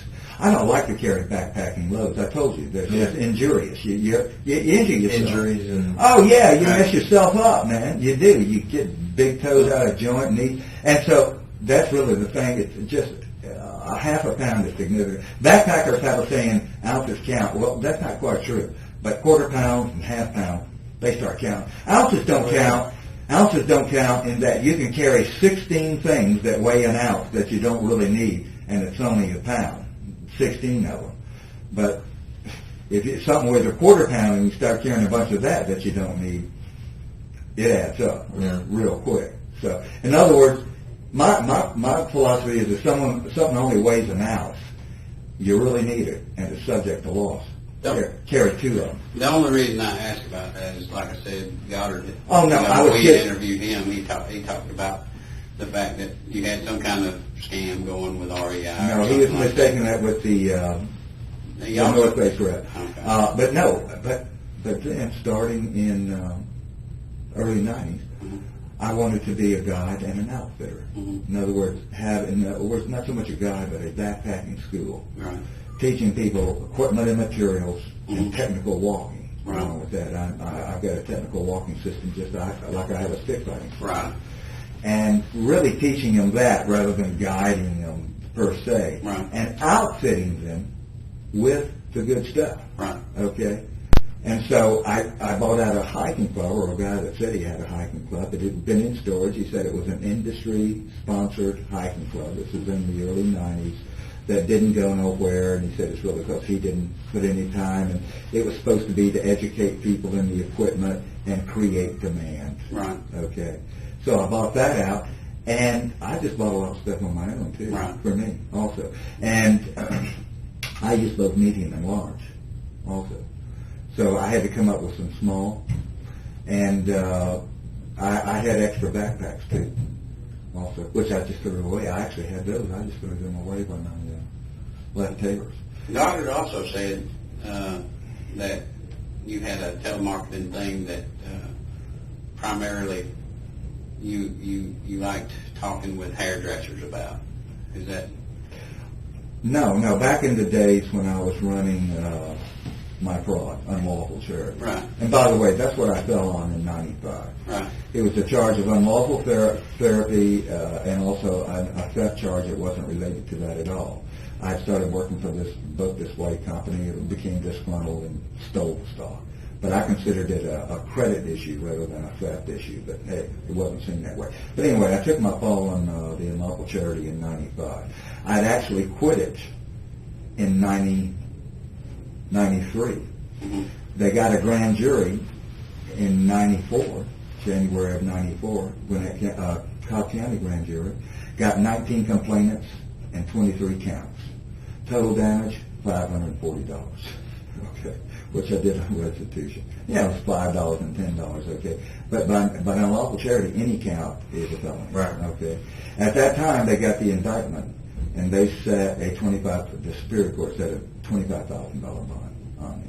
That went January of '94. And then April of '95, I was arrested on that warrant. Took my fall, pled it out, 5 years probation, restitution of $540, pled the theft charge out, restitution $5,600, concurrent 5-year probation, did the restitution and did the probation. Restitution of $540, pled the theft charge out, restitution $5,600, concurrent 5-year probation, did the restitution and did the probation. And I went forth and sinned no more. So you pretty much got out of the telemarketing. Oh, no, we got that. That's going back over 20 years ago. No. If you want to work on Saturdays and you're, whether you're selling advertising or whether you're begging, who are you going to call on a Saturday morning? Who's going to be there? A beauty shop. I mean, the owner. Right. A beauty shop. Yeah. So you get your Dun & Bradstreet microcosm them out, and by zip code, it's got SIC, Standard Industrial Classification. It's got, it's a four-digit code, and you look under beauty shops. Right. And then any zip code you want to work, that's called a Dun & Bradstreet microcosm. And it's got beauty shops. Right. And if you want to work on Saturday and make some extra money, who are you going to call on Saturday?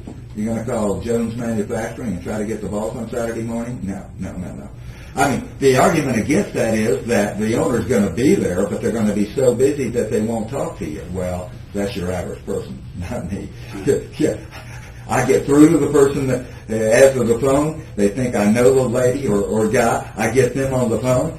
Bam, bam, bam, bam. I don't ask for too much. And, hey, just to get me off the phone, hey, give me $10, give me $20, give me $25. Can't do $25. You got to remember, back 20 years ago, this stuff was epidemic. People would log, literally, I've had people, plenty of times, they keep a log of it. They would log over 250 calls a year of the nature I was giving them. Okay, they would set a budget up. Your typical small business owner would once tax write-off for them.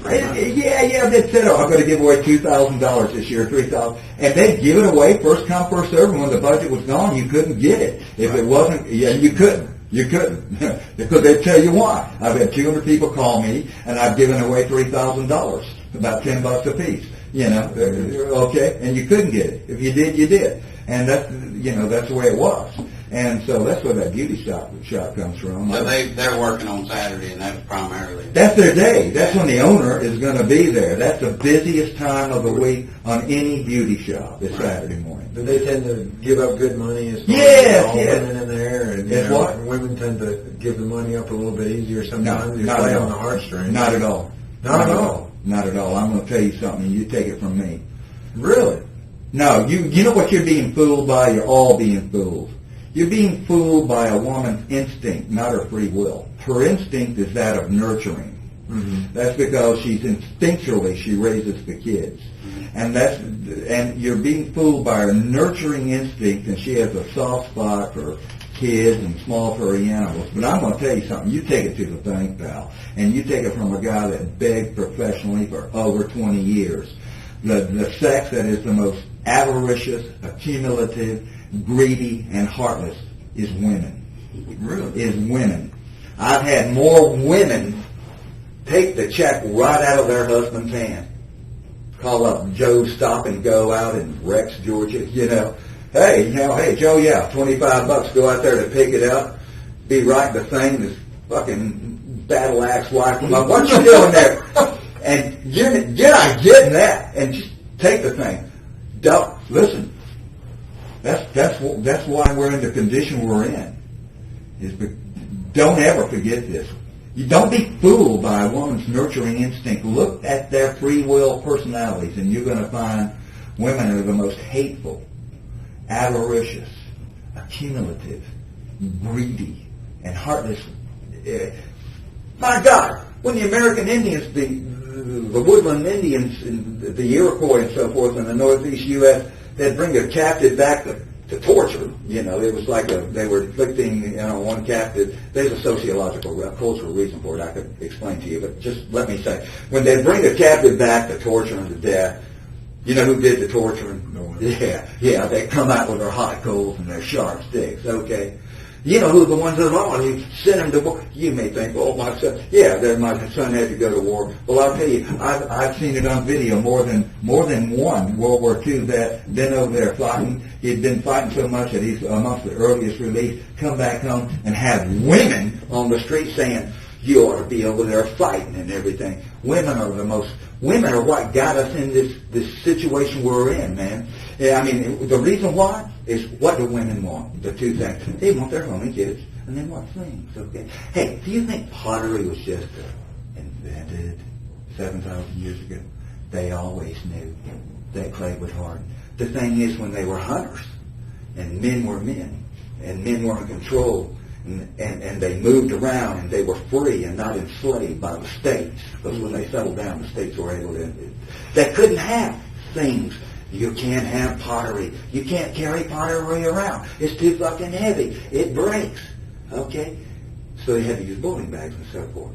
And women wanted their things. They wanted their pottery. They wanted their homes. They wanted to settle down. So what happened? At the end of the last ice age, the Pleistocene megafauna, the great big-ass animals, went extinct. Women used that to get men to start planting seeds and grubbing in the earth like animals, okay?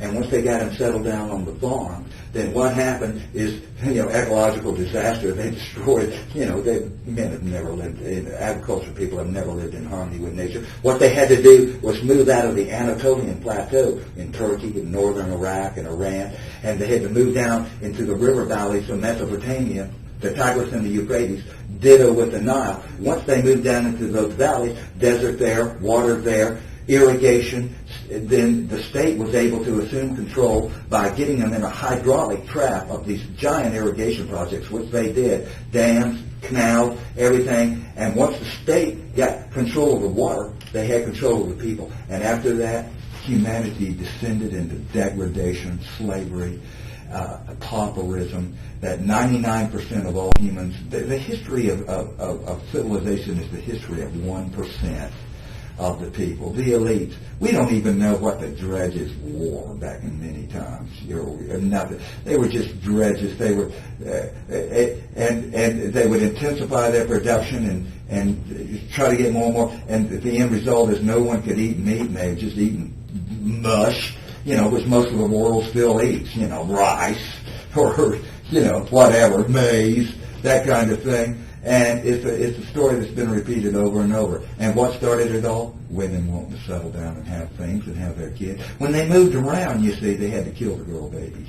Female infanticide. The reason they had to kill the girl babies is you got 10 men, 10 women. Well, if you kill 9 of the men and leave all the women, well, that one guy can keep them all pregnant. Doesn't do any good to kill the men. You can't control the population by killing men. Male babies. You can't. One guy can keep 100 women pregnant. Doesn't do any good. You got to kill the female babies. Okay. Infanticide was the dirty little dark secret of the old Stone Age, but we're still doing it in the modern times. I consider abortion infanticide, although I'm not judging. You know what I mean? It's a woman's right to choose. But hey, there's no joke about it. Listen, to abort an embryo that would otherwise come to term is killing a person. It is. It just is. And we're still killing, what, in the U.S., how many millions a year? No. That's infanticide, just another form of it, you see. And so women wanted to have their babies, and they wanted to have their homes and things. And what has happened is that the Homo sapiens women, there's some kind of mutation in the Homo sapiens women, because before, the humans before us, which is Homo erectus, okay, they had a run of almost 2 million years. And their toolkit changed very little. The tools they made and so forth changed very little over that time. Can you imagine such an immense span of time? Homo sapiens, the very first Homo sapiens skeleton that we have now found is 164,000 years old. And more typically, Homo sapiens skeletons are no older than 70, 80, 90,000 years old. And just in that short period of time, what's happened with them as opposed to Homo erectus? Homo erectus, by the way, and so did Homo sapiens, stood taller than modern men, were stronger, were in better health, and lived as long as human beings until the year 1900. In the year 1900, the average span in the U.S. was 47 years old. And that's about what Homo erectus and early Homo sapiens lived to. They were in better health. They had not picked up these horrible diseases acquired from domestic animals such as smallpox, measles, influenza, and a host of others. Those all came from domestic animals, mutations, like your bird flu now. But you see that in the women of today now, as far as the same type of traits that you... Son, I'm telling you, I'm an observer, I'm a philosopher, I'm a man of vast experience. You're an artist. I've been a professional beggar for 20 years. And I'm going to tell you, who has the biggest heart? It's going to be men. Really? You're fooled by a woman's nurturing instincts and her softness. But a woman isn't soft. It's the difference in our personalities. Men tend to be more confrontational and grab the whole thing, while women affect an air of softness and get it a bit at a time. Almost manipulative, you mean? Much more so. And I always remember, they got the pussy. We're fucked. We're totally fucked. But hey, that's okay. Don't worry about it. Be a Republican, have a party. Your world is kaput. Your world is over with, pal. It's gone. Your children will never, you want your kids to grow up to be a lawyer? Forget about it. There is no future for your kids. There is none. The Muslims got us by the gasoline balls. Before, they had to come across oceans to get at us. And once they came across oceans, they had this huge country that even if they could get at us, they couldn't invade us and occupy. Like I say, Russia soaked up invading armies twice. Napoleon with over 500,000 men. The Germans were the Germans were 3.5 million men.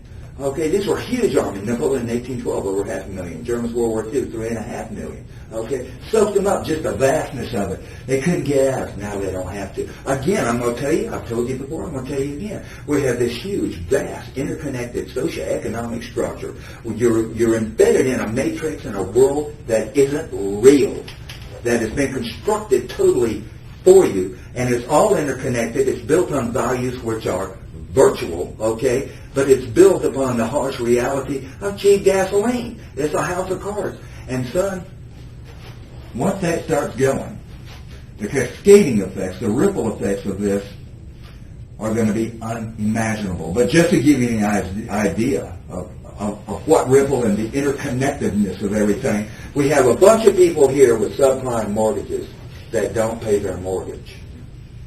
Okay. Bunch of African Americans and other low-rent people that don't pay their mortgages. And what does it end up? Our four national banks so far have written off $100 billion, and it's probably twice that much it's going to end up. To keep from failing, our biggest national banks, Chase Manhattan and the big four, have had to go and sell parts of themselves for billions and billions to overseas to stay solvent because a bunch of people didn't pay their mortgage. Yeah. Okay? You see what I mean? Yeah. Now, that's child's play. That's just nothing. More coffee. I know you're trying to get out of here. No, I'm but not trying to you see the interconnectedness of this. Now, what's going to happen when what's going to happen if gasoline, if nothing goes bad? I told you before, I've handled atomic bombs. Okay, I was in special weapons. And I've handled atomic bombs that damn big, that weigh 79 pounds. And and that's assuming nothing like that happens. Right. That's assuming nobody gets weaponized anthrax and shuts down our postal system. All it would take is a few anthrax letters to shut down our postal system. Everybody's forgotten that. Okay, but if nothing bad happens, what's going to happen if gasoline goes up $1 a year for 10 years, and in 10 years it's at $13 a gallon? Son, it's going to bring you down. It's going to bring you down. That's why they can bring the fucking death penalty on me, okay? Go ahead, try me, bring it on, okay? Because it's going to take me 3 or 4 years to come to trial. It's going to, even at the federal level, they'll be able to knock a little time off. It's going to take an average of about 12 years to impose it, maybe even longer, really. And by then, now we're talking 17 years. This society. Well, our case is adjudicated. Oh, I'm talking about the future. Right. That's my feelings towards him. I'm giving you a lot of the stuff that I wanted to say for the profilers because they're going to be interested to talk to you anyway. Yeah, but you know something. Well, you were a little rough on me the first night, but I don't blame you. I don't blame you. You might have had a live girl on your hands for all you knew. But you've treated me fairly. You've been a man of your word. You're cops, of course. I understand that. And we're never going to be friends, but you've been a man of your word, and in the end, you lived up to your deal. And in the end, you treated me professionally. And so I'm giving you something. I'm giving you cooperation. Right. I promised you cooperation that night. I gave it to you. The only question I didn't answer was on the advice of my attorney, and I would have answered that. Right. Whether she was doing from the beginning. Right. Yeah, she was. Right. She was, because I just told you, once you've done it, you're either going to kill her or get caught. There's no other solution. It's not that, in the end, you treated me professionally. And so I'm giving you something. I'm giving you cooperation. Right. I promised you cooperation that night. I gave it to you. The only question I didn't answer was on the advice of my attorney, and I would have answered that. Right. Whether she was doing from the beginning. Right. Yeah, she was. Right. She was, because I just told you, once you've done it, you're either going to kill her or get caught. There's no other solution. It's not that, And if that sounds cold and cruel, yeah, it was. It's the soldier in me. Mm-hmm. The soldier doesn't want why. He just does or dies. Okay. I was about to say that's part of the operations order there. Yes, and I'm trying to impress on you though. It was nothing sexual or pleasurable. Well, you talk about being a pro. It was dreadful. It was dreadful. You asked, wasn't it you that asked me what's it like to cut someone's head off? Mm-hmm. Okay. It was dreadful, and the only thing you can do is so dreadful that the only thing you can do is go unaudible. I told you it wasn't real. Right. Okay. That's all you Yeah, can you do. said it was surreal. It was out Yeah, of yeah, it's so dreadful. Mhm. It's so fucking dreadful that all you can do is do your duty and go on autopilot. It's the same as combat soldiers that told me from Vietnam. They told me the same thing. They'd see bodies, with guts, roped all over the place, heads blown off, and it wasn't real. It just didn't look real, Yeah, but it's dreadful. There was no pleasure or anything else. And when they say, well, you're the one that chose to make money by killing, there's other ways to make money. There's bank robbery and so forth. Well, in retrospect, I regret not attempting a bank robbery. I really do. Because all of this shit got me nowhere but caught. Okay? And so I might have been caught robbing a bank. But if I'd have scored, if I'd have got $5,000, I could live off that for over half a year in the woods, And so, but as to why I chose to kill for money, part of that was rage against society, sociopathic rage against society, against all those people that are now coming forward and so forth. How did you find Walter Goddard? He must have called you, or did you get him off my cell phone? Well, So, was it that? yeah. Well, let me ask you this, and there again, we're here to I don't know. Anyway, I promised you, when we did a deal, I promised you cooperation. And by all rights, I shouldn't be talking to you. My attorney's warned me a million times, don't talk to no one without an attorney. But I'm not telling you nothing that, you know what I mean? Right. We're talking about history. Right. And I was going to save the history for the profilers, but they'll be psychologists and psychiatrists, so they'll want to go with that. I'm telling you right now, I'm going to dig my heels in. I don't want federal custody. They're going to send me to Supermax. I just know they are. Huh?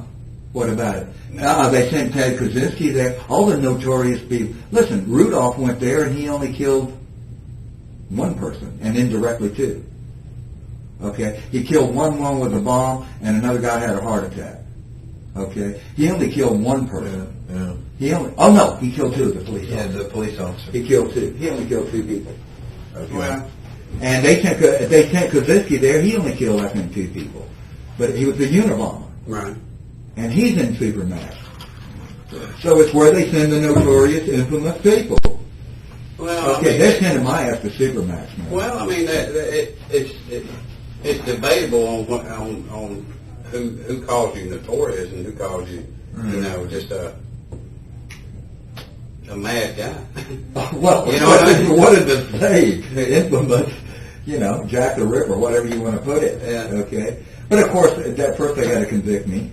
Well, yeah, I mean, Number one.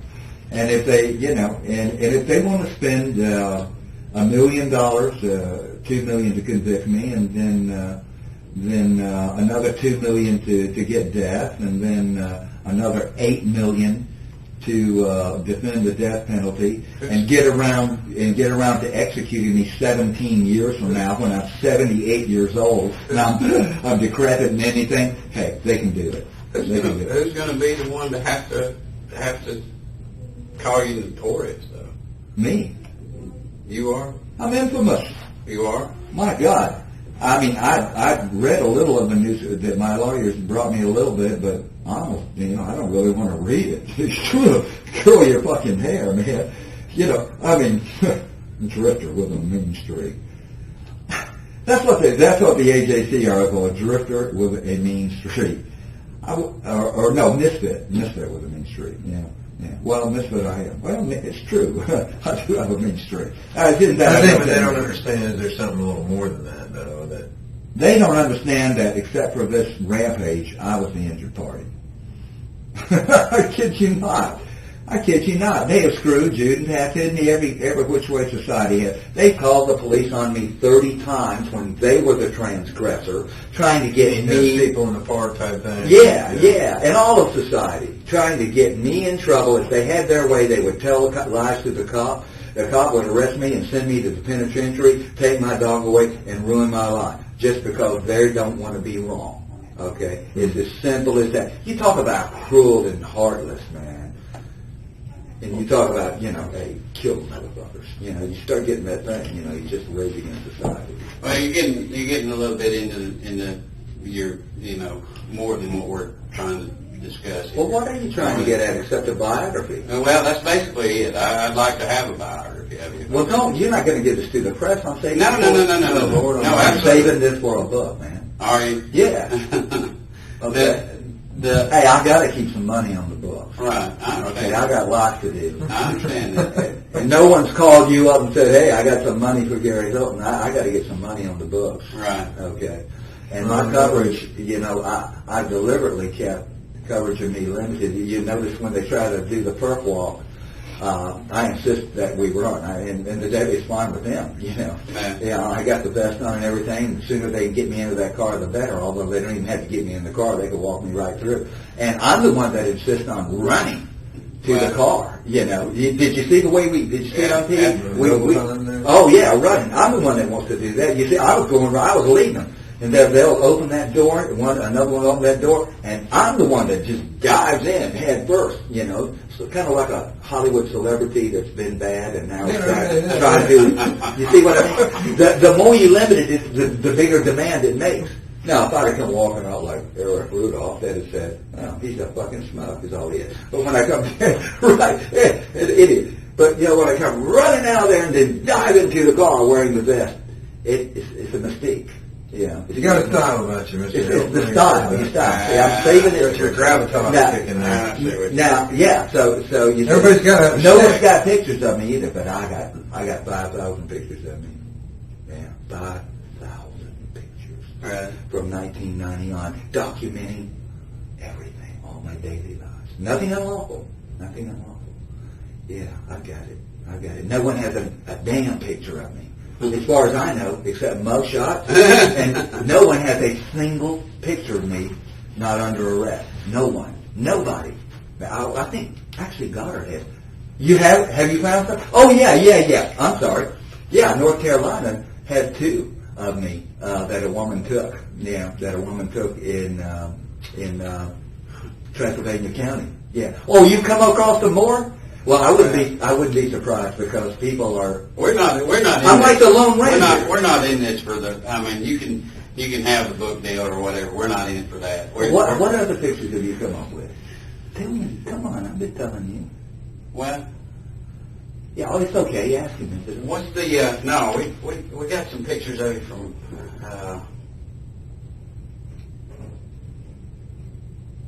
Is it out west somewhere? Yeah, I think it's out west. Rainier, I think. Mount Rainier. Mount Rainier. You mean Mount St. Helens, more likely. I was at Rainier too. But I only spent an hour or 2 there. Well, but you can't have dogs. You talked about wanting to be a guide or wanting to be a teacher. And someone just took a picture of me, huh? Yeah.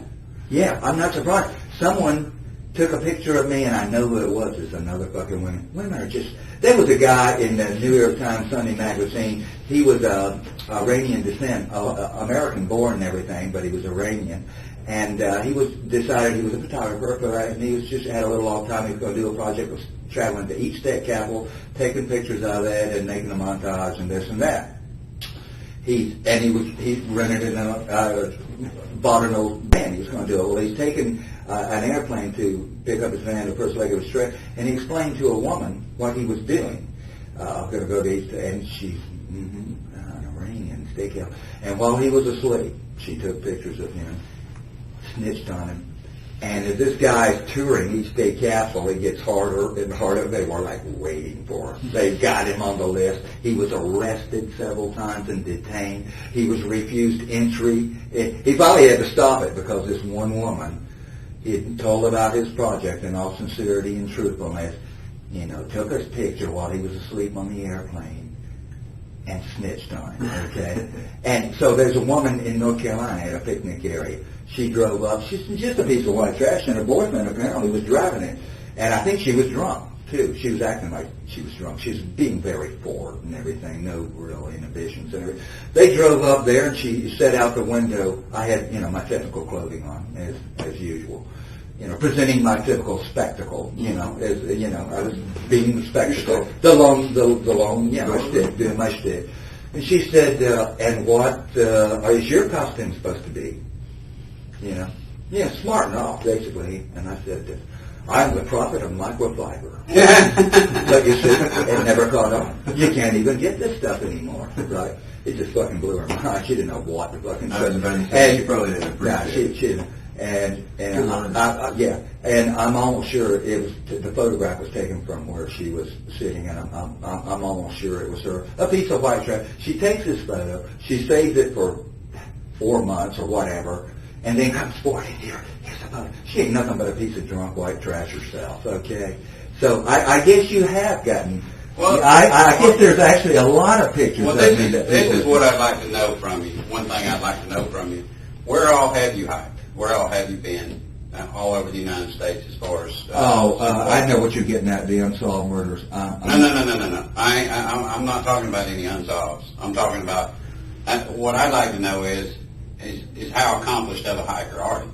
I mean, you've been to. I'm going to tell you something. I want to tell you something. I've never met anyone ever, and people are full of shit on this too. But I've never met anyone anywhere, any way, that has the time in the woods and the time on the trail that I have. I've never worked full time anyway in my life, except for the U.S. Army, and for the 6 months I went straight.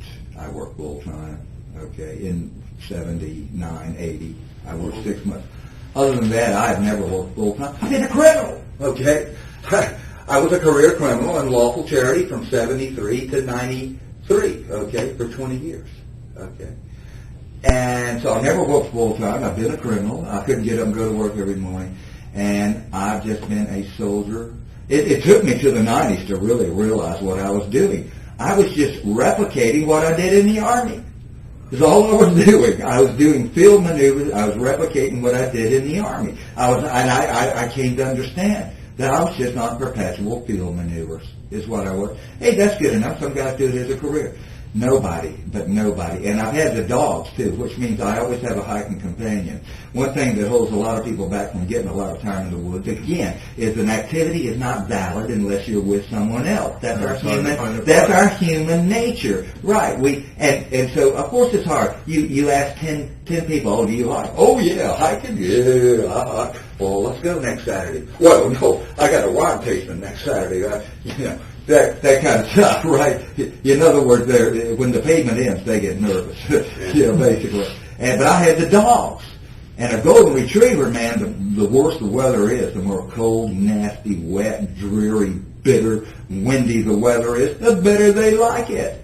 They're duck dogs, they're game dogs, they're bird dogs. That's when you know. Mm-hmm. And so I always had a hiking buddy. That was the revelation in my life. That was at the time I ceased to become the poor, tortured sociopath that was trying to fit in but couldn't, that never could, and it would never be accepted anyway. I went from that to never being alone and understanding my place and purpose in life and the true nature of my personality and what my fate was, which was to be alone. I came to understand that was my fate, to be alone. That was me. And to try to be something else would be to ensure unhappiness. Okay?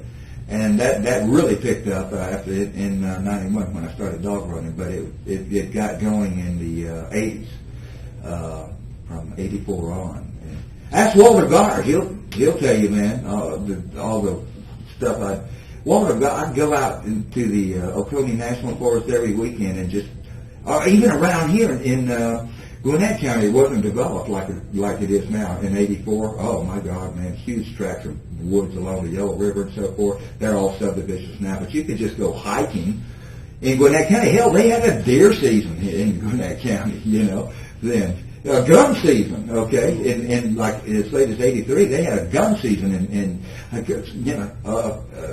knew a contractor, he's a cement slab contractor, and he'd just, while his crews were pouring the thing, he'd take his gun in hunting season and sit out there to see a deer, okay? And so you could have, And so I've just been driven. Like you guys are desperately running from it, your existential awareness. Well, in a sense, I am too.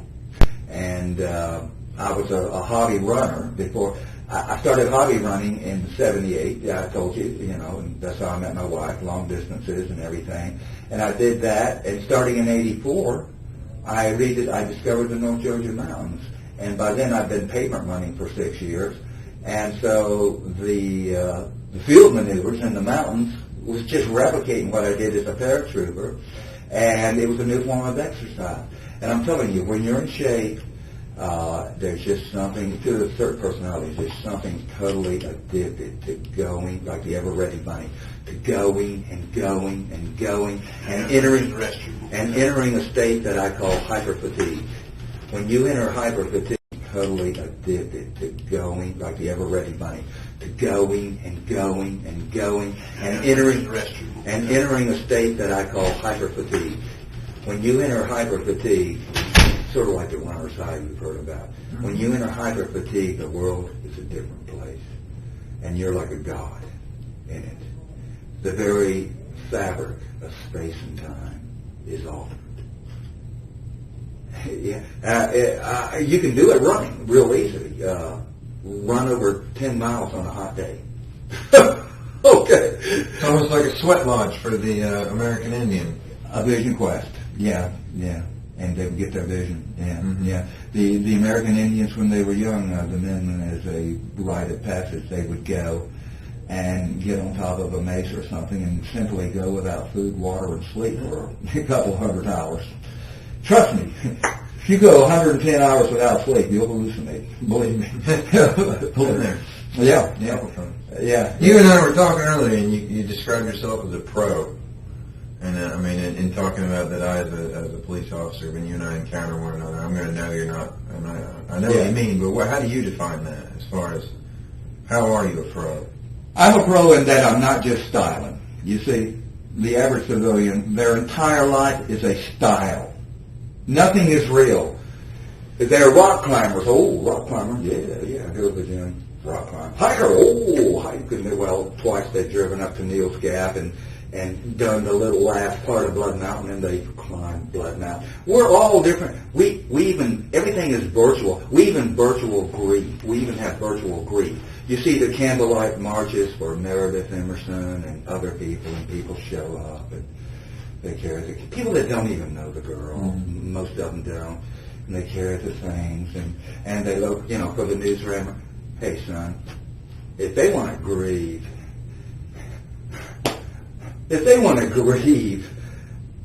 What about, if they want to grieve, 35,000 people a year get shredded, maimed, and beaten to death in car wrecks, okay? What I'm talking about is a virtual grief. You're saying it's like support the troop sticker on the back of your toy. Yeah, it's a virtual thing, okay? And so everyone virtually is a style, they're talking the talk and they're not walking the walk. And they're styling. And that's why you see posers. That's my word. Perfectly precious posers. That's what yuppies are. They talk instead of do. They pose instead of act. Because they're perfectly precious. Right? Okay. I really started seeing that phenomenon in the last 80s. I go out to Piedmont Park and everyone standing around perfectly precious and posing. They have these flat affects. They won't talk to you because they're afraid to. The yuppies work on the philosophy is it's better to not say anything and let them think you're a fool than to say something and have them know you're a fool. Yeah. John, they're a little bit wiser than they predecessor. And, they're posers. And the police officers can see that I'm not just styling. That's why all the hikers you see, 999 out of 1,000, they're dressed as is depicted in TV commercials of what a hiker's supposed to wear. They're wearing all cotton. Only just now are you starting to see a little technical clothing. And you'll see some hikers with a technical shirt on, okay? And in other words, a non-cotton shirt, okay? Or microfiber this and microfiber that. It's just now. I was stunned. In 1990, when I got into your microfibers, I predicted the demise of cotton. I said jeans are finished. Jeans are just nothing but lousy, stinking rags. They're wet. God, they're heavy anyway. They're not comfortable. Soak up water. Oh man, they never dry. They're heavy as can be. They're uncomfortable compared to microfiber. Jeans are out. Well, was I wrong? You know, Everything old is new again. oh man, it's a uniform. No one, Well, what's the attitude you take to that professionalism as far as your gear, or is it just extended to hiking, that sort of thing, or no. lifestyle? What? Yeah, I tend to try to systematize everything and break it down to. You're saying discipline and no, understanding. Whatever activity you do, just like a police officer does, he just learns. Everything for a police officer, every kind of situation, everything is systematized for him, and he does it by the numbers. like a military. Yeah. And except the police officer's training he's exposed to is just awesome. It's so varied. Many of them do.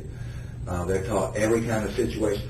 The don't shoot training that police officers do these days, they use their own service weapons in actual sets, in constructed bank lobbies or parking lots, and they use their own weapons. They wear armor, full body armor, and similar to paintball armor, and they shoot each other at close range with their own 9mm service weapons using a reduced power load and a frangible bullet. And it's so awesome to see them do that, man. It's incredible. They'll shoot it. They'll just shoot it out just at ranges like that, man. It's totally awesome. And they do it over and over again. So as a result, you see some little, pudgy fuck police officer, man, that can handle a piece so good. Bam, bam, bam, bam, drop the magazine, bam, bam, bam, bam, drop the magazine, bam, bam, bam. I mean, just awesome. Just fucking awesome, man. And they're trained, all the way by the numbers, and that's what I'm talking about. But really, when as far as your own training, or as far as your attitude towards any summiting a mountain or whatever? Oh yeah, it's all systematized. Even my walking is systematized. I have a block of instruction I can give you on how to walk. If I was teaching someone, listen, if I'm teaching someone about backpacking, I'm going to teach them how to hike. I'm going to teach them how to walk. I'm going to teach them how to get dressed, and I'm going to teach them how to piss. Okay? You'd be surprised how easy it is if your pissing is to piss on your equipment. Your clothes or your equipment. You got Especially with layers. I'm going to teach you how to take a shit. Okay? Right? It's all systematized. Yeah. As far as systems, like when you're, planning to summit a mountain or whatever, do you come up with contingency plans as far as, if I don't make it by this certain time, then I'm going to go down to base camp 1, that type of thing? And you do, for purposes of equipment, you do worst case scenario planning. In other words, what if I fall and break a femur? Boom. And I'm cross country. What if? Here's the complicating thing. What if the dog goes down? 100-pound dog.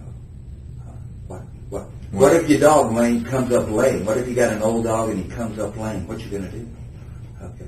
You can't leave the dog and say, "Stay here. I'll go get the sheriff. Come back." Don't work. Okay. Here's a flashlight. Here's a whistle. Here's a sleeping bag. Here's some food. Here's some water. Cool out. Listen for my whistle. Blow your whistle when you come and show me your light. I'll have the sheriff with me. Okay. You can't tell the dog that. The dog weighs 100 pounds. What you gonna do? What if and you're not on the AT. I only use the AT generally as a connector. I'll climb the mountain to the AT, work the ridge. Climb the mountain to the AT, take the AT along the ridge, and then come back down another route. Okay, it's typical when you're really truly mountain climbing. Okay, so you cross country. What you gonna do if the dog goes down? What you gonna do if the dog gets his foot locked up? Well, as I said, what you gonna do if the dog gets a thorn in his foot? Gotta have those tweets. What you gonna do? And what else? Your glasses, reading glasses if you need glasses, okay, that kind of thing. It goes on and on and on. For a wintertime hike, if I'm carrying what I really should carry, and you can't carry enough water, you can't, it's just too heavy. But I'll typically carry a 5.5 pound backpack, a North Face snow leopard.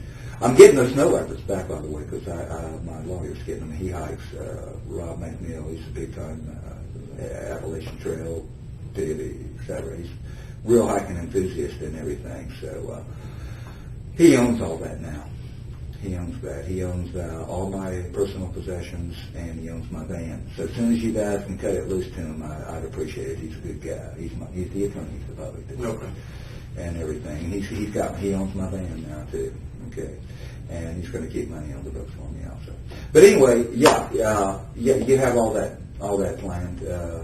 As far as it's worst case scenario planning. I think that kind of extends when you're talking about your dealings with the police and stuff. I mean, you read ahead, knew the law, that sort of thing. I think that professionalism is kind of permeated throughout. Is that the way? Yeah, but I see. But when you get desperate, you ignore it.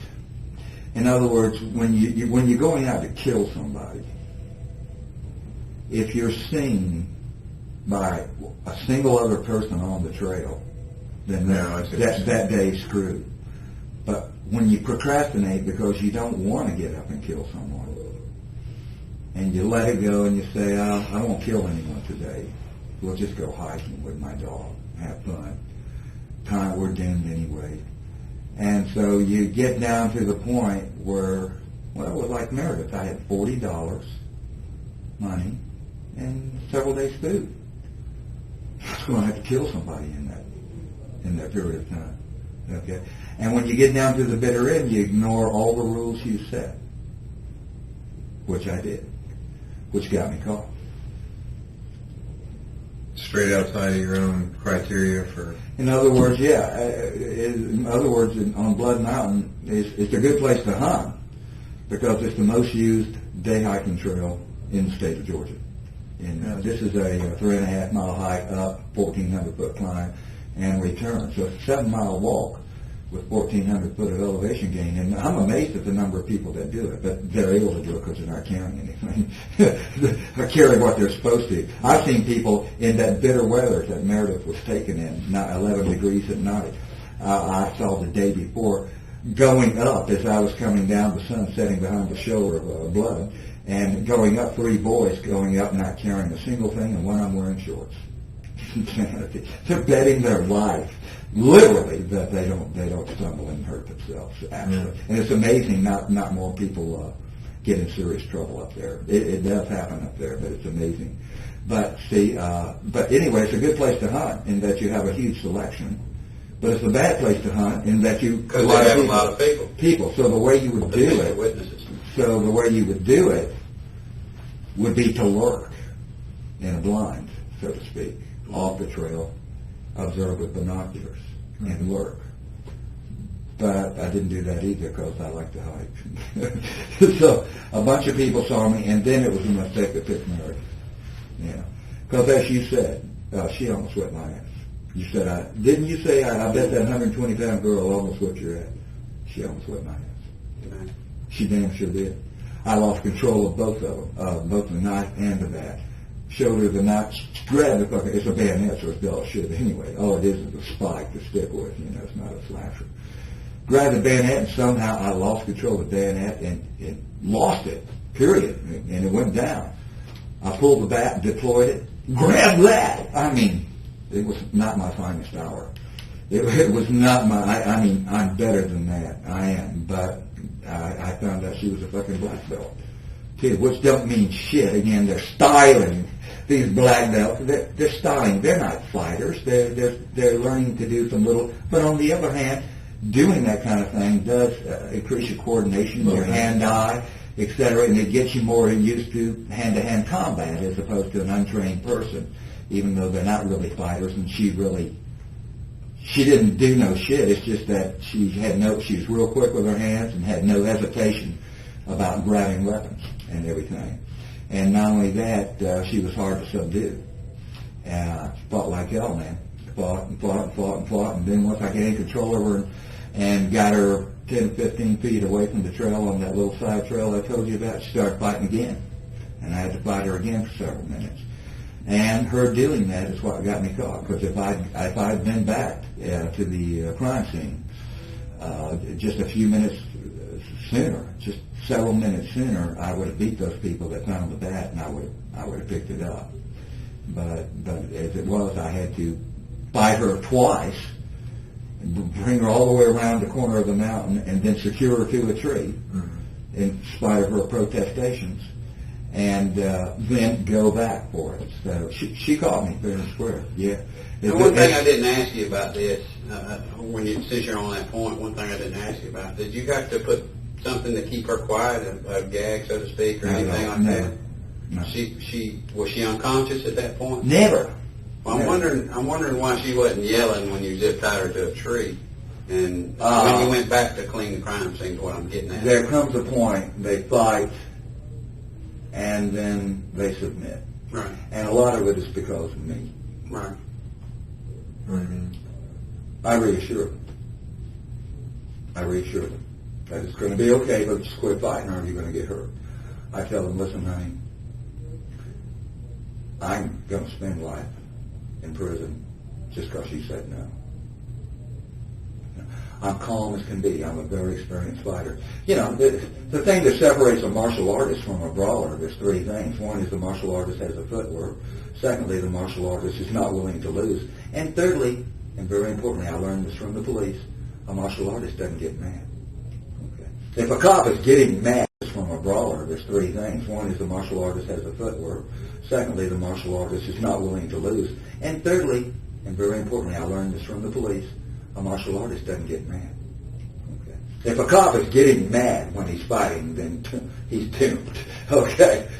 And the martial artist doesn't get mad. The martial artist stays calm because the martial artist has confidence in his proficiency. And paradoxically, not professionalism, though. It is. Paradoxically, the better you are in fighting, the less you have to hurt people. And the reason is to use minimum force, you have to have confidence in your proficiency. It's the difference between hitting someone on the head and hitting them on a knee.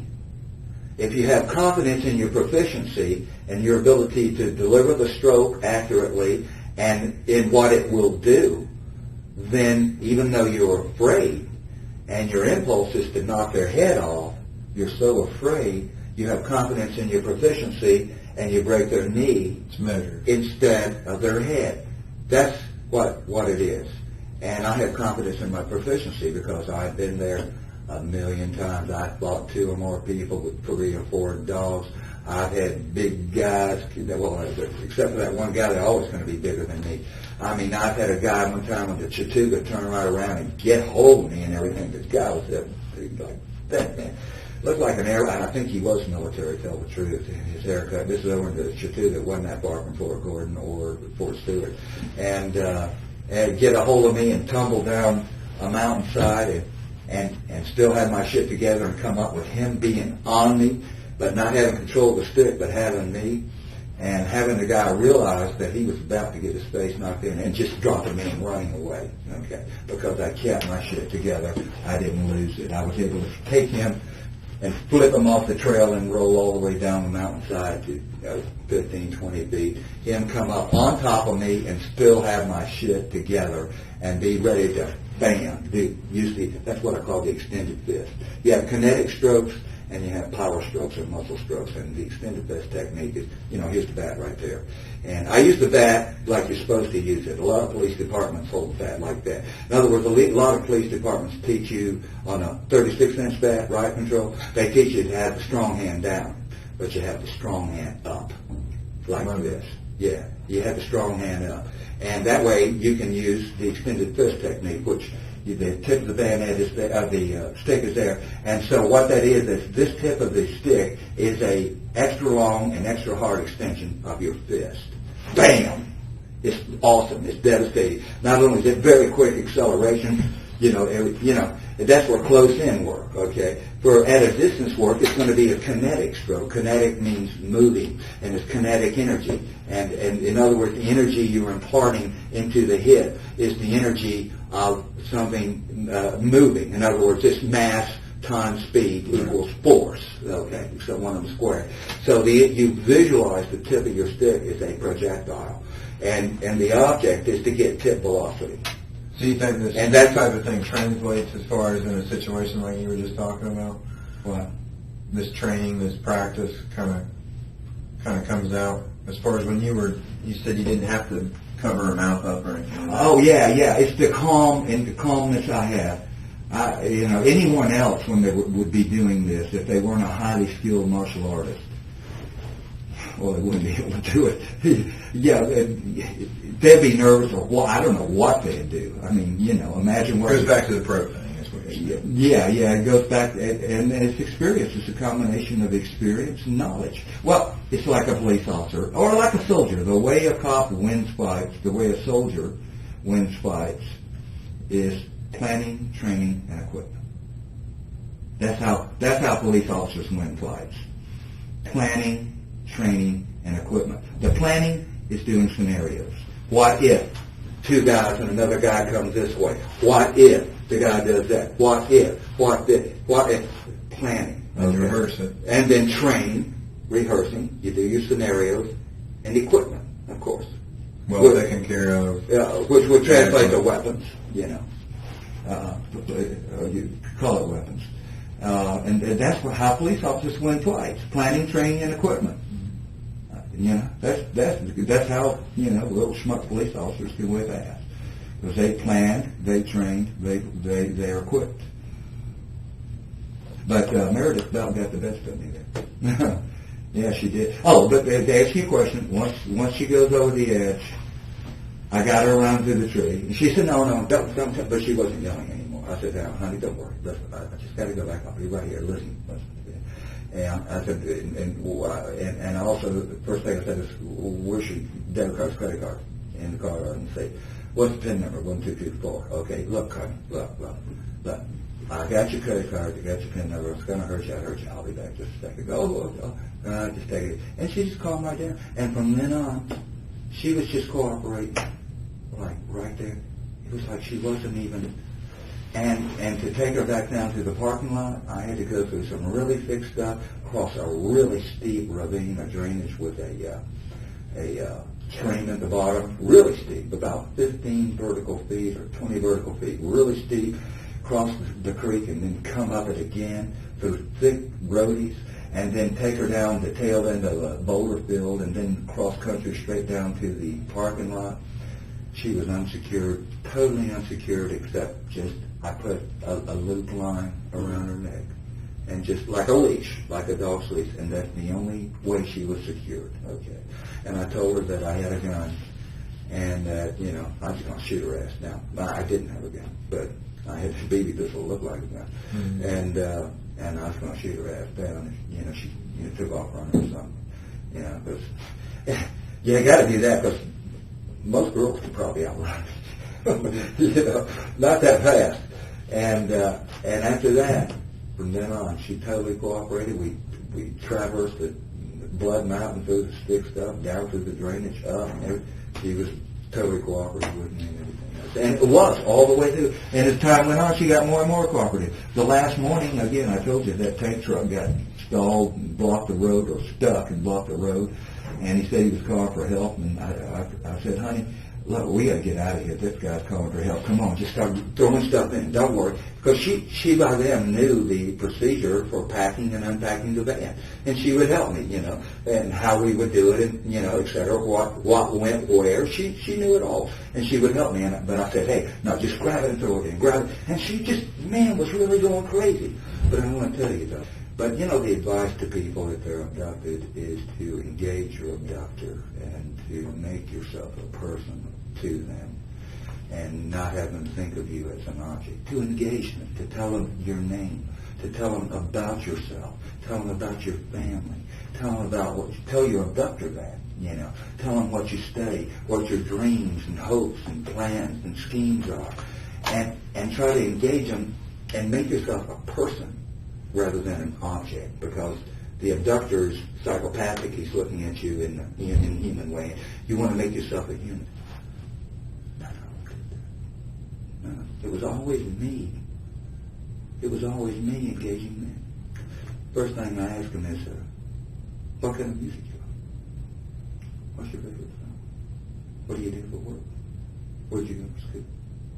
What do you do? And talk to them. It calms them down. It calms them down. But none of them ever did that to me.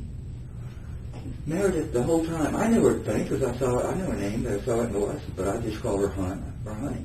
You know, I said, come on, hon, come on, let's go. Gotta do it. Come on. No, no, come on. Yeah, that kind of thing. She never once told me, hey, my name is Meredith. I mean, that's what I'd be doing. I'd be pitching a guy like hell. They don't even pitch me.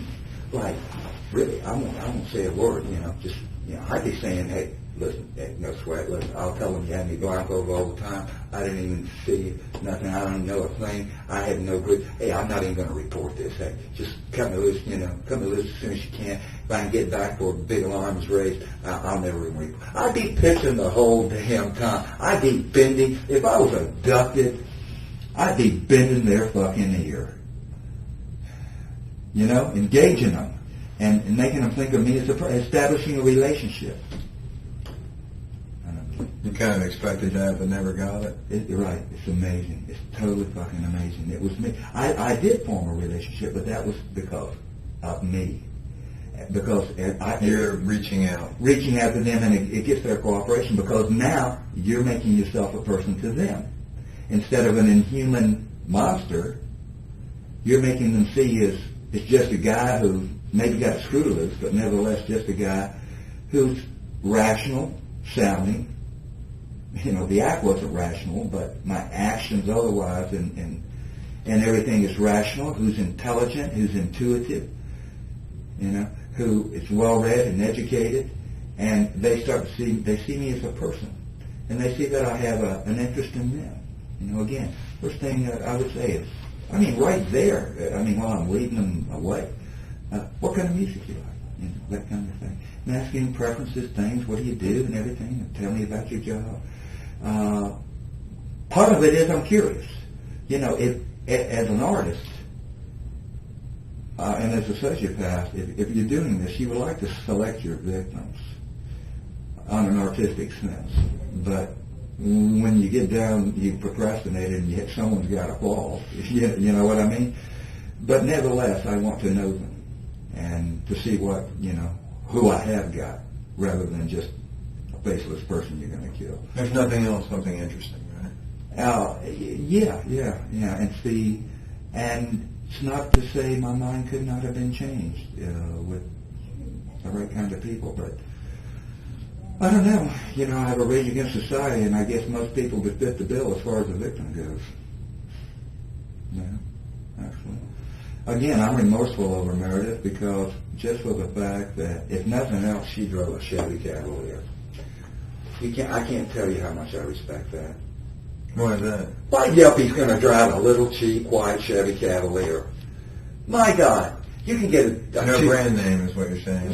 No Acura, nothing. No Beamer, no Saab. Okay, you can get a 2 or 3 year Cavalier off rental or off leash for $4,000. I mean, a new. You can get You look in the fucking Blue Book. Okay, you can get a new Cavalier for $4,000, $5,000, $6,000. Man, Jesus Christ! And the fact that girl drove a Chevy Cavalier, I asked her why. She told me sensible reasons and everything.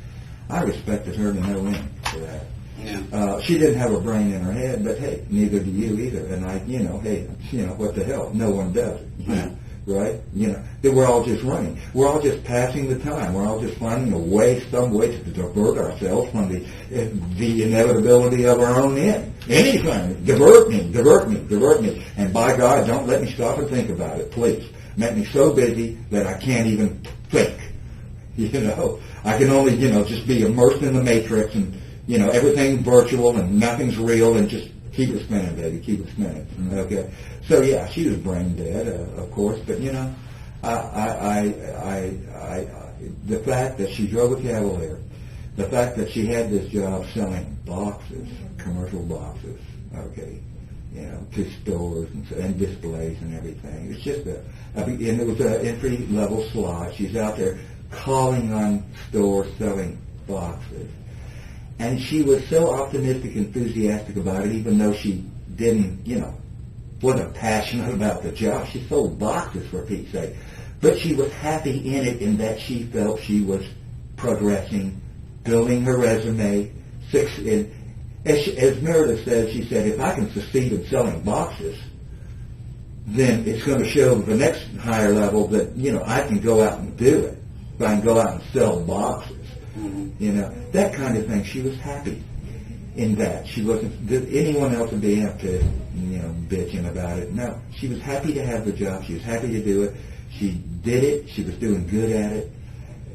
And sure, her life was just stupid, but the thing is, it was full, and she was happy at it. She wasn't dissatisfied. You see, the human condition is to be dissatisfied. That's why we had to settle down and have things and get more and more and more and more. And it's especially the women that are dissatisfied. My God, man, you're having to buy furniture every few years. You're having to buy carpets. They're never fucking happy. And every few years you got to get a bigger house, okay? They are never satisfied. But it's really the human condition is to be dissatisfied. That's why we're at where we're at. I like to use the saying of, well, we wanted to have something to drink, we invented whiskey. Then we wanted a cold drink, we had to invent the refrigerator. We're never satisfied. That's right. She was satisfied. Well, she had to share have that with you. Huh? I mean, she seemed to share that stuff with you as far as making, Oh, she told me. I had a question to her. We had I spent 3 days with her. We had long talks about everything. I gave her a book to read, Cannibals and Kings. I gave her a choice of books to read. And she selected Cannibal and Kings. Marvin Harris, anthropologist, 1977. Get it, read it. It'll explain much of the stuff that I've been telling you about what's going to happen to us, where we come from, what civilization is, where it's going, and everything. And you'll see that you're fucking doomed. But hey, don't worry about it. I mean, why? I mean, just enjoy yourself. So what? You're fucked, okay? Hey, there's everything, and you'll see that you're fucking doomed. But hey, don't worry about it. I mean, why? I mean, just enjoy yourself. So what? You're fucked, okay? Hey, there's Matt's saying that all the time. He's talking about the meteors coming, and why quit smoking? Why? Well, here's the thing. Let me tell you. In 4.5 billion years, the sun is going to run out of nuclear fuel. It'll start to collapse in on itself. That gravitation, that ball will be converted to energy. It'll make it get a nuclear reaction out of the more heavy and complex elements that it's converted to helium into, which means it'll expand out again, become what they call a red giant, and the periphery of that red giant will include the orbit of Earth and will be incinerated in 4.5 billion years. And as you come forward in time, from 4.5 billion years from now, it only gets worse. Because we're going to be destroyed 30 times, 40, 50 times over. Before that, it only gets worse. Okay? Well, we're overdue for the big one as far as the super volcano in Yellowstone. We're 30,000 years. We're 307 years into a 500-year cycle on the Olympic plate shaking loose. It's done 18 times in 20,000 years. You don't think it's not going to do it again? They got that meteor coming. And when that shakes loose, it's a plus 0.9. You got to understand, every point on the Richter scale is 10 times the previous point. It's exponential. It's not geometric, okay? In other words, a 9 point is 10 times more powerful than an 8 point, okay? And we've only seen 3 of them in history, and with the Alaska one, we were able to observe it, and it was in the modern science era, okay? And when that shakes loose, it's going to shake loose the whole damn Pacific Northwest and Northern California. And I'm not talking about the San Andreas Fault. That's a whole different thing. I'm talking about the Olympic plate where it subducts from the Pacific Ocean. It goes under Washington and Oregon, okay? And it just shakes loose.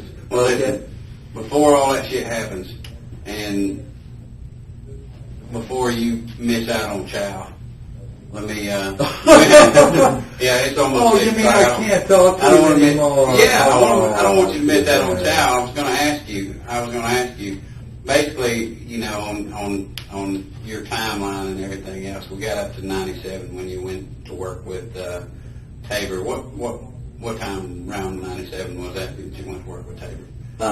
July of 97. July of 97. Mm-hmm. Okay. And I'm going to tell you something. Okay. I took my fall in 95. I told you I pled to the unlawful charity, which was indicted in 94, which I quit in 93 because I found out they were investigating me yet again. Right. For the 15th time, I called up a guy and he said, well, the GBI's come by and they've gotten all my records and receipts relating to the Georgia Veterans News. Okay, hey, what else is new? It's happened a half a dozen times. They're investigating me yet again. This time it was GBI. This is in September of 93, and I quit. Okay. And in January of 94, I was indicted, 25 grand bond set. In April of 95, I was arrested on it. And in August, I pled on the unlawful charity, and in December, I pled on the theft charge out of DeKalb County, received 5 years probation, concurrent restitution. Okay, here's the point I'm making. Since that time, and this includes traffic too, okay, since that time, I have broken no laws with the exception of marijuana usage and failure to file income taxes. I have not broken a fucking law until I went on my rampage. So I want to put you at ease there. Okay, there's nothing I'm going to tell you right now. I'm a man of my word. I'm telling you. Okay, I got no reason to. Hey, listen, you can sentence me to death. You won't be able to fucking impose it. Okay, I'm not. No, I agree. Okay. When did your rampage begin? Can I ask you that? I mean, yeah, it's hunting. Right. Okay. Is that when you and Tabor had kind of a disagreement or whatever? Oh, we'd been having a disagreement, but I probably wasn't getting the money. The reason I wasn't, he was saying I was extorting him. And I knew what his game was. And I was not unlawfully threatening him, but he was saying I was. And the last check he gave me, which is $2,100, that I extorted from him. Tabor knows me better than any person alive. Tabor knows me much better than anyone. And Tabor is scared shitless of me for good reason. Okay. Okay. Tabor knows me. I don't have to spell it out to Tabor. I don't have to threaten him. Okay. Okay. He knows me better than anybody. All right. Not that he's close to me. He just knows me because I've revealed myself to him over the years. Again, you need someone to talk to. You need someone to trust. So I thought, I'm not his kind of people. I mean, here's the yuppie's credo, okay? Number one is always remember that you can slum around with guys like Gary Hilton, but always remember they're not our kind of people. Number two, never ever be impressed by anything that anyone has done unless they got a whole lot more money than you do. Okay? That means if I go and climb Mount Everest, that means if I'm the super mega stud of studs, don't be impressed by me unless I have a whole lot more money than you do, than he does. And number three, don't ever let the people have a cut of the pie. Okay? Keep them down where they belong. Keep them wage slaves. Tabor pretended he was giving me a cut of the pie, but he was stealing half of it. Yeah, so at any rate, the point is, that's... so the last check Tabor gave me, he left it, and on the envelope it had ransom written on it. What did he mean by that? He meant that he was being extorted and he was giving it to me under duress. Okay. And then he left me a letter saying I was threatening him and I was doing this tough guy act. That's what pissed me off. I was saying, act. It's not an act, dude. Jesus. No. But here's the thing. In my mind, if someone gives you money, and regardless of what you said to them, if someone gives you money and they're saying they're doing it under duress for fear, and you accept it, in my mind, that's prima facie evidence of the extortion. I mean, wouldn't you agree? I mean, regardless if I threaten someone, made an unlawful threat, I say I had plenty of lawful threats I could do. I'm talking about legally that Ron McKinney suing me. But if someone gives me a check and say I'm giving this to you because I'm afraid of you, and because I feel threatened by you, and I'm in fear of my limited life of you, and I'm giving you the check for that reason, and they document it, okay, by writing ransom on the envelope, by putting a letter in it saying that they're being threatened, and you take that check and cash it, well, that is extortion in my mind, isn't it? I mean, I can see your point. Yeah. That's prima facie evidence of extortion. Right. If they can document it, have witnesses, the envelope had ransom written on it, like ransom for your life. I guess I'm holding your life, and And if they're saying to me they're giving it to me under duress and because they feel threatened, and I take it, then that's extortion, isn't it? Yeah. Could be construed to be. Right. Certainly could. Right. And they document it. By the way, person on the jury, yeah, absolutely. Yeah. No, I think under the law, too. Right. Actually. Well, what exactly, I mean, I don't want to get into Tabor that much, but I mean, You tell Tabor obvious that girl is, I killed the girl, but you tell him that girl is dead because he's a fucking smart-ass girl. Right. And instead of telling me, Gary, the jig's up, you know, I mean, I don't know what the fuck was going through his mind that he didn't know the girl was dead. And the girl wasn't. She was alive. For all he knew, I had the girl. You know, it was just gone down that the girl was missing and apparently being abducted by me. What the fuck was in his mind trying to lure me that, you think you're going to rescue the girl that way? Well, Like I'm going to bring the girl there, especially when they're bracing. Yeah, what the fuck was going through his mind? You tell Tabor, if he had just told me, and it makes sense, it's intuitive. If he had told me, Gary, they know it's you, they're looking for you, and if you got that girl, just like you told me, the first thing you said to me is, Gary, if there's any way that girl's still alive, please, or word to that effect, you said, please tell us.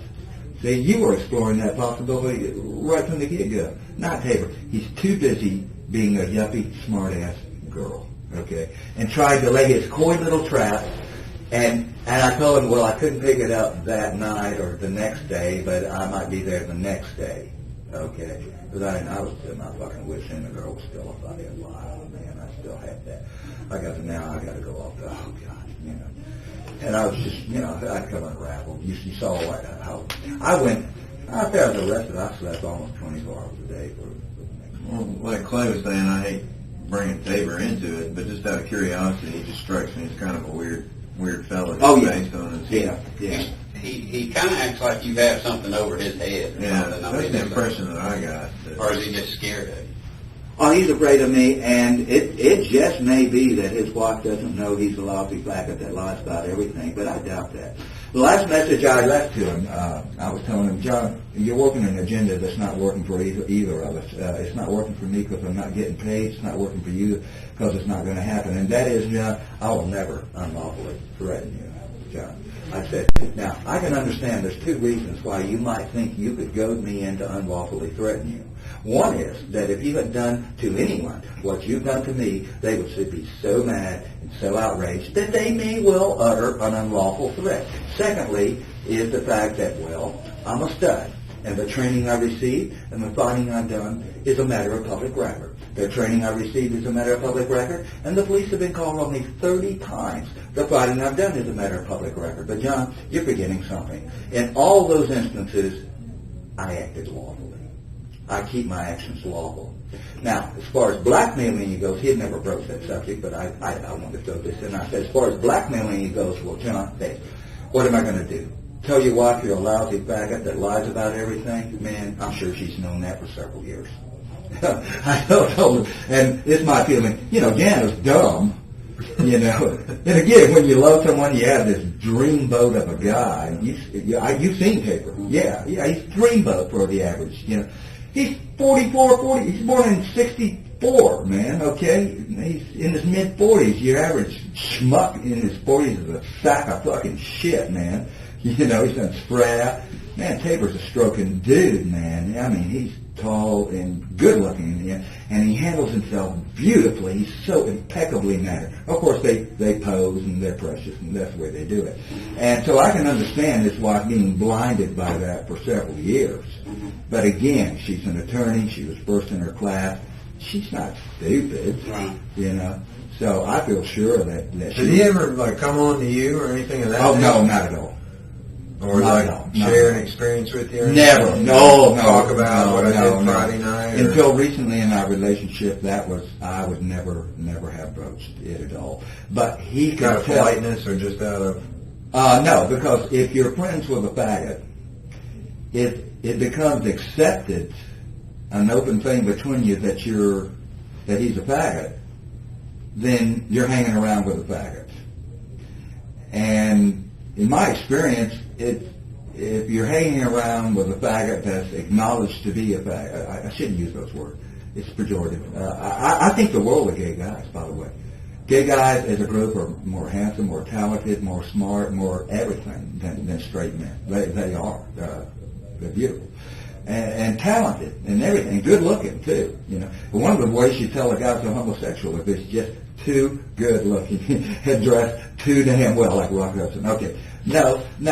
Tabor's always known though, for many years that I knew, because he knows me better than anyone, and he understands how sophisticated I am. By sophisticated, I mean a sophisticated person understands what they're seeing and sees almost everything. That's what I mean by sophistication. Okay. In other words, I've been to New York City. Okay. So Tabor knows I'm an extremely sophisticated guy. You know, and the only reason I'm not rich is because I'm crazy. Well, it's downside to everything. Yeah. I mean, hey, you know, I wouldn't, in a sense, it sounds weird, but even at this point, I wouldn't trade it for being the average cognizant schmuck that's going and plodding along, doing a job, career, family, going to church, doing all those dumbass, mindless, brain-dead fucking things, man. I wouldn't trade it even now to be incognizant as the average person. To be a sentient of the true reality of life. And it's all right there in front of us. But people have the capacity to deny truths that are as big as the nose on their face. It's called dimming of awareness. It's a human psychological phenomena that, number one, reduces tension, and number two, facilitates social interaction. It's a psychologically proven phenomenon that can be demonstrated in the laboratory, that we dim our awareness of situations. It's almost like the guy's got a big wart on his nose, but you don't look at it. You know what I mean? That kind of thing. Mm-hmm. And that's what drives cops mad, because cops understand that everybody's got an asshole. All you got to do is look for it, and it can drive them nuts. It can.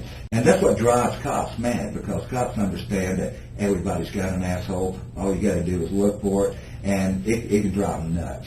It can. You know, it's part of seeing the dark side of things. That's why you were standing there scowling when they were taking my hair, because you just spent the night with a dead body.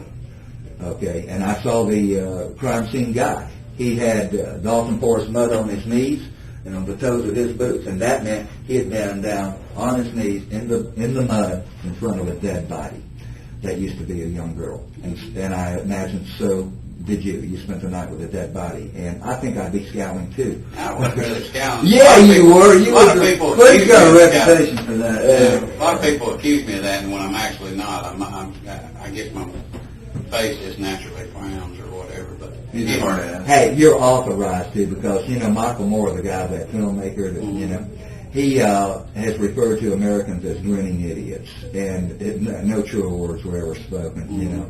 Especially since 1996, they all had the teeth whitening. You know, prior to 1996, if you would go to a dentist, the dentist would be wearing a lab coat that white right there, right? If you went to a dentist and said, Doc, I want you to make my teeth as white as your lab coat there, the doc would say, well, I'll do it, but don't tell anyone it was me that did it, because it looks so unnatural. You know what I mean? Now, everybody's that way. They're grinning fucking idiots. I call it a dental display, is what I call it. It's like chimpanzees and other apes, they do a genital display. You ever see a chimpanzee in a zoo look like that? That's a genital display. Well, they do a dental display. That's why I love my teeth. These are both artistic, philosophical statements, and they're practical too. If someone's fucking with me, I'll go, you're pretty. Like that. It scared the shit out of any damn dude, but they know I'm for fucking real. I ain't no guppy. See, I ain't posing, bitch. I got my fighting teeth here, bitch. Okay. Can I help you? How you going to help me? Do I look like I need some help? You're too ugly to help me. Yeah, the fucking so basically on our timeline, you basically are telling me that you committed no crimes between 97 or 95. 95 and the present. And And when I Whenever. I didn't get a ticket. The reason I didn't get a ticket is because I didn't break the law. So you kept a legitimate job in Tabor's business. And I did 5 years probation from 95 to 2000. Right. Okay. And the only things I did unlawful was smoke marijuana from morning to night, all I could get. I never dealt it. Right. Just smoked it. And I didn't file my income tax. A lot of people said you were an avid marijuana user, and I used to work narcotics. And morning to night. And I looked in your van, and there's no evidence of that in your van. I had run out 2 days before. Well, let me ask you this: you had the Mazda pickup truck at that until what time? Mazda pickup truck until 2000. Until 2000, at which time you got the 86 or 80? 96. 96. What? Astro. Astrolink. And then I got this current Astro 2001 in 2005. 2005. Okay. And you didn't have any vehicles in between that time? The reason I'm asking this is, everybody's came out of the woodwork, and I saw him at such and such time. He was driving a Chevrolet truck, or he was driving this. You never drove a Chevrolet truck? No. Never did? Never. Okay. Never drove any other colored van than that white van? Never. Okay. The Mazda was black. The Mazda was black. It's a B2200 with a gray camper on it. Camper shell on it, right? Yeah. Okay. Yeah. What happened to it? It was abandoned in the parking lot of Motel 6 on Oak Brook Parkway in Gwinnett. Why did you abandon it? It couldn't pass the emissions, and I hadn't had a valid tag on it for a year. I drove it all over with an invalid tag on it. It was expired, and what I did is I had a trailer hookup, the electrical hookup, and I had it artistically made so it looked like the plug-in was just hanging down over the decal of the year, but it was actually affixed to it by wire. But it looked like, I even had it artistically, so it just looked like it was dangling, but it wasn't. It was affixed by wire. Affixed to it? By wire, yeah. They covered it, and I drove that for a year with expired tags, and if I see a police officer behind me, if I could pull into somewhere, I without, Police officers got ESP as to when someone's avoiding them. If they see you pull into someone, they know that you're avoiding them. But so I was covered from that. Cops are dumb. They don't have to be brain surgeons, but they're not dumb either. They're professional. Well, let me ask you this. I know that you're an avid gun lover, also. Mm-hmm. You're pretty proficient with a firearm. Yeah. All right. You saw my records. No, the FDS got my Army file. Do you have my Army file? No. Oh, if you got my Army file, you would see that I have orders cut, certifying me as an expert on the rifle, the auto rifle, the pistol, the machine gun, and the bayonet. What's your weapon of choice? Do you have one? And I'm purely psychological standpoint. Do you have one? According to the mission. According to the mission. What do you mean? Listen, if you're, a good weapon to have is the North American Arms Mini Revolver, 5-shot, 22 Magnum, stainless steel. Stainless steel is the only way to go, man. Especially out in the woods there. If you don't have stainless steel, you got to hold the thing, and then you carry it in your pocket, you get it all out. It's crazy. Stainless steel is the only thing to have. Right. And that thing you can just hide, but yet it's extremely lethal. It puts out generally about 300 foot-pounds of energy. It's right in the 38 special range. It's as powerful as a 38 special. Mm-hmm. And in other words, enough to do the job. All of your small guns generally. Anything under that is not powerful enough, and that includes your 32 auto, your 25 auto. 25 auto, as opposed to 300 foot-pounds for a 22 mag, well, 25 auto develops all of 62 foot-pounds. You can take and I've done it, you can take a 25 auto, put it right up against the laminated glass, bam, shoot right into it, and it'll catch the bullet. It won't even go through it. Yeah, 25s aren't. But of course, the 25 probably kills more people than any other, because African Americans get them for nothing. Right. And if it hits you in the heart, I know a girl whose father carried a 25 auto. As he was getting out of the car, it fell and hit the curb and discharged and hit him in the heart and killed him. So, but nevertheless, it's not enough to do the job. Right. The .38 special is the minimum power you have in a handgun. But of course, the problem with that is that for actual gunfighting, its rate of fire is not what you need, because to reload the thing, you got to take the cylinder out, get the bullet. It doesn't have an ejector on it. You got to, and knock them out with the cylinder rod. And then, reload. Now, I practice doing that, and I can do it in the dark, okay? You always have to practice reloading in the dark. But it's no good for gunfighting, though. If you're gunfighting, of course, your Glock 17 would, be it. I qualified a qualified expert on the pistol, which was the 45 auto. No, 1911. Yeah, I figured you'd be a 45 man myself, but. Oh yeah. As a matter of fact, it's just again the firepower of the Glock, the 17 rounds, and the 45 is 7 rounds. You see, but no, the police officers are coming to the conclusion that 9mm aren't powerful enough. So you see them go to the 40 caliber and 45. That 9s aren't enough. So you don't like 9s, or? The magazine capacity is fabulous. Fabulous. What about a 40? Never messed with it. I don't even know the ballistics of the 40, actually. Glock scares me sometimes. I mean, I'm not really a Glock man. I was always I've never used one, but just based on its reputation and the magazine capacity of 17 rounds, let me tell you, man, if you're good with that and you have the thing, if you know where the gun is shooting, let me put it that way,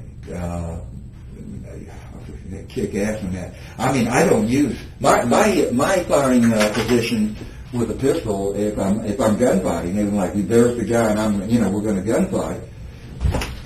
Just go down like that. And I've done this with a 45. Bam, bam, bam. You get with no hearing protection either. Right. And see, not only do you have a stable base, but you have a very small target. Right. And as a matter of fact, I'm better kneeling than I am prone with a 45. Really? Yeah. Now, in the Army at that time, in the 60s, we did not use any other. Standing offhand position was a one-handed grip. It's a duelist position in that you're turning your body sideways and you're presenting less of a target. And also you have your a little more protecting you. You got your lung protecting your heart. In other words, we would do it this way, right? And I never saw the two-handed stance used until the late 70s on the cop shows and everything. I think it's kind of stupid, really, in a way. I actually do. Although for coming around corners, it maybe you can get on point just a little bit quicker. Mm-hmm. You know what I mean? Yeah, but I just don't like plastic guns. I just always prefer something with a safe. Yeah. But anyway. Yeah. What else we need? Your thing with Tabor just kind of like you were talking about. It sunk developed over time. It sunk in over time. The Tabor, half of his sales are delayed sales or go back. Tabor can't close. We're talking even at his giveaway cheap price. I take it that was his responsibility as far as you acquired sales. Yeah, took the lead. He went and sold them. Even at Tabor's giveaway prices, the siding job is over $10,000. Okay, even at a giveaway price, still a lot of money. And even if it's a giveaway price, if it's $10,000, what are you going to say if a guy comes and presents you with a $10,000? You're going to say, "I'll think about it." Of course, it's rare that the customer is so committed that oh, okay, give it to me. Right. He's going to say, "Okay," even if he's got bids from other companies that are considerably higher. He'll say, "I'll think about it," because he wants to figure out what's wrong with it. Right. In other words, you can't give it away unless you sell it. You can't. And what I mean by sell it? Inducing urgency. So, this is what my sales are, the way I approach siding. I lie to the customer, but I never lie about things that materially affect the terms and conditions of the job. You said what I lie about is only one thing. and that is to get them Urgency. to get them to buy from me now. And how do I lie? There's a million lies. Oh, you know something, John? For the 5th year in a row from the James Hardy Corporation, he won the Golden Hammer Award. Yeah, and every quarter, he's in the winner's circle also. Yeah, this is by post-installation surveys that the James Hardy Corporation will send you. They'll send you one after we do your job, and it's based on customer satisfaction. And it's a way to think of how many jobs you do versus your percentile of customer satisfaction. And John, again, got the Golden Hammer Award. Yeah, he's going for a cruise this July on a 20-passenger luxury yacht in the Aegean Sea over there, courtesy of... Last year, they sent him to Hawaii. Well, at any rate, when you win the Golden Hammer Award, you get an allocation of 10,000 square feet of siding to help you with your business, and at the same time increase the market share and the market penetration in any given subdivision of James Hardy products. And guess what? Your subdivision qualifies.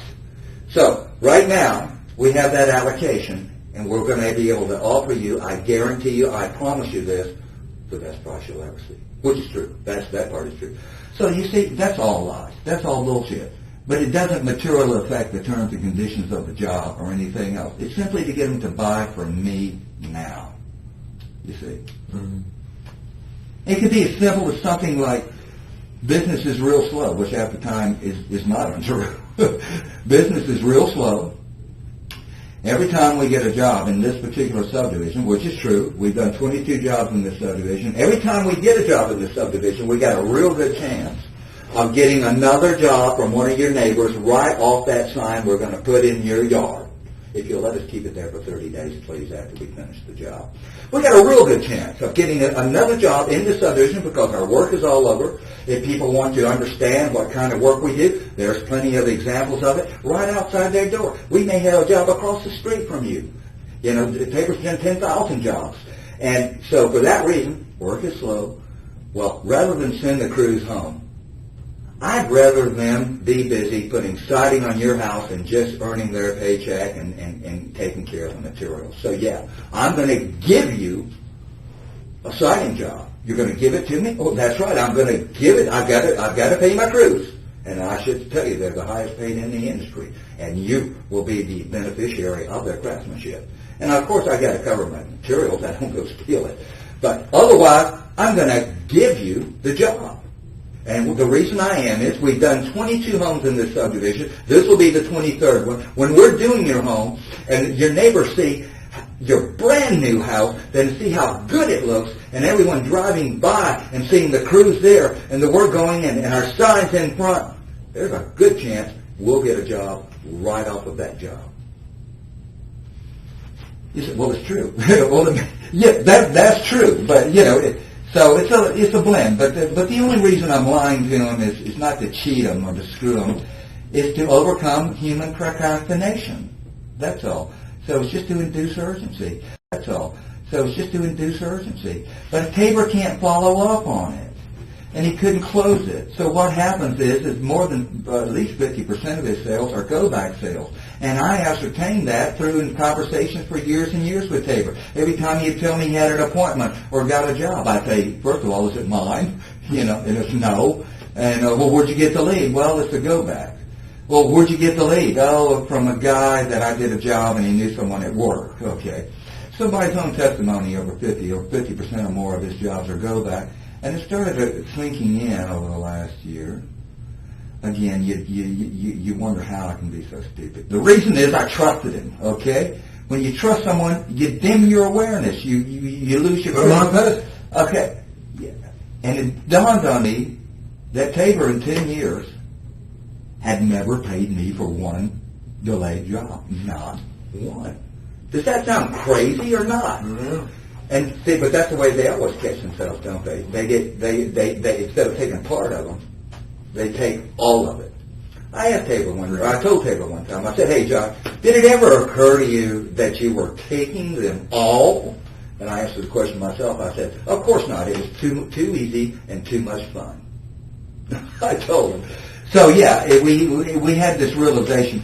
But I really didn't want to be accusatory to him, so I tried to kind of, and along the same as the threats, rather than a naked threat or a naked accusation, I tried the same way as I made him aware of my cognizance of his homosexuality. I kind of let it sink in that I was hip to what was going, and just rather than saying you're a faggot or you stole every job from me, because you do that, and so what's the first thing that a psychopathic criminal is going to do? He's going to deny it to the end, just like a cheating husband. You know, you say, honey, you've been cheating on me. He's going to deny it to the end. Well, I hired a private detective, and they followed you and her to a motel. He's still going to deny it. He's going to deny it till always, never, ever, admit it, right? And so that's why I wasn't accusatory to her, because once you do that, then he's going to feel compelled to deny it. Then you have a debate and an argument. I tried to couch it in terms that, hey, the realization is there, it's a done deal, I know it, you know it, and I'm not even going to broach it, in public. And that's the way it went on for a year, and he started squeezing me. Hey, who's going to take me to the bathroom, the detectives or... We'll get you somebody. Okay, fine. Hey, good talking to you guys. Feel free to come back and see me. I may be getting out of... When am I leaving here? Don't really know. Department of Corrections probably come and get you sometime this week, I would think. Okay. I would think. Hey, Gary, I appreciate it. Okay, Gary.